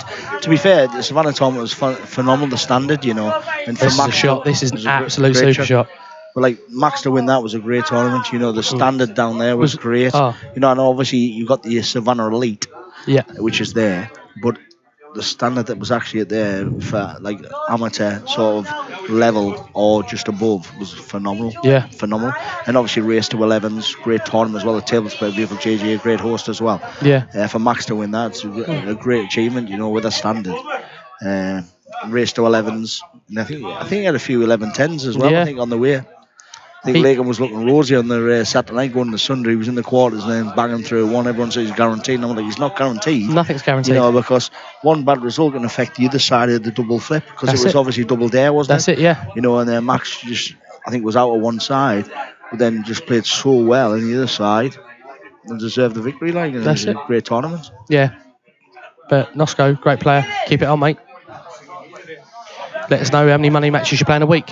1, 2, every night of the week. He plays them every 3 weeks or something, doesn't he? It's a great shot, that. Played a brilliant shot there. That's fantastic. He's absolutely flipped the pocket and just... And that's game on, isn't it? 18-16 game on. Game down Spenny's on the 28th or something, isn't there? There's Nosco playing the 28th or something down there with George Teeney coming over. It's Teeney, the real number one apparently is coming over. The real number one. The real number one. George Teeney, yeah? I tell you what, he's a Facebook legend in mind. Honestly, just read his posts and all that. It's crazy, man. Absolute keyboard warrior, yeah? Oh, aye. He's got teeth like a graveyard fence. Honestly, dear me, George, if you're watching me, sorry, pal, but yes, I'll play you. He's coming out of retirement. There's your game. There's your game coming out of retirement. Yeah, cheers. I'll come out for the real number one. But the cracks immense, though, to be fair. Oh yeah. Another crack. I love Seb Webb's cracks. Brilliant. He just cracks me up like he's just mental. Like, but like it's all part of the pool, man. It's all about the family and the great games. Like. We have it in the team all the time. Like, it's a shame them games though. We were talking about Spenny's isn't streamed by like someone yourselves because they're massive games. You know, Nosco, one of the best money match players in the country. You talk about money match players, and I'm on about at a high amateur, under pro level, where you're talking your Lakens, your Noscos, you've got Greg Battens. Them games should be streamed for people to see. Yeah. I know what venues are saying. Don't get me wrong, right? I own a venue myself, so like, and I get little bits of it, but look. You get these guys in, it does create more interest. Get the streams in, you know. I just don't understand it. People want to see that better because that's the only way it'll move forward, you know. Yeah. Behind closed doors, social media is great, but behind closed doors, it won't continue to vibe. No. This does. Yeah. The stream does. It's simple as that, mate. Well, we've got over 600 viewers now watching live from home. Yeah. And also as well, people go, right, okay, this I didn't even know Buzzers did. I didn't even, and we're only half an hour up the road. We're going to come and watch it live next time. That's more money going behind the bar. That's more money for your venue. It's been a great house in here all day. Yeah. Right? And there's been 100 people in here most. Yeah, and people have come and watched it it on Facebook and then thought, I've come along. A couple of lads from Sunderland come across. So, but I understand why venues are saying, we're going to take trade away for us drinking that. Look at the bigger picture. If Pool wasn't as vibrant because of the streams and the way you're moving forward, you'd have less people coming through your front door anyway. Of course you would. You know, and these games wouldn't happen as much. It would happen, but not as much. No. You know, and that is the major difference. And you wouldn't have the lower level money matches either. No. You know. Look at the IPA, right? The streaming over the last 2 years has been brilliant, right? They've moved it in a different direction. And to be fair, he's going to can that full ball off. But the IPA's got great streaming, obviously, and the product's moving forward, and Pool's pigeon there because of the streaming. If that streaming didn't occur, seriously, I don't think it would have moved as forward as quick as it has. You've got about 30 odd people in the northeast joined the IPA 2 this year, and tell us that anybody watched the IPA 2 2 years ago. No way. They did because of Facebook and the stream. Just had a couple of messages come. Oh my That's fucking an word. absolute shot. What a fucking... Absolute welding. What a Have we got an instant replay for that, for the break? Oh, here we go. We got a bit of replay. Here we go. I know we haven't. He's got to take his time on this black. He's got to take his pinched in the cushion. So just had a message coming from David Taggart. Tierney has just agreed to play Lee Shepherd that weekend and Riley Dempsey the same weekend. Yeah, shit, we can't lose. He's missed it. Oh, Brian. See, that's the thing. You played a monster. It's a tough shot. It's full length of table Q. It's not an easy black mine by all considerations. He's missed it. Oh my word. And you'd put your house on. You'd put your house on Farnsworth taking these out. Yeah, 18-15, massive opportunity to go there. Shot to nothing here. Yeah, just want to be. Oh, he's playing the fudge. But he's left it too. Man, he can't get behind this, can he? He's going to go twice across and try to kick it back in the middle. I think that might be the goal. I think that's the shot. He can't just come off bottom rail and fudge behind it because he's left mark the yellow at the top, hasn't he? So I think he's got to go. He's looking at two cushions, hit it full wall and try to kick it in the back in the middle. Yeah. But I think that's the. There's been a slight difference, isn't it, between Buzzer and Ginge? I think Ginge popped that. I never missed that black. No. But Brian is going on one cushion kick and he has nailed it. Oh God. Gee, how close was that hit knuckle? We need a replay on that, Paul. Come on, how close was that one cushion kick and knuckle? That is an absolute world if that goes in. Massive as well. Ginger's just come back the table, stonewall face mind, like that didn't happen. Like nothing's even gone wrong. And actually, Brian's put the black in the same position.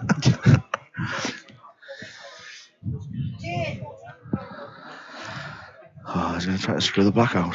Oh, that's a bad shot, Ginger, man. That's such a bad shot. I thought you were playing the real shot first. But he's still alright, isn't he? Yeah, he's fine. Middle, bottom, flanks it up. Chris Barton, yeah. Tierney versus Shepherd, and Bet Boron has his I Love Sheppy t-shirt on it for it. Sheppy wins the match. That's all I say. Yeah, that's cool. Sheppy wins the match, Chris. There Definitely. You go. 100%. Sorry, so I don't understand you guys. I'm not reading a comment. I'm like, that doesn't even make any sense. But you know where I'm coming from. Yeah. Chris is the official Beard Productions translator. Just trying to get anywhere near the middle pocket of you, isn't it? Obviously, the closer you get, the easier the pot is. But see, earlier on, these backs are not hard, you know. No. Because they're just queuing them, and they know that the pots are susceptible. Probably slow down a little bit. The table can't really iron it initially. It was ironed before the game. It's ironed in the break as well. Oh, it did in the break. It's ironed in the break as well, yeah. He's never missed one of these. Great pot. So he stays down on the black. Doesn't even move. But then he stays on afterwards deliberately. Do you know why? Yeah, it's like say, that's another frame. Really? And like staying on it and saying that's how strong I stay on it. So like you staying on it, you pot it.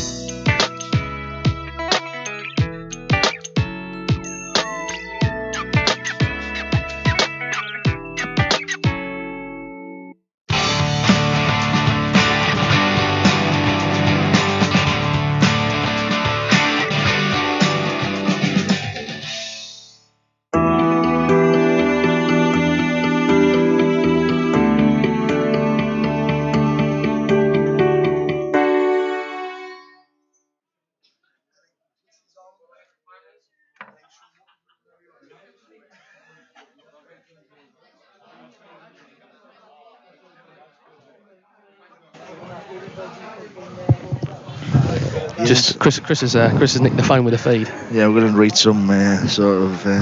I love Nosco's comment. That would be disgusting. I love it. Bit of honesty there from Max. Love it. There's nothing wrong with that. Yeah, obviously Lewis Taggart, who wins out of the games agreed at Mason's April Biddle versus Les. Chica versus Courtesy, going for Biddler. Chica Courtesy close. Nice 2 balls, Briggs nice Dada break versus there Jones. from Mark. Jones probably. Max T. Lenny. Time is Clint Hanson playing next week. Yeah, Nottingham. Yeah, he's playing Nottingham, isn't he? Nottingham Boss versus Boyle. We're doing 4 o'clock. it. Yeah, we're doing it. Great match, man. Honestly, it's a tough call. Boyle, great player. Obviously, one of the best money match players in the country. Clint Hanson. I think he was former world number 1, wasn't he? We're up there, one of the top IPA professionals. So it'll be a fantastic match. We tried to get actually the game on Boyle versus Ginge last year. Yeah. Just didn't come off. And that would have been a monster, man. Yeah, monster. Big pot. Yeah, monster pot, wasn't it?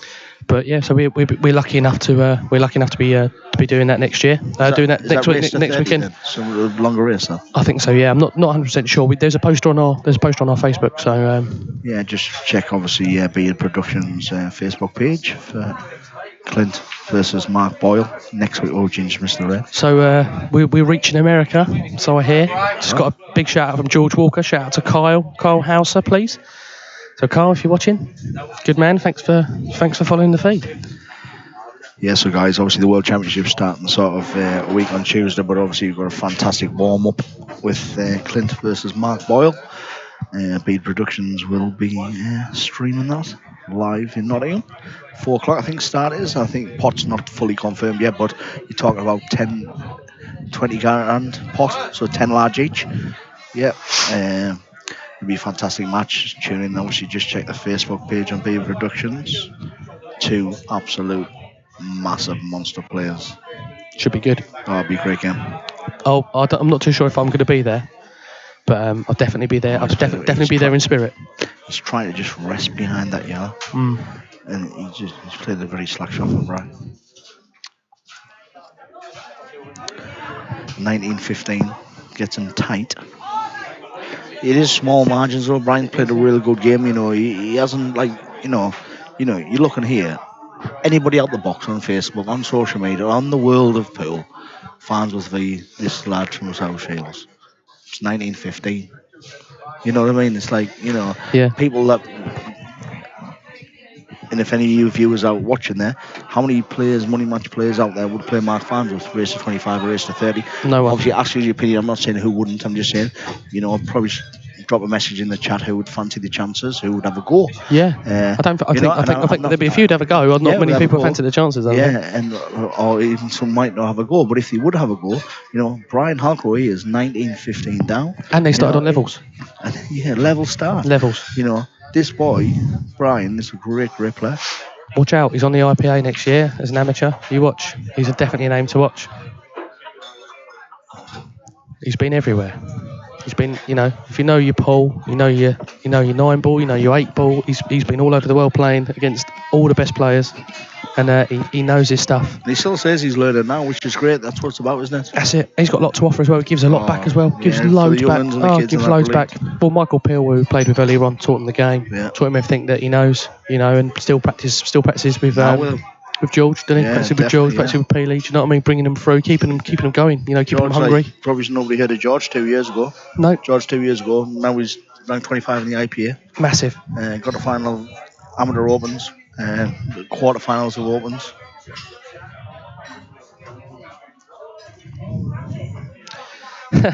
Donna Evans, Bowen been chatting for like 4 hours. Love to chat that boy. That boy. Not as much as you like things in your mouth, Donna. Family show. Donna, if you're taking any offence by that, I do apologise. If not, pop down and say hello. Donna won't take any offence by that, rest assured, wouldn't mind. Honestly. It'd be like Willy Wonka, them everlasting gobstoppers mind. I keep getting told off of Dan Donna. Wow, guys, this is awesome. This is awesome. We're now being viewed in Cyprus. All right. Big shout out to Chris. And that's massive. And Heracles, awesome. Thank you ever so much for the shout on the commentary as well, giving us a little thumbs up on the commentary. So big shout out, Chris. Thank you ever so much, mate. That's been good. I've been absolutely blessed today to be, joined with Brian for the first game, and he sat with me for, 2.5-3 hours chatting telling me stories, anecdotes, sharing opinions, and obviously yourself, Chris, a pro on the tour. Yeah, I apologise. No, not at all. It's been an absolute pleasure, mate. An absolute pleasure. No, it's been a great day though. Great matches though. Gilly versus Peel and Buzzer versus Farnsworth. That's what it's about, you know what I mean? Sometimes it's not always the pot size. No. Obviously there's going to be a 10k liability on this game, but it's about pool, and it's about getting the message. Look how many people speak through these doors all day. Loads. In and out, in and out, in and out. It's been great. And there's a great following as well. And Brian, obviously being, a bit of a local celebrity, everyone wants to get behind Everyone him. knows him. Yeah, of course, yeah. I suppose you can't walk around show. Oh, no, Brian Halcrow. Everyone I know. Everyone.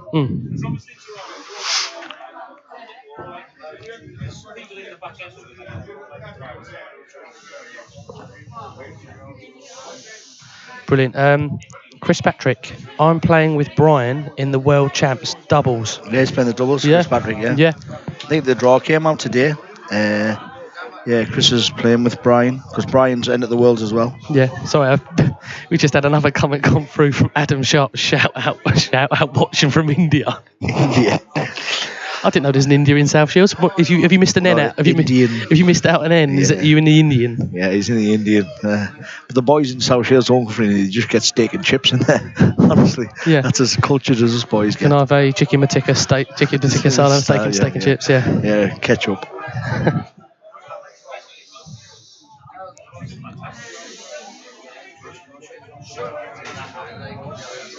But yeah, I mean that's Chris Patrick, good player. Good player. Good player. He's won loads of money matches over here. Yeah, playing with Brian in the Worlds. Doubles. Yeah. Got a great shout. There's so many good doubles partners in the world. It's unreal if you look at the doubles. With Ginge. We'll be Steady away. Mates, yeah. As long as you don't get knocked out the singles and get pissed again, yeah. Yeah, I'll goose them, mate. It's my last year though, because obviously you turn pro next year. Can't do it. I turn pro after Worlds. Yeah. So then obviously it's a pro and amateur. Yeah. So obviously it's my last year, so I'm hoping he has a good run. That means the doubles will have a good run. Yeah. But there's so many good teams there. You look at Buzzer's playing Patrick, but all the names in there. It's 6 all year, 12 frames a pool. Then goes to black ball shootout. So you need a lot of rub and a lot of luck. And but it'd be nice. It's not the money, to be fair, because the money for the doubles is 3.5 bags or something. Yeah. So it's not huge, but it's just the acknowledgement. Obviously, Hibbert did the double last year, didn't he? Won the Worlds. And won the doubles. Dean Shields, I think, won the doubles as well. Brilliant achievement. Yeah. For Gareth and obviously Dean, as an amateur, he's a great player. Yeah. But, great achievement. But I think, you can't take that away from me, As we've worked out, though, I think, as you've said, a lot of boys in the North East who are playing on the IPA, on the amateur tours and stuff like that, they're going to give the pros a run for their money. I mean, Brian's not been mega far behind tonight, is he really? No. And he's only been playing black ball rules 6 months, and you've got 6 months. Arguably we got the world number one. Yeah, well he is. He's the world number one. Yeah. He's won the most events, qualified for the most World Series, and probably is one of the best money match players in the country. Yeah. One of them, obviously. But there is so many great players. It's unbelievable. Why don't you get Nosco? Shout out. Brilliant. Nosco Farnsworth. Nosco wouldn't be having any ginge. But Max is such a great player as well. For money, he's unbelievable. Yeah. But I'm just disappointed, sometimes you're bored on the Saturday, or not bored, but you don't always go out, yourself. No. You get older or something, going on the lash or something. But takes you 3 weeks to recover though. You play during the week, you're happy to watch a great money match. Yeah. And Nosco's matches should be on there. They should be streamed. Patrick Scott, love it. I'm watching it work in Greece. That's a tough commute. Very tough. Tough commute. Brilliant. Paul Lynch, shout out from Syria, reaching all parts of the world now. Oh no, that's Paul Lynch. He's Hartlepool. That's a wind up. I know. Yeah. Yes, Mark nails the black. 2015. 2015.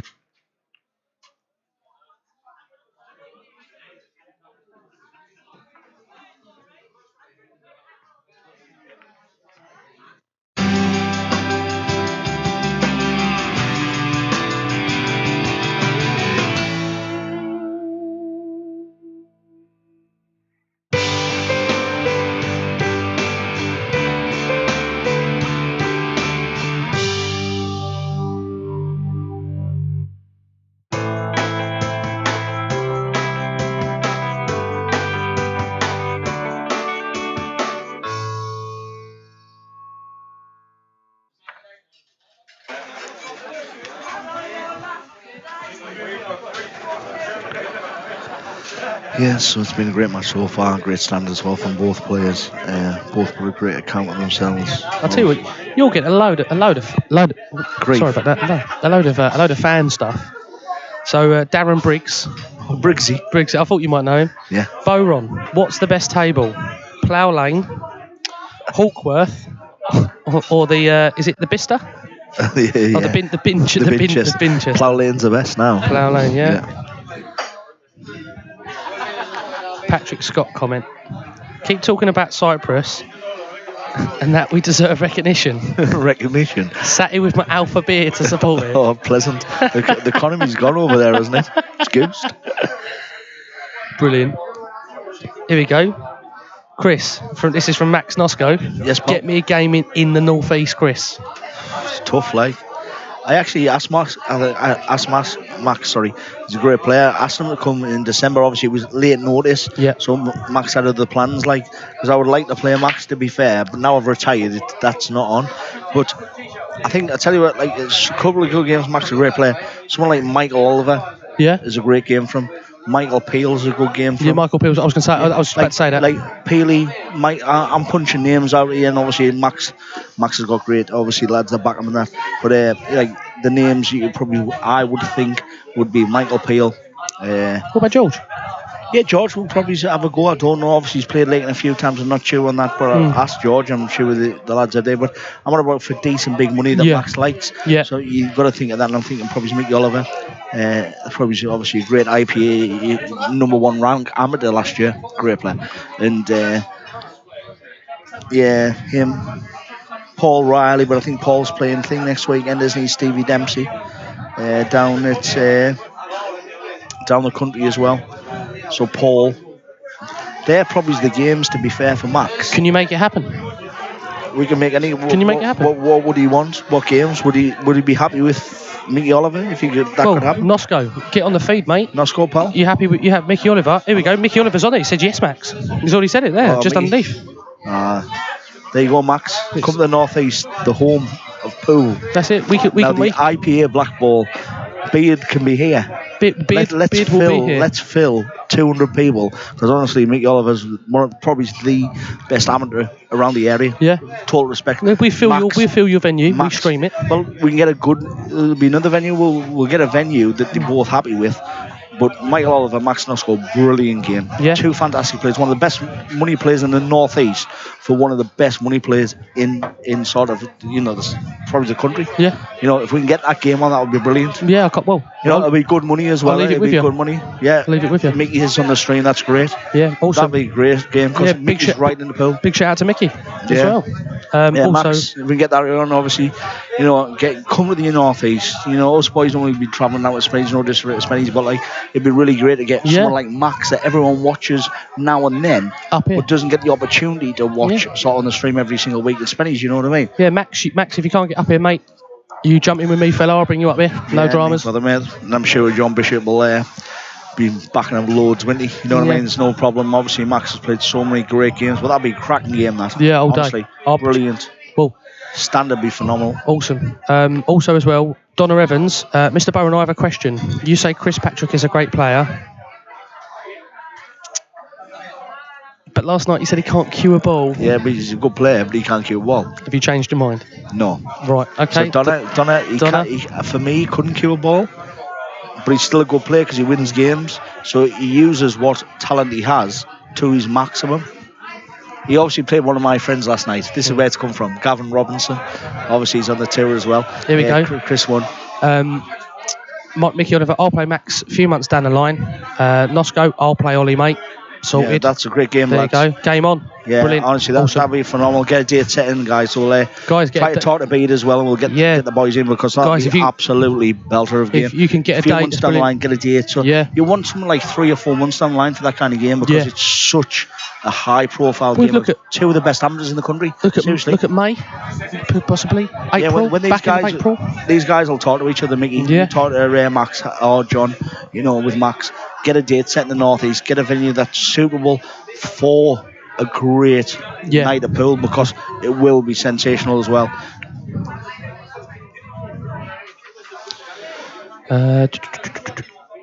Oliver, congratulations, mate. I'll become a dad in the last year or so, mate. So congratulations, mate, on becoming a dad. Hopefully in 6 weeks. Hope it all goes well for you, mate. So I think Mickey got married as well last year. did he? Like, Congratulations on that as well, fella. So Yeah. I think that's why he's looking months down the line, because obviously he had a great year in the IPL last year. Yeah. He played brilliant. He was #1 ranked amateur. Won an event as well at one of the amateur events. And obviously Max had a great year on other events as well as the tour.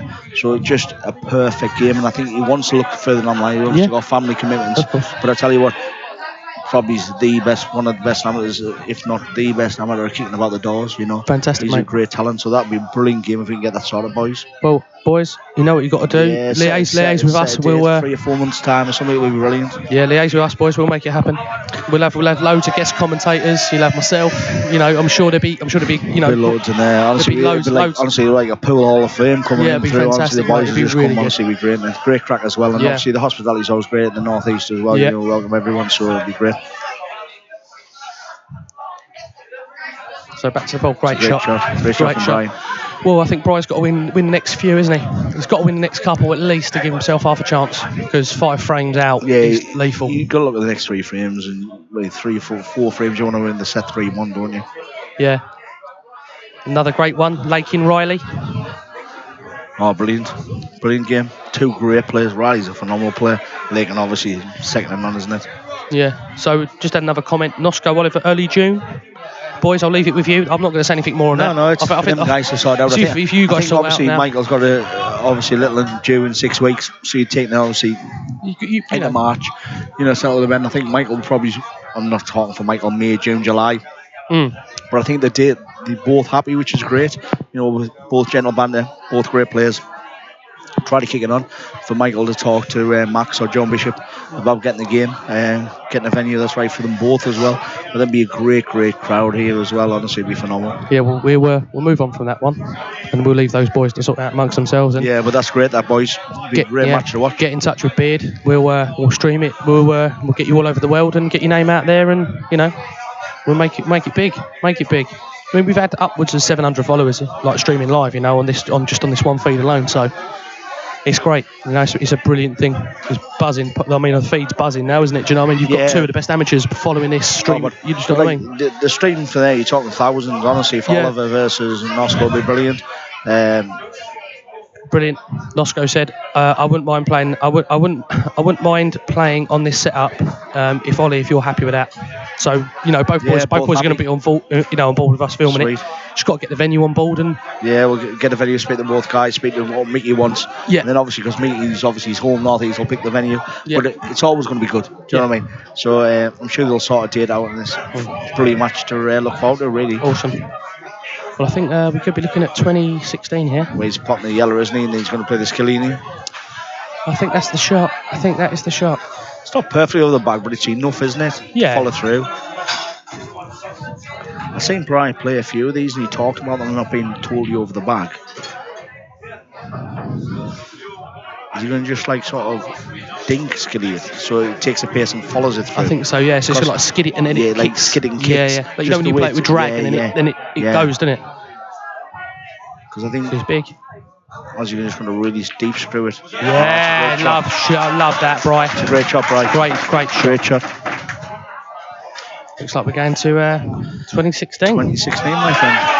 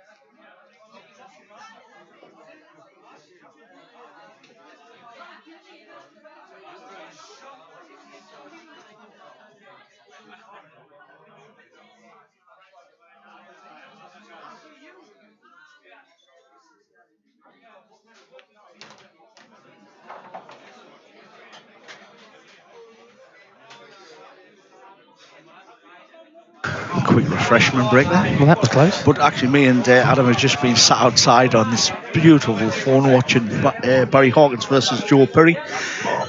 He's just nicked Joe through. Perry, Just nicked through. 6'5". What a brown. What a brown. Honestly, the brown was What a brown. amazing. Honestly, 5-all in the decider.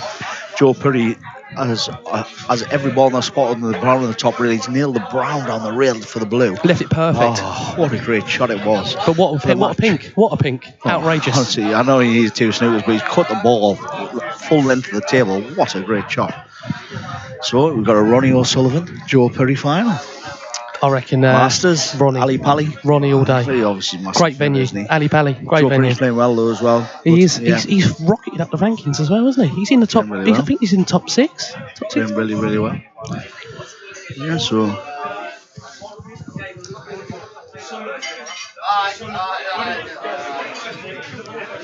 So,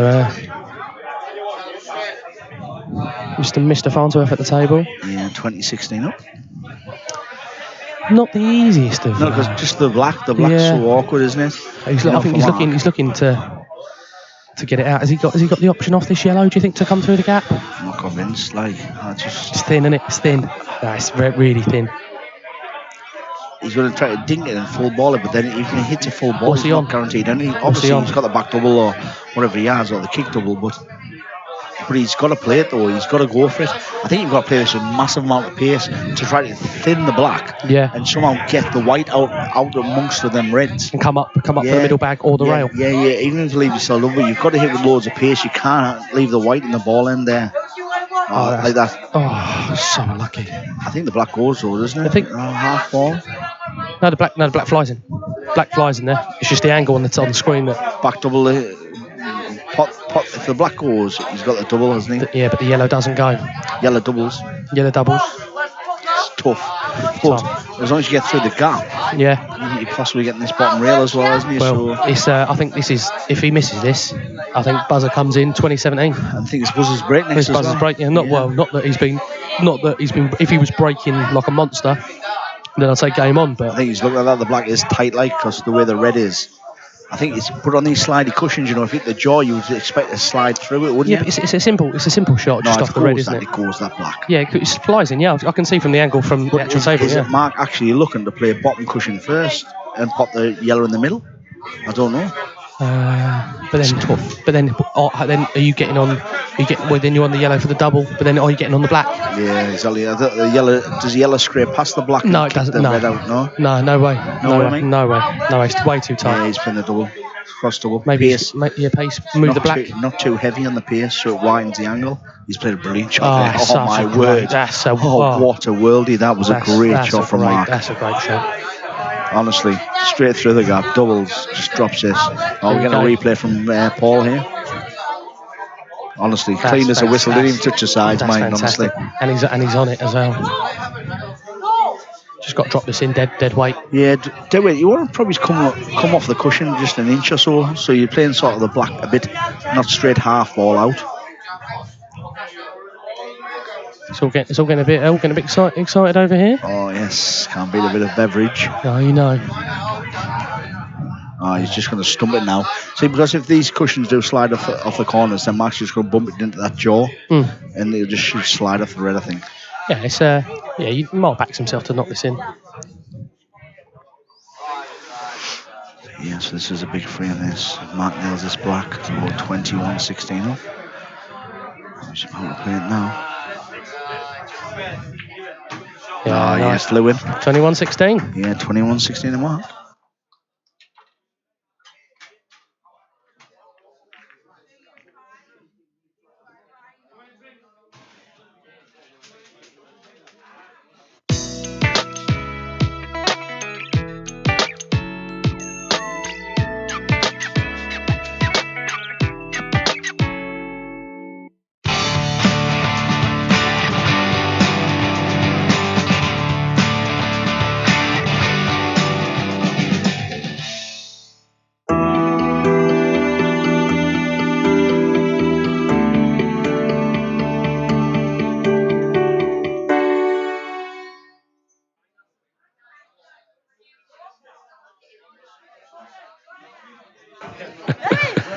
Yes, you can't beat the locals. I think it's brilliant. I think it's great. I think it's fantastic. Down my neck of the woods, it'd be a different story, mate. I think Oh, yeah. somehow. Yeah. Yeah, But definitely. no. You're right. Aye.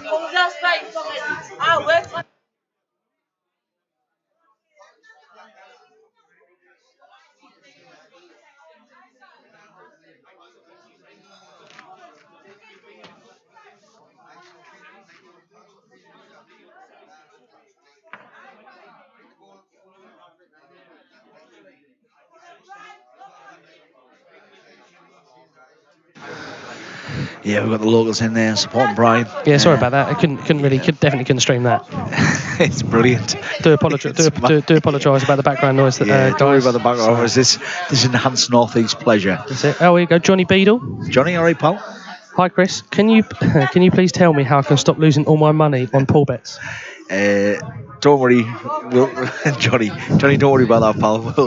Johnny lost last night as well. We were over at Wardles against my mate Gav, but don't worry, Johnny. He's got plenty of money, Johnny, man. Drives a Merc, you know what I mean? Just guns to the should have got an Audi. Just guns to the casino and just bets thousands on ball. It'll be all right, Johnny, man. It's like chicken feed to you, kid. Your lass was in my place last night, the top hat though, mate. Just so you know, she was driving and grooving, mind. And Bry goes enough. He's going to be kicking himself. How many times has he done that today? How many dry breaks has he had? He's had a lot. It's got to hurt him as well, because he's 21-16. It's 2 or 3 frames either way. Yeah, we've got the logos in the background, but this is just a girl side to see about 78. So a few more sherbets. She's on a 60th bottle of vodka. And now some other. Why not? When in Rome. Yeah, when in Rome. When in Rome. Or when in buzzers. Why not? Yeah, it'll be alright. Yeah, they'll be alright in the morning. Yeah. That's what Sundays are for, isn't it? Regret. Recovery and regret. Double R. It's not relax and relaxation. I'm alright as long as you just spill a beer over us. No to bother. No, not that nice jumper you got on. It's nice and blue. I think the Reds look great for Mark, don't they? Yeah, he's just going to put the yellow on the bottom. Oh, it's a bit pacey, but it's fine. It's alright, isn't it? It's fine. Just map them out. You'd put your house on him being 6 frames up here, wouldn't you? Yeah, definitely, unless it's careless. But again, he's going to take the bad ball next to... It's not bad ball, he's going to take one of these Reds out, then take the one over next to the pocket, I think. Yeah. And then he's basically got like 4 Reds in line, really. That's it, and it's just job done. Dinking him in, job done. Mark's got to be pleased with the way he's played tonight, though, so far. No, he's played solid as a rock. Really solid. That's a lovely shot. And that's what you see from these top guys. They play so solid. It doesn't look like... Obviously, it's brilliant. Yeah. It is brilliant. But it's not like... You don't have to pull worldies out all the time. You've got them in the locker. Oh, yeah. Yeah, but that's not what it's about. They make the game look so simple.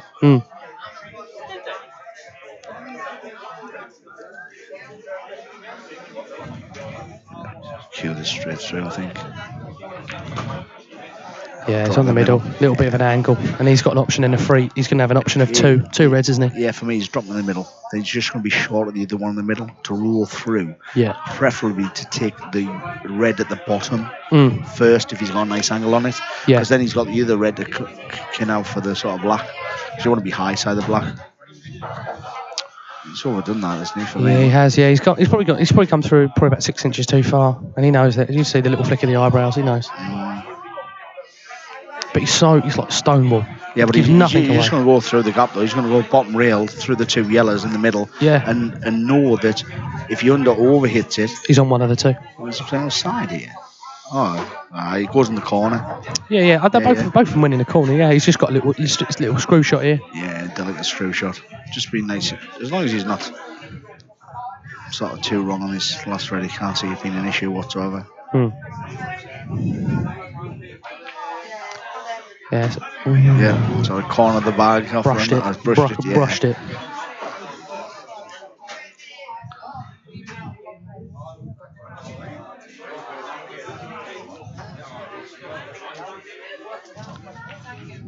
Yeah, that's a lovely shot. That's a lovely shot. Yeah, it looks like Mark Farnsworth. 22-16. 22-16.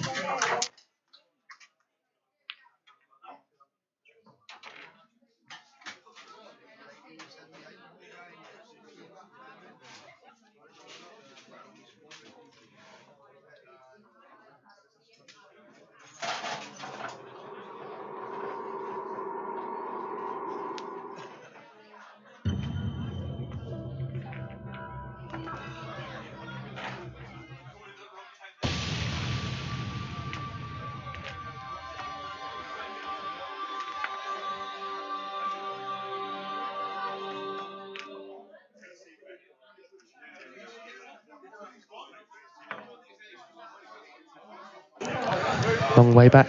Yeah, 22-16. Obviously, Brian's got to win 9-2 now over the last 11 frames. Yeah, so 22-16's got to win 9-2. 9-2. So it's a massive ask against the world number one. Basically, Massive. Brian's got to sit there thinking, right, I've got to play A, perfect pull, and B, get balls off my break and Mark to miss. Yeah. Because to win somebody of Mark's caliber 9-2, that's got to happen. Yeah, he's got to go break dish, dry dish, and now really that's. Brian can do it. Yeah, there's no doubt. yeah. But 9-2. Oh, the white. Had a nice split to be a solid split. Well, I mean, didn't get a ball, but they're nice and open, aren't they? You look at reds here. You look at reds or yellows. He's sport for choice, really. Yeah, sport for choice. I think he'll end up. Whatever one he decides to go for, which I think he'll go for reds. I think he'll just end up putting one of the yellow safe. To be fair, Lewis Cummins has posted up. Chris, can you advise me? Can you advise me on someone who to play to win a money game? No. Lewis, mate, with all the love in the world, don't play for money. There you go, Lewis. There you go, mate. There you go, pal. Or maybe it's your lass or something. For money, I meant. Bear give us the eyebrows, didn't he? I was on about actually pool there, to be fair. Yeah, he was. I think, to be honest, I don't think there was no smut involved in there. There was no smut involved. If you're saying his lass, she's a viewer. Honestly, she's proper top drawer, mate. He's obviously elected reds, hasn't he? I think that was the way to go. I think he's probably slightly overplayed that, but still okay. Yeah, he'll still be confident in taking these out. But money games, it's all great. But Lou play like Lewis there, obviously all jesting aside and that. Like Lewis plays 100s, 200s, his game, but he wants to learn. He enjoys pool. He's a good player. He's a good pub player. I'll give him a game. There you go, Lou Pack. Lewis Cummins. Lewis Cummins. Yeah. I'll play you, mate. I'll tell you what we do. We'll have a chat, mate. You've got us on Facebook. You can get in contact with me, and we'll work something out. Maybe it's obviously when Beard comes up for the Ollie Nosco game, we can have it the night before or something. Lou Pack. That's ended up quite nice for Brian. Yeah, very nice. There you go, Lewis. If you want to give Dan a message on Facebook, he'll arrange it. Yeah. We'll have a little game next time I'm up. Big crack if you're up for even the no score before that game. Yeah. Ollie, that'll be good crack. We're not talking anything mad like race to 25, like race to 10 or something. Yeah, race to 10. That's about a big crack, isn't it? Race to 10. I'll have 9, and the brakes. There you go, Lou. There's your handicap, mate. Lewis has played every money match under the sun, has never won one yet. At pub level. Really? Really. Well, Lou, I did win a tournament the other week, just putting it out there, fella. Yeah, but he had +5 handicap race to 6. No. You'd be alright, Lou. No. I beat like interleague A players. Yeah. So I don't know where that puts in Lewis instead against me. Lewis, like we said initially, don't just pay give for up. Don't play for money, buddy. Lou, I'll definitely play you, mate. We'll have a chat. We'll work something out. He's a good kid, though. Really good kid. Loves it was fun. He gets butchered, but he butchers people on Facebook as well. That's what it's all about. That's a bit crack. I'd rather butcher people on the table, to be fair. Yeah, absolutely. But no, it's brilliant. Lewis doesn't have that option, though. I've got to buy into the second round playing Scott, my captain. Absolute. He's a great player when he's on his day. Really, really steady player. And he went 2-0 up. Mr. Black for 3-0. I was gutted. I thought, I'm out here. He missed it. Cleared the table. Broke dish. Dry dish. 3-2. Job done. Thanks, mate. Thanks for popping in. Lewis, don't play him, son. So there we go. So we've got some more stuff coming through on the feed. Johnny Beadle. Beadle? Yes, Paul. 500 on the commentator. Oh, yeah, I think that's me. Oh, 500 on me. Oh, Johnny Beadle, top man. Tell us Johnny's fortunes for money matches have changed. Johnny, your fortune for money matches have now changed if I play Lewis, I think. Yeah. I'll tell you what, Johnny, mate, I've heard you've got plenty of dough, mate. I'd make it $1,000. Yeah. And I don't even charge a percentage, fella, so you can have all the winnings. Oh, you're flying, Johnny. And Coatsworth Jr. Lewis's top draw. Laughing out loud emojis. Dear me, is that Coatsworth? Yeah, that's Coatsworth. Yeah. Oh, Coatsworth, man. Got too much time in your hands, mate. So yeah. Also, we Bear. Just quickly moving away from the pool. He's massive rugby head. Played to a good standard, national standard for Blackheath. Organising a 31-hour money match, which there's a link. 31-hour rugby match. 30-hour money match. Most pool players can't last that long. Yeah, it's a race to 400. Good shot from Bright. Yeah, should be looking good here to nick a frame back. But no, Bear's organising a 31-hour rugby match, and there's a link on the Facebook and on the website on Beer Productions. So if you want to give to a fantastic cause, then you're more than welcome. 22-17.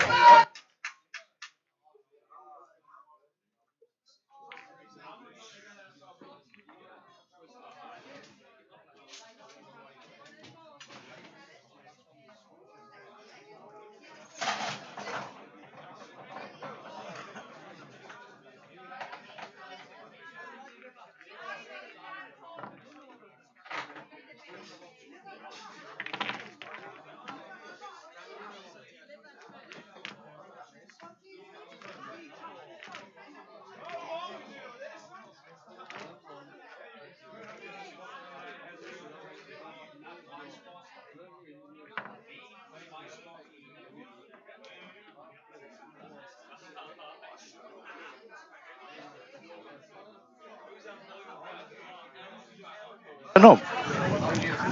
It's all right, just link you in a bit too quick, fella. Sorry. Yeah, definitely. Just talking about this pool marathon. I think they went like 5 years. One of the lads up local had the world record for That's mad, isn't it? It's crazy. 4 days and you get like 15 minute break every 12 hours. If Colin Fisher's online, gear on that. He did it. I think he's spotted as well.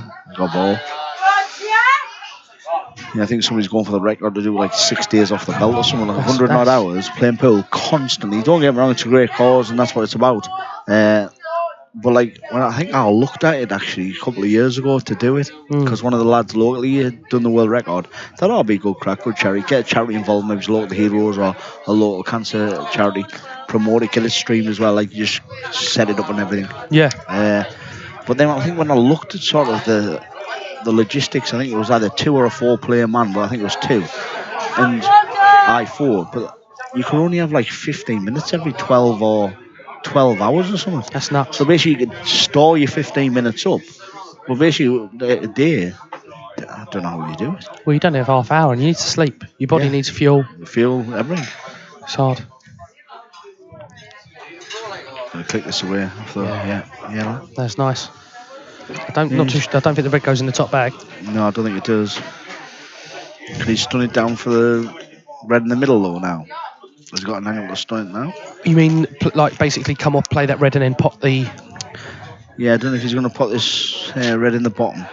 I think potentially. I think that if he gets the right angle, he could pop that red, the difficult red, in the middle bag and then run through. Yeah. I think if he plays it right, if he can move his mass and put this red in the bottom corner here on the right, then sort of navigate these other 3 red to the left and play the 2 red over the bag and the red last. Yeah. You know, so you roll through off the red down the bottom. Yeah. Play it in the middle, then the black in the corner. Job done. Probably that's what the room. That's what he's probably looking at now. Yeah. How he gets there, I don't know. Well, I'm sure he's going to try and show us. Yeah, definitely. He's obviously confident. He's not taking too much time between the shots, so he's definitely got an idea. Oh, that red goes. I thought it was tight out. This red here, to the bottom left. Oh no, there's loads of room. Yeah, it just looks tight, but it flies in. There. Yeah, it flies in. It flies in. Yeah. Yeah, and that's what he's going to do. He's done this across, like just jab this back, play that one down there, and then the crucial shot is making sure, even if you're really low on the red in the middle,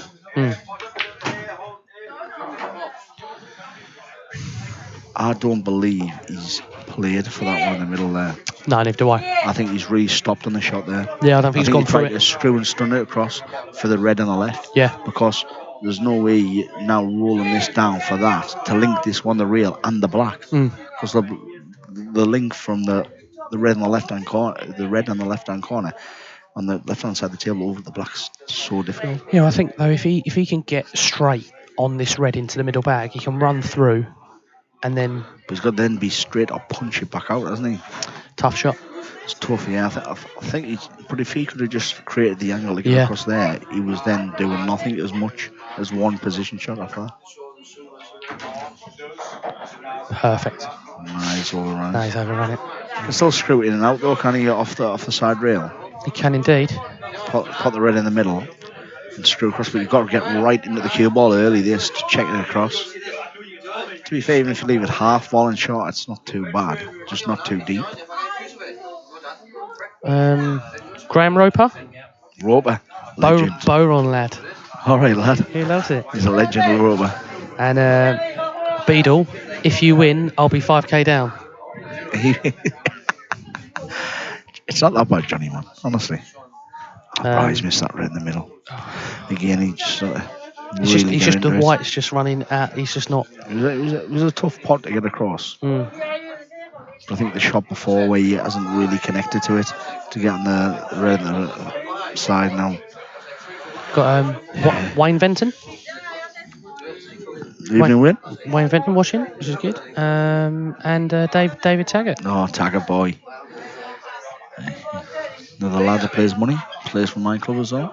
Good stuff. Oh, here we go. You're talking about the world record. Yeah. Colin Fish, he did it, didn't he? Yeah, you get 5 minutes every hour, Byron, but you can accumulate time. We broke the record twice in 2011 and in 2013, but obviously Al's got beat. Hope the lad's doing 100 hours, beat those Yanks, mind. Yeah, because the Yanks got it, and then I seen someone on Facebook that they were doing 100 hours. So Colin, like I say, the local lads there from Concert, Colin Fish and another kid I think did it. So what? 5 minutes? So you get basically every hour. 30 minutes every 6 hours. Yeah, but that's 2 hours every 24 minutes. Yes. So you get 2 hours break. Colin, can you refer to that on the world record for that? So was it a 2-man or was it 4-man team? Because if was it a 2-man team that you could accumulate that 2 hours? So for example, if I say I'm not going to sleep for 24 hours, but I get 2 hours keep after that, is that all right? Because it's 5 minutes per hour, isn't it? Yeah.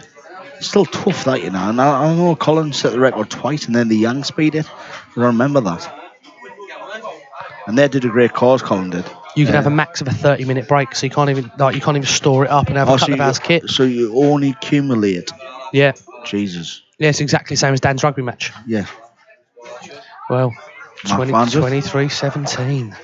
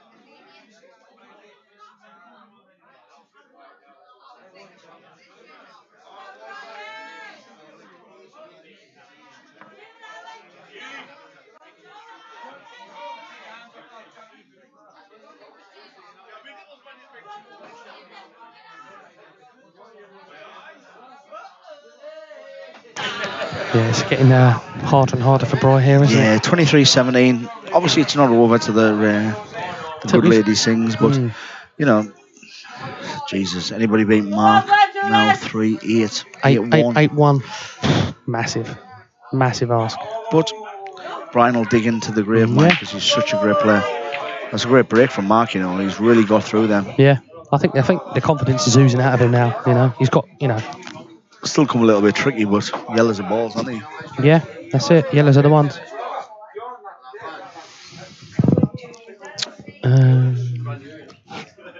Brilliant. Graham Roper. I've drunk 36 hours solid at the Dolphin. Guaranteed he will have as well. Legend. Seriously, proper 36 hours on the drink. Roper, teach me. Blue Dolphin, it used to be. Blue Dolphin tournament run by PBD. That'd be great, you know. Yeah. That's a great time for the Beard to run, honestly. One of the best amateur tournaments probably over the last 20 years in Scarborough. Blue Dolphin.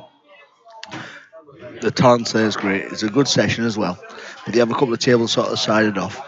They run like different sort of like 5 flyers, 10 flyers, main event. Obviously the main one you win, they have like a team event. Great for streaming that would be. Yeah, all day, I don't know if Paul had anybody to do with PVD Productions, but Paul, who obviously runs it, he's run it for years. He used to be at Raton Sands and Blue Dolphin. Runs them in March and November, depending on time, so twice a year. Be great to have some stream set for that. Yeah. Because that's where I started going to them. We're 20-year-old. I won one of them. It was $7.50 for the winner then, 10 quid ender. But the quality that this is the first year they turned over the black ball pool as well. Awesome. So things like this on a 2-table setup, brilliant. whether you're doing the team events or the singles, so you could get a mix of different games, 5 flies, 10 flies. Lads, there's a good pub players that'll play. Put a 5 in suicide. Starts right 4 o'clock on the Friday. 5 suicide. Everyone enters. About 260 entries. 5 are in. Blue Dolphin. Paul Blue Dolphin, Scarborough. So it was, then they run it twice a year. It used to be at Raton Sands and now Blue Dolphin. PBD Promotions run it, and I know Paul very well, and they've run it probably now, coming up saying 19, 20 years, twice a year, November, sort of March time, varies on seasons with the holiday camp. And it's probably for the main event on Saturday about 300 entries. But then there's a 5-man team, there's ladies as well. Because that combination, and there's a lot of pub players, lads that like to drink but also enjoy the pool. Yeah. Also great players as well. So the combination for streaming would really work. Nice blend, yeah. Really work. And obviously for people who want to promote that, you know, sponsor the streams, that would be great, really. Yeah. I think that's a way to move forward. Obviously, I was going to go this year again.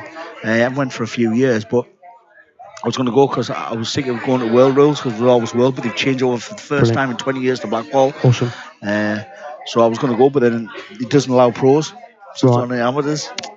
But it's a great weekend, honestly. Yeah, well, we're definitely looking into that, guys. If you're listening to anyone from that, anyone from PBD, listening, give us a shout. You know, speak to Paul or speak to the team.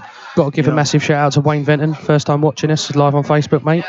You know, keep it up, mate. Keep viewing, keep watching.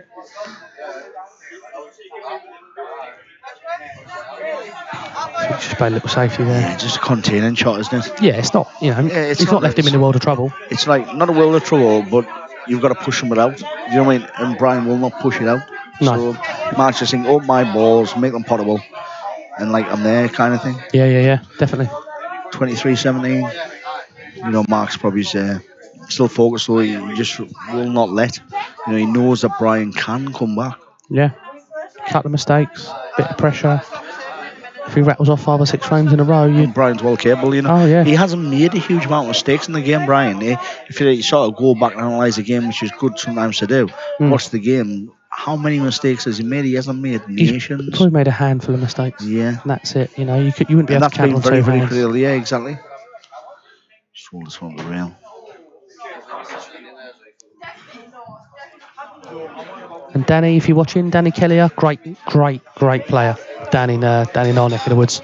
Danny Kellier. Good player. Fantastic player. Great player. Like, you know, super quick. Bit like Peely. Like Peely, aye.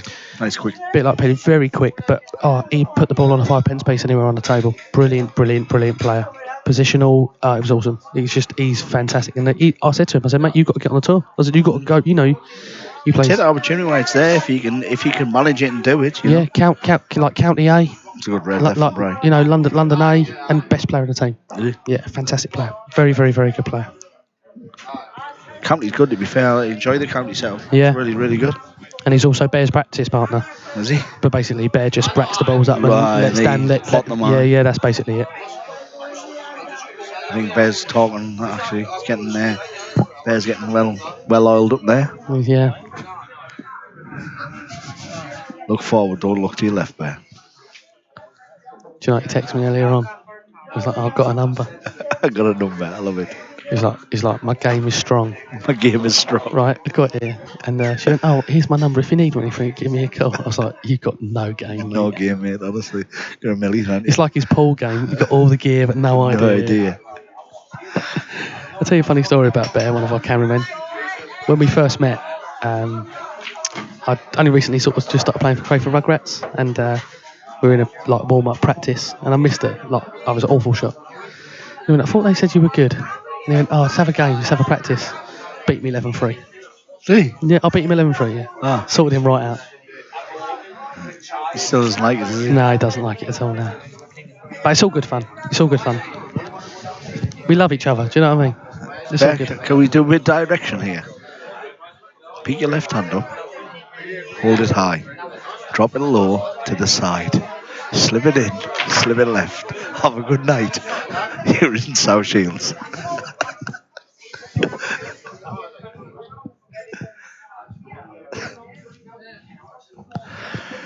Yeah, it's been lucky for Brian there.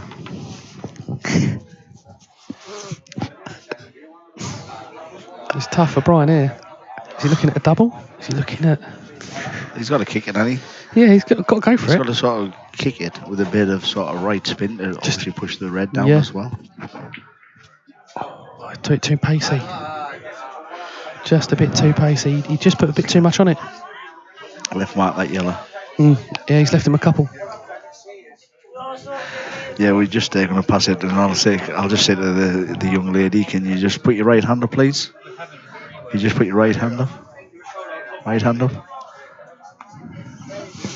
Don't think she's getting it. She can't hear. No, she must be able to. They can hear our feed. I know, but then you have to click it on. No, Bear's past the headphones to her, like.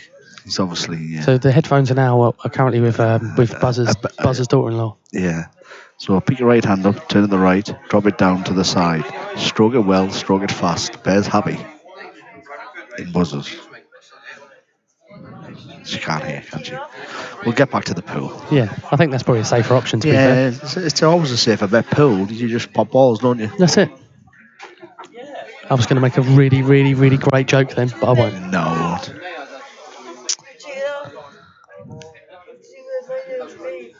Buzzer.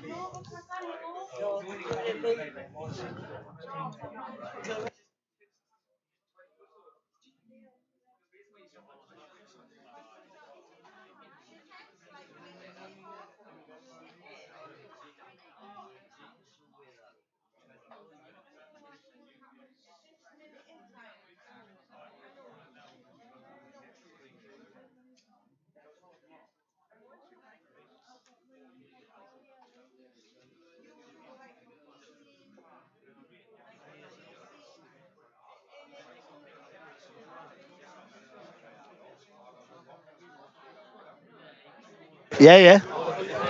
Right, back live. Sorry about that, guys. Yeah, we're back live here. So Bear's got the headphones Bear's back got the headset back.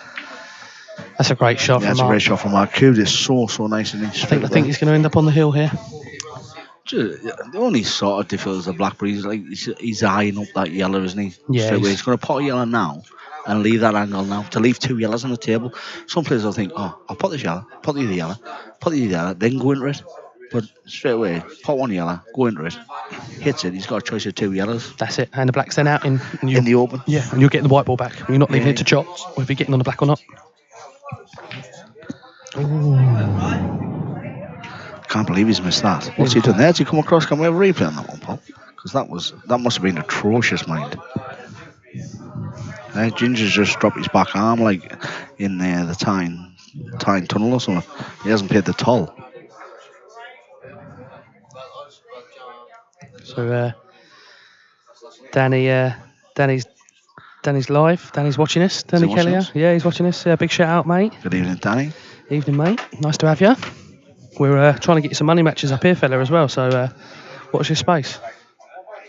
Watch your space. I think someone like a top county player would suit Danny. Danny, yeah. Top There's county loads, player. loads, to be fair. It's good lads from Shields, Teesside, Tyne, loads of guys, like, so sure we can sort something out for Danny. Well, if I end up playing Lewis, bring Danny up. Another little race to 10 for him. Dear me. Honestly, you pay for your weekend playing like this. It's unreal. Sorry, Lewis. It's just too easy, mate. I think Bear's nailed on, isn't he? The Bear. He's got all the chat. He's got all the bunny. The boy. He's just,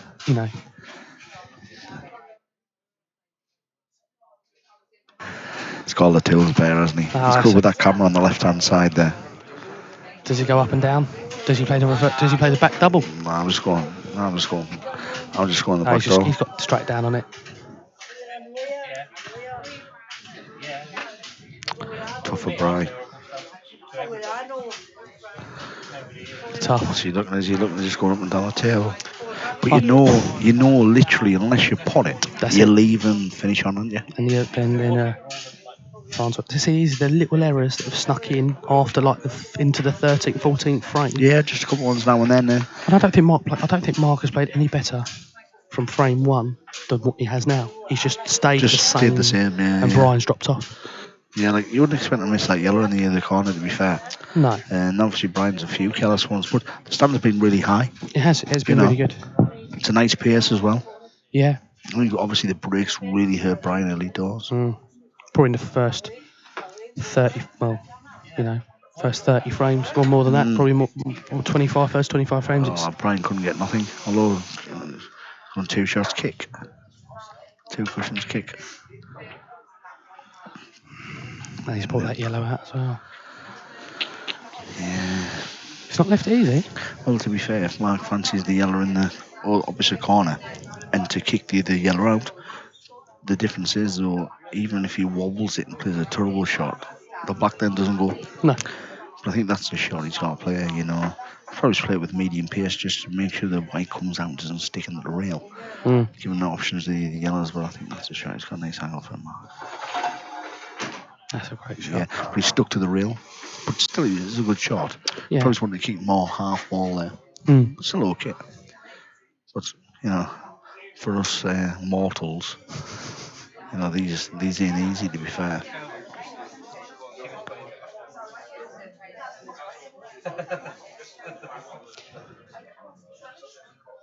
I think he can sort of play maybe with the touch of right hand side to force the angle to come across into the middle bag. But the yellow in the top left. Yeah. I think it's probably a shot he has to play, but he could run cover as well, Yeah. He doesn't fancy to go into it as a major pace, 23.70. You don't want to give us under one. I think Mark nails it. But Kewan's awkward. So he could just roll a ball, full ball here behind the yellow, and he can't fail. Obviously, unless Buzzer nails it.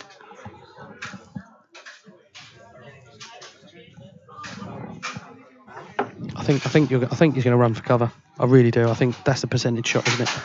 I think so. I think Mark could obviously easy pop this, but I just think if he runs for cover and leaves it behind there, yeah, Brian's got one call kick, but if he misses that, it's game over. That's it. You push the ball out too much, and then you really, you give Brian another frame. I think that's what he was working at in his head, I think. I think he'll go for it, but I'd like the safety shot, me personally.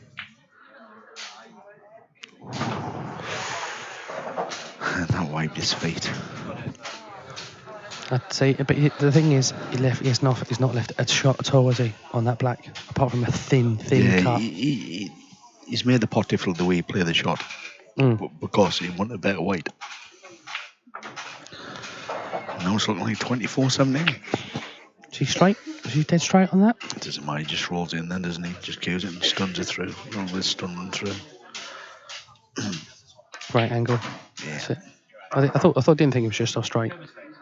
Just had to drill it and just roll in for on the hill. Yeah, and then Mark Farnsworth leading 24-17 on the hill.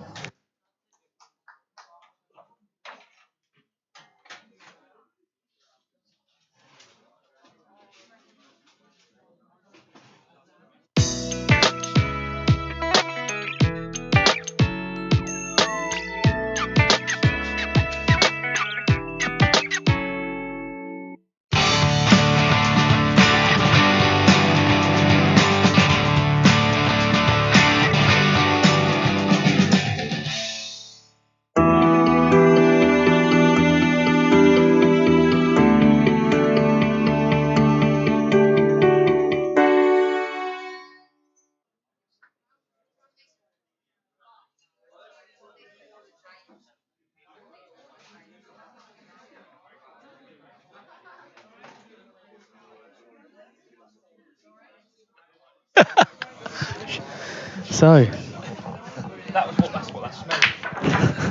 Yeah, Brian's in off again. This could be. Oh, the black would have been nice there, wouldn't it was it? a re-rack, yeah. Yeah, the re-rack Oh. black would have been nice. I think Mark has a wry smile there, thinking about the black as well. But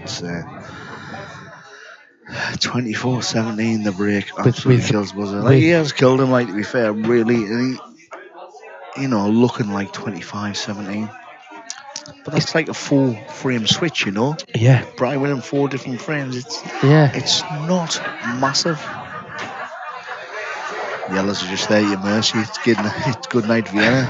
You don't. If Farnsworth ain't missing from here, is he? Nowhere. Ever. He's too good. He's too good to. They're just drop-ins for like anyone. Never mind just Mark. Absolute drop-ins. But Mark can go away a happy man. Do you know what I mean? He's been really solid. He's played really steady. He's not missed. He's missed a cut. He's missed 2 shots. Yeah, 2 or 3, 4. I think he's missed 2. I think he's missed 2 shots and one positional shot. Maybe it's 3 or 4. I think. Like you missed that, the one he was pumped in. Yeah, he did. But like, but that would be expectation leading into the game. Yeah. And Brian hasn't missed huge amounts. It's just been the odd. It's just the white ball. Odd one, white ball, odd kids. But credit to Brian. Yeah. I can't count the amount of breaks that he's went dry enough, but it's been quite a lot at this level of standard. Playing, no disrespect, one of the best players in the country. So and it's only 25. It's going to end up now, obviously 25-17, and Mark's obviously got this last year on the black for a good win. Yeah. But Brian certainly put up a fantastic show, mind. Yeah. And no disrespect, Brian has played really, really well. Good pull. Yes, so we've got Mark. Mark takes a victory, 25-17. We'll be back with you shortly, Beer Productions. Yeah, before we go, actually, I'd just like to say a massive thank you to Buzzers for having us and for inviting us up to stream. A massive thank you to Brian for joining me in the commentary for the Mike Peel, Chris Gill match. And thank you ever so much for tuning in, and to Bazooka Bowman, the legend. The commentary guru. The commentary guru. For joining me for the last 4 hours, 5 hours. It's been a pleasure, mate. Of the time. Fantastic stream, and nice to meet you. It's been great to have you in there. Spot on, mate. I'm sure Bear, the boy. Bear the boy. I'm sure it won't be the last. Boy's getting his right hand ready. Left there. That's it. Well, thanks for joining us on the stream, guys. It's been an absolute pleasure having you. And we look to see you next weekend up in Nottingham, where we start kick off at 4 o'clock. And we've got Boyle versus Ianson. So it's going to be a great game, big pot, kicking off at 4 o'clock. It'll be posted on the Facebook, and we look forward to seeing you there. Good night.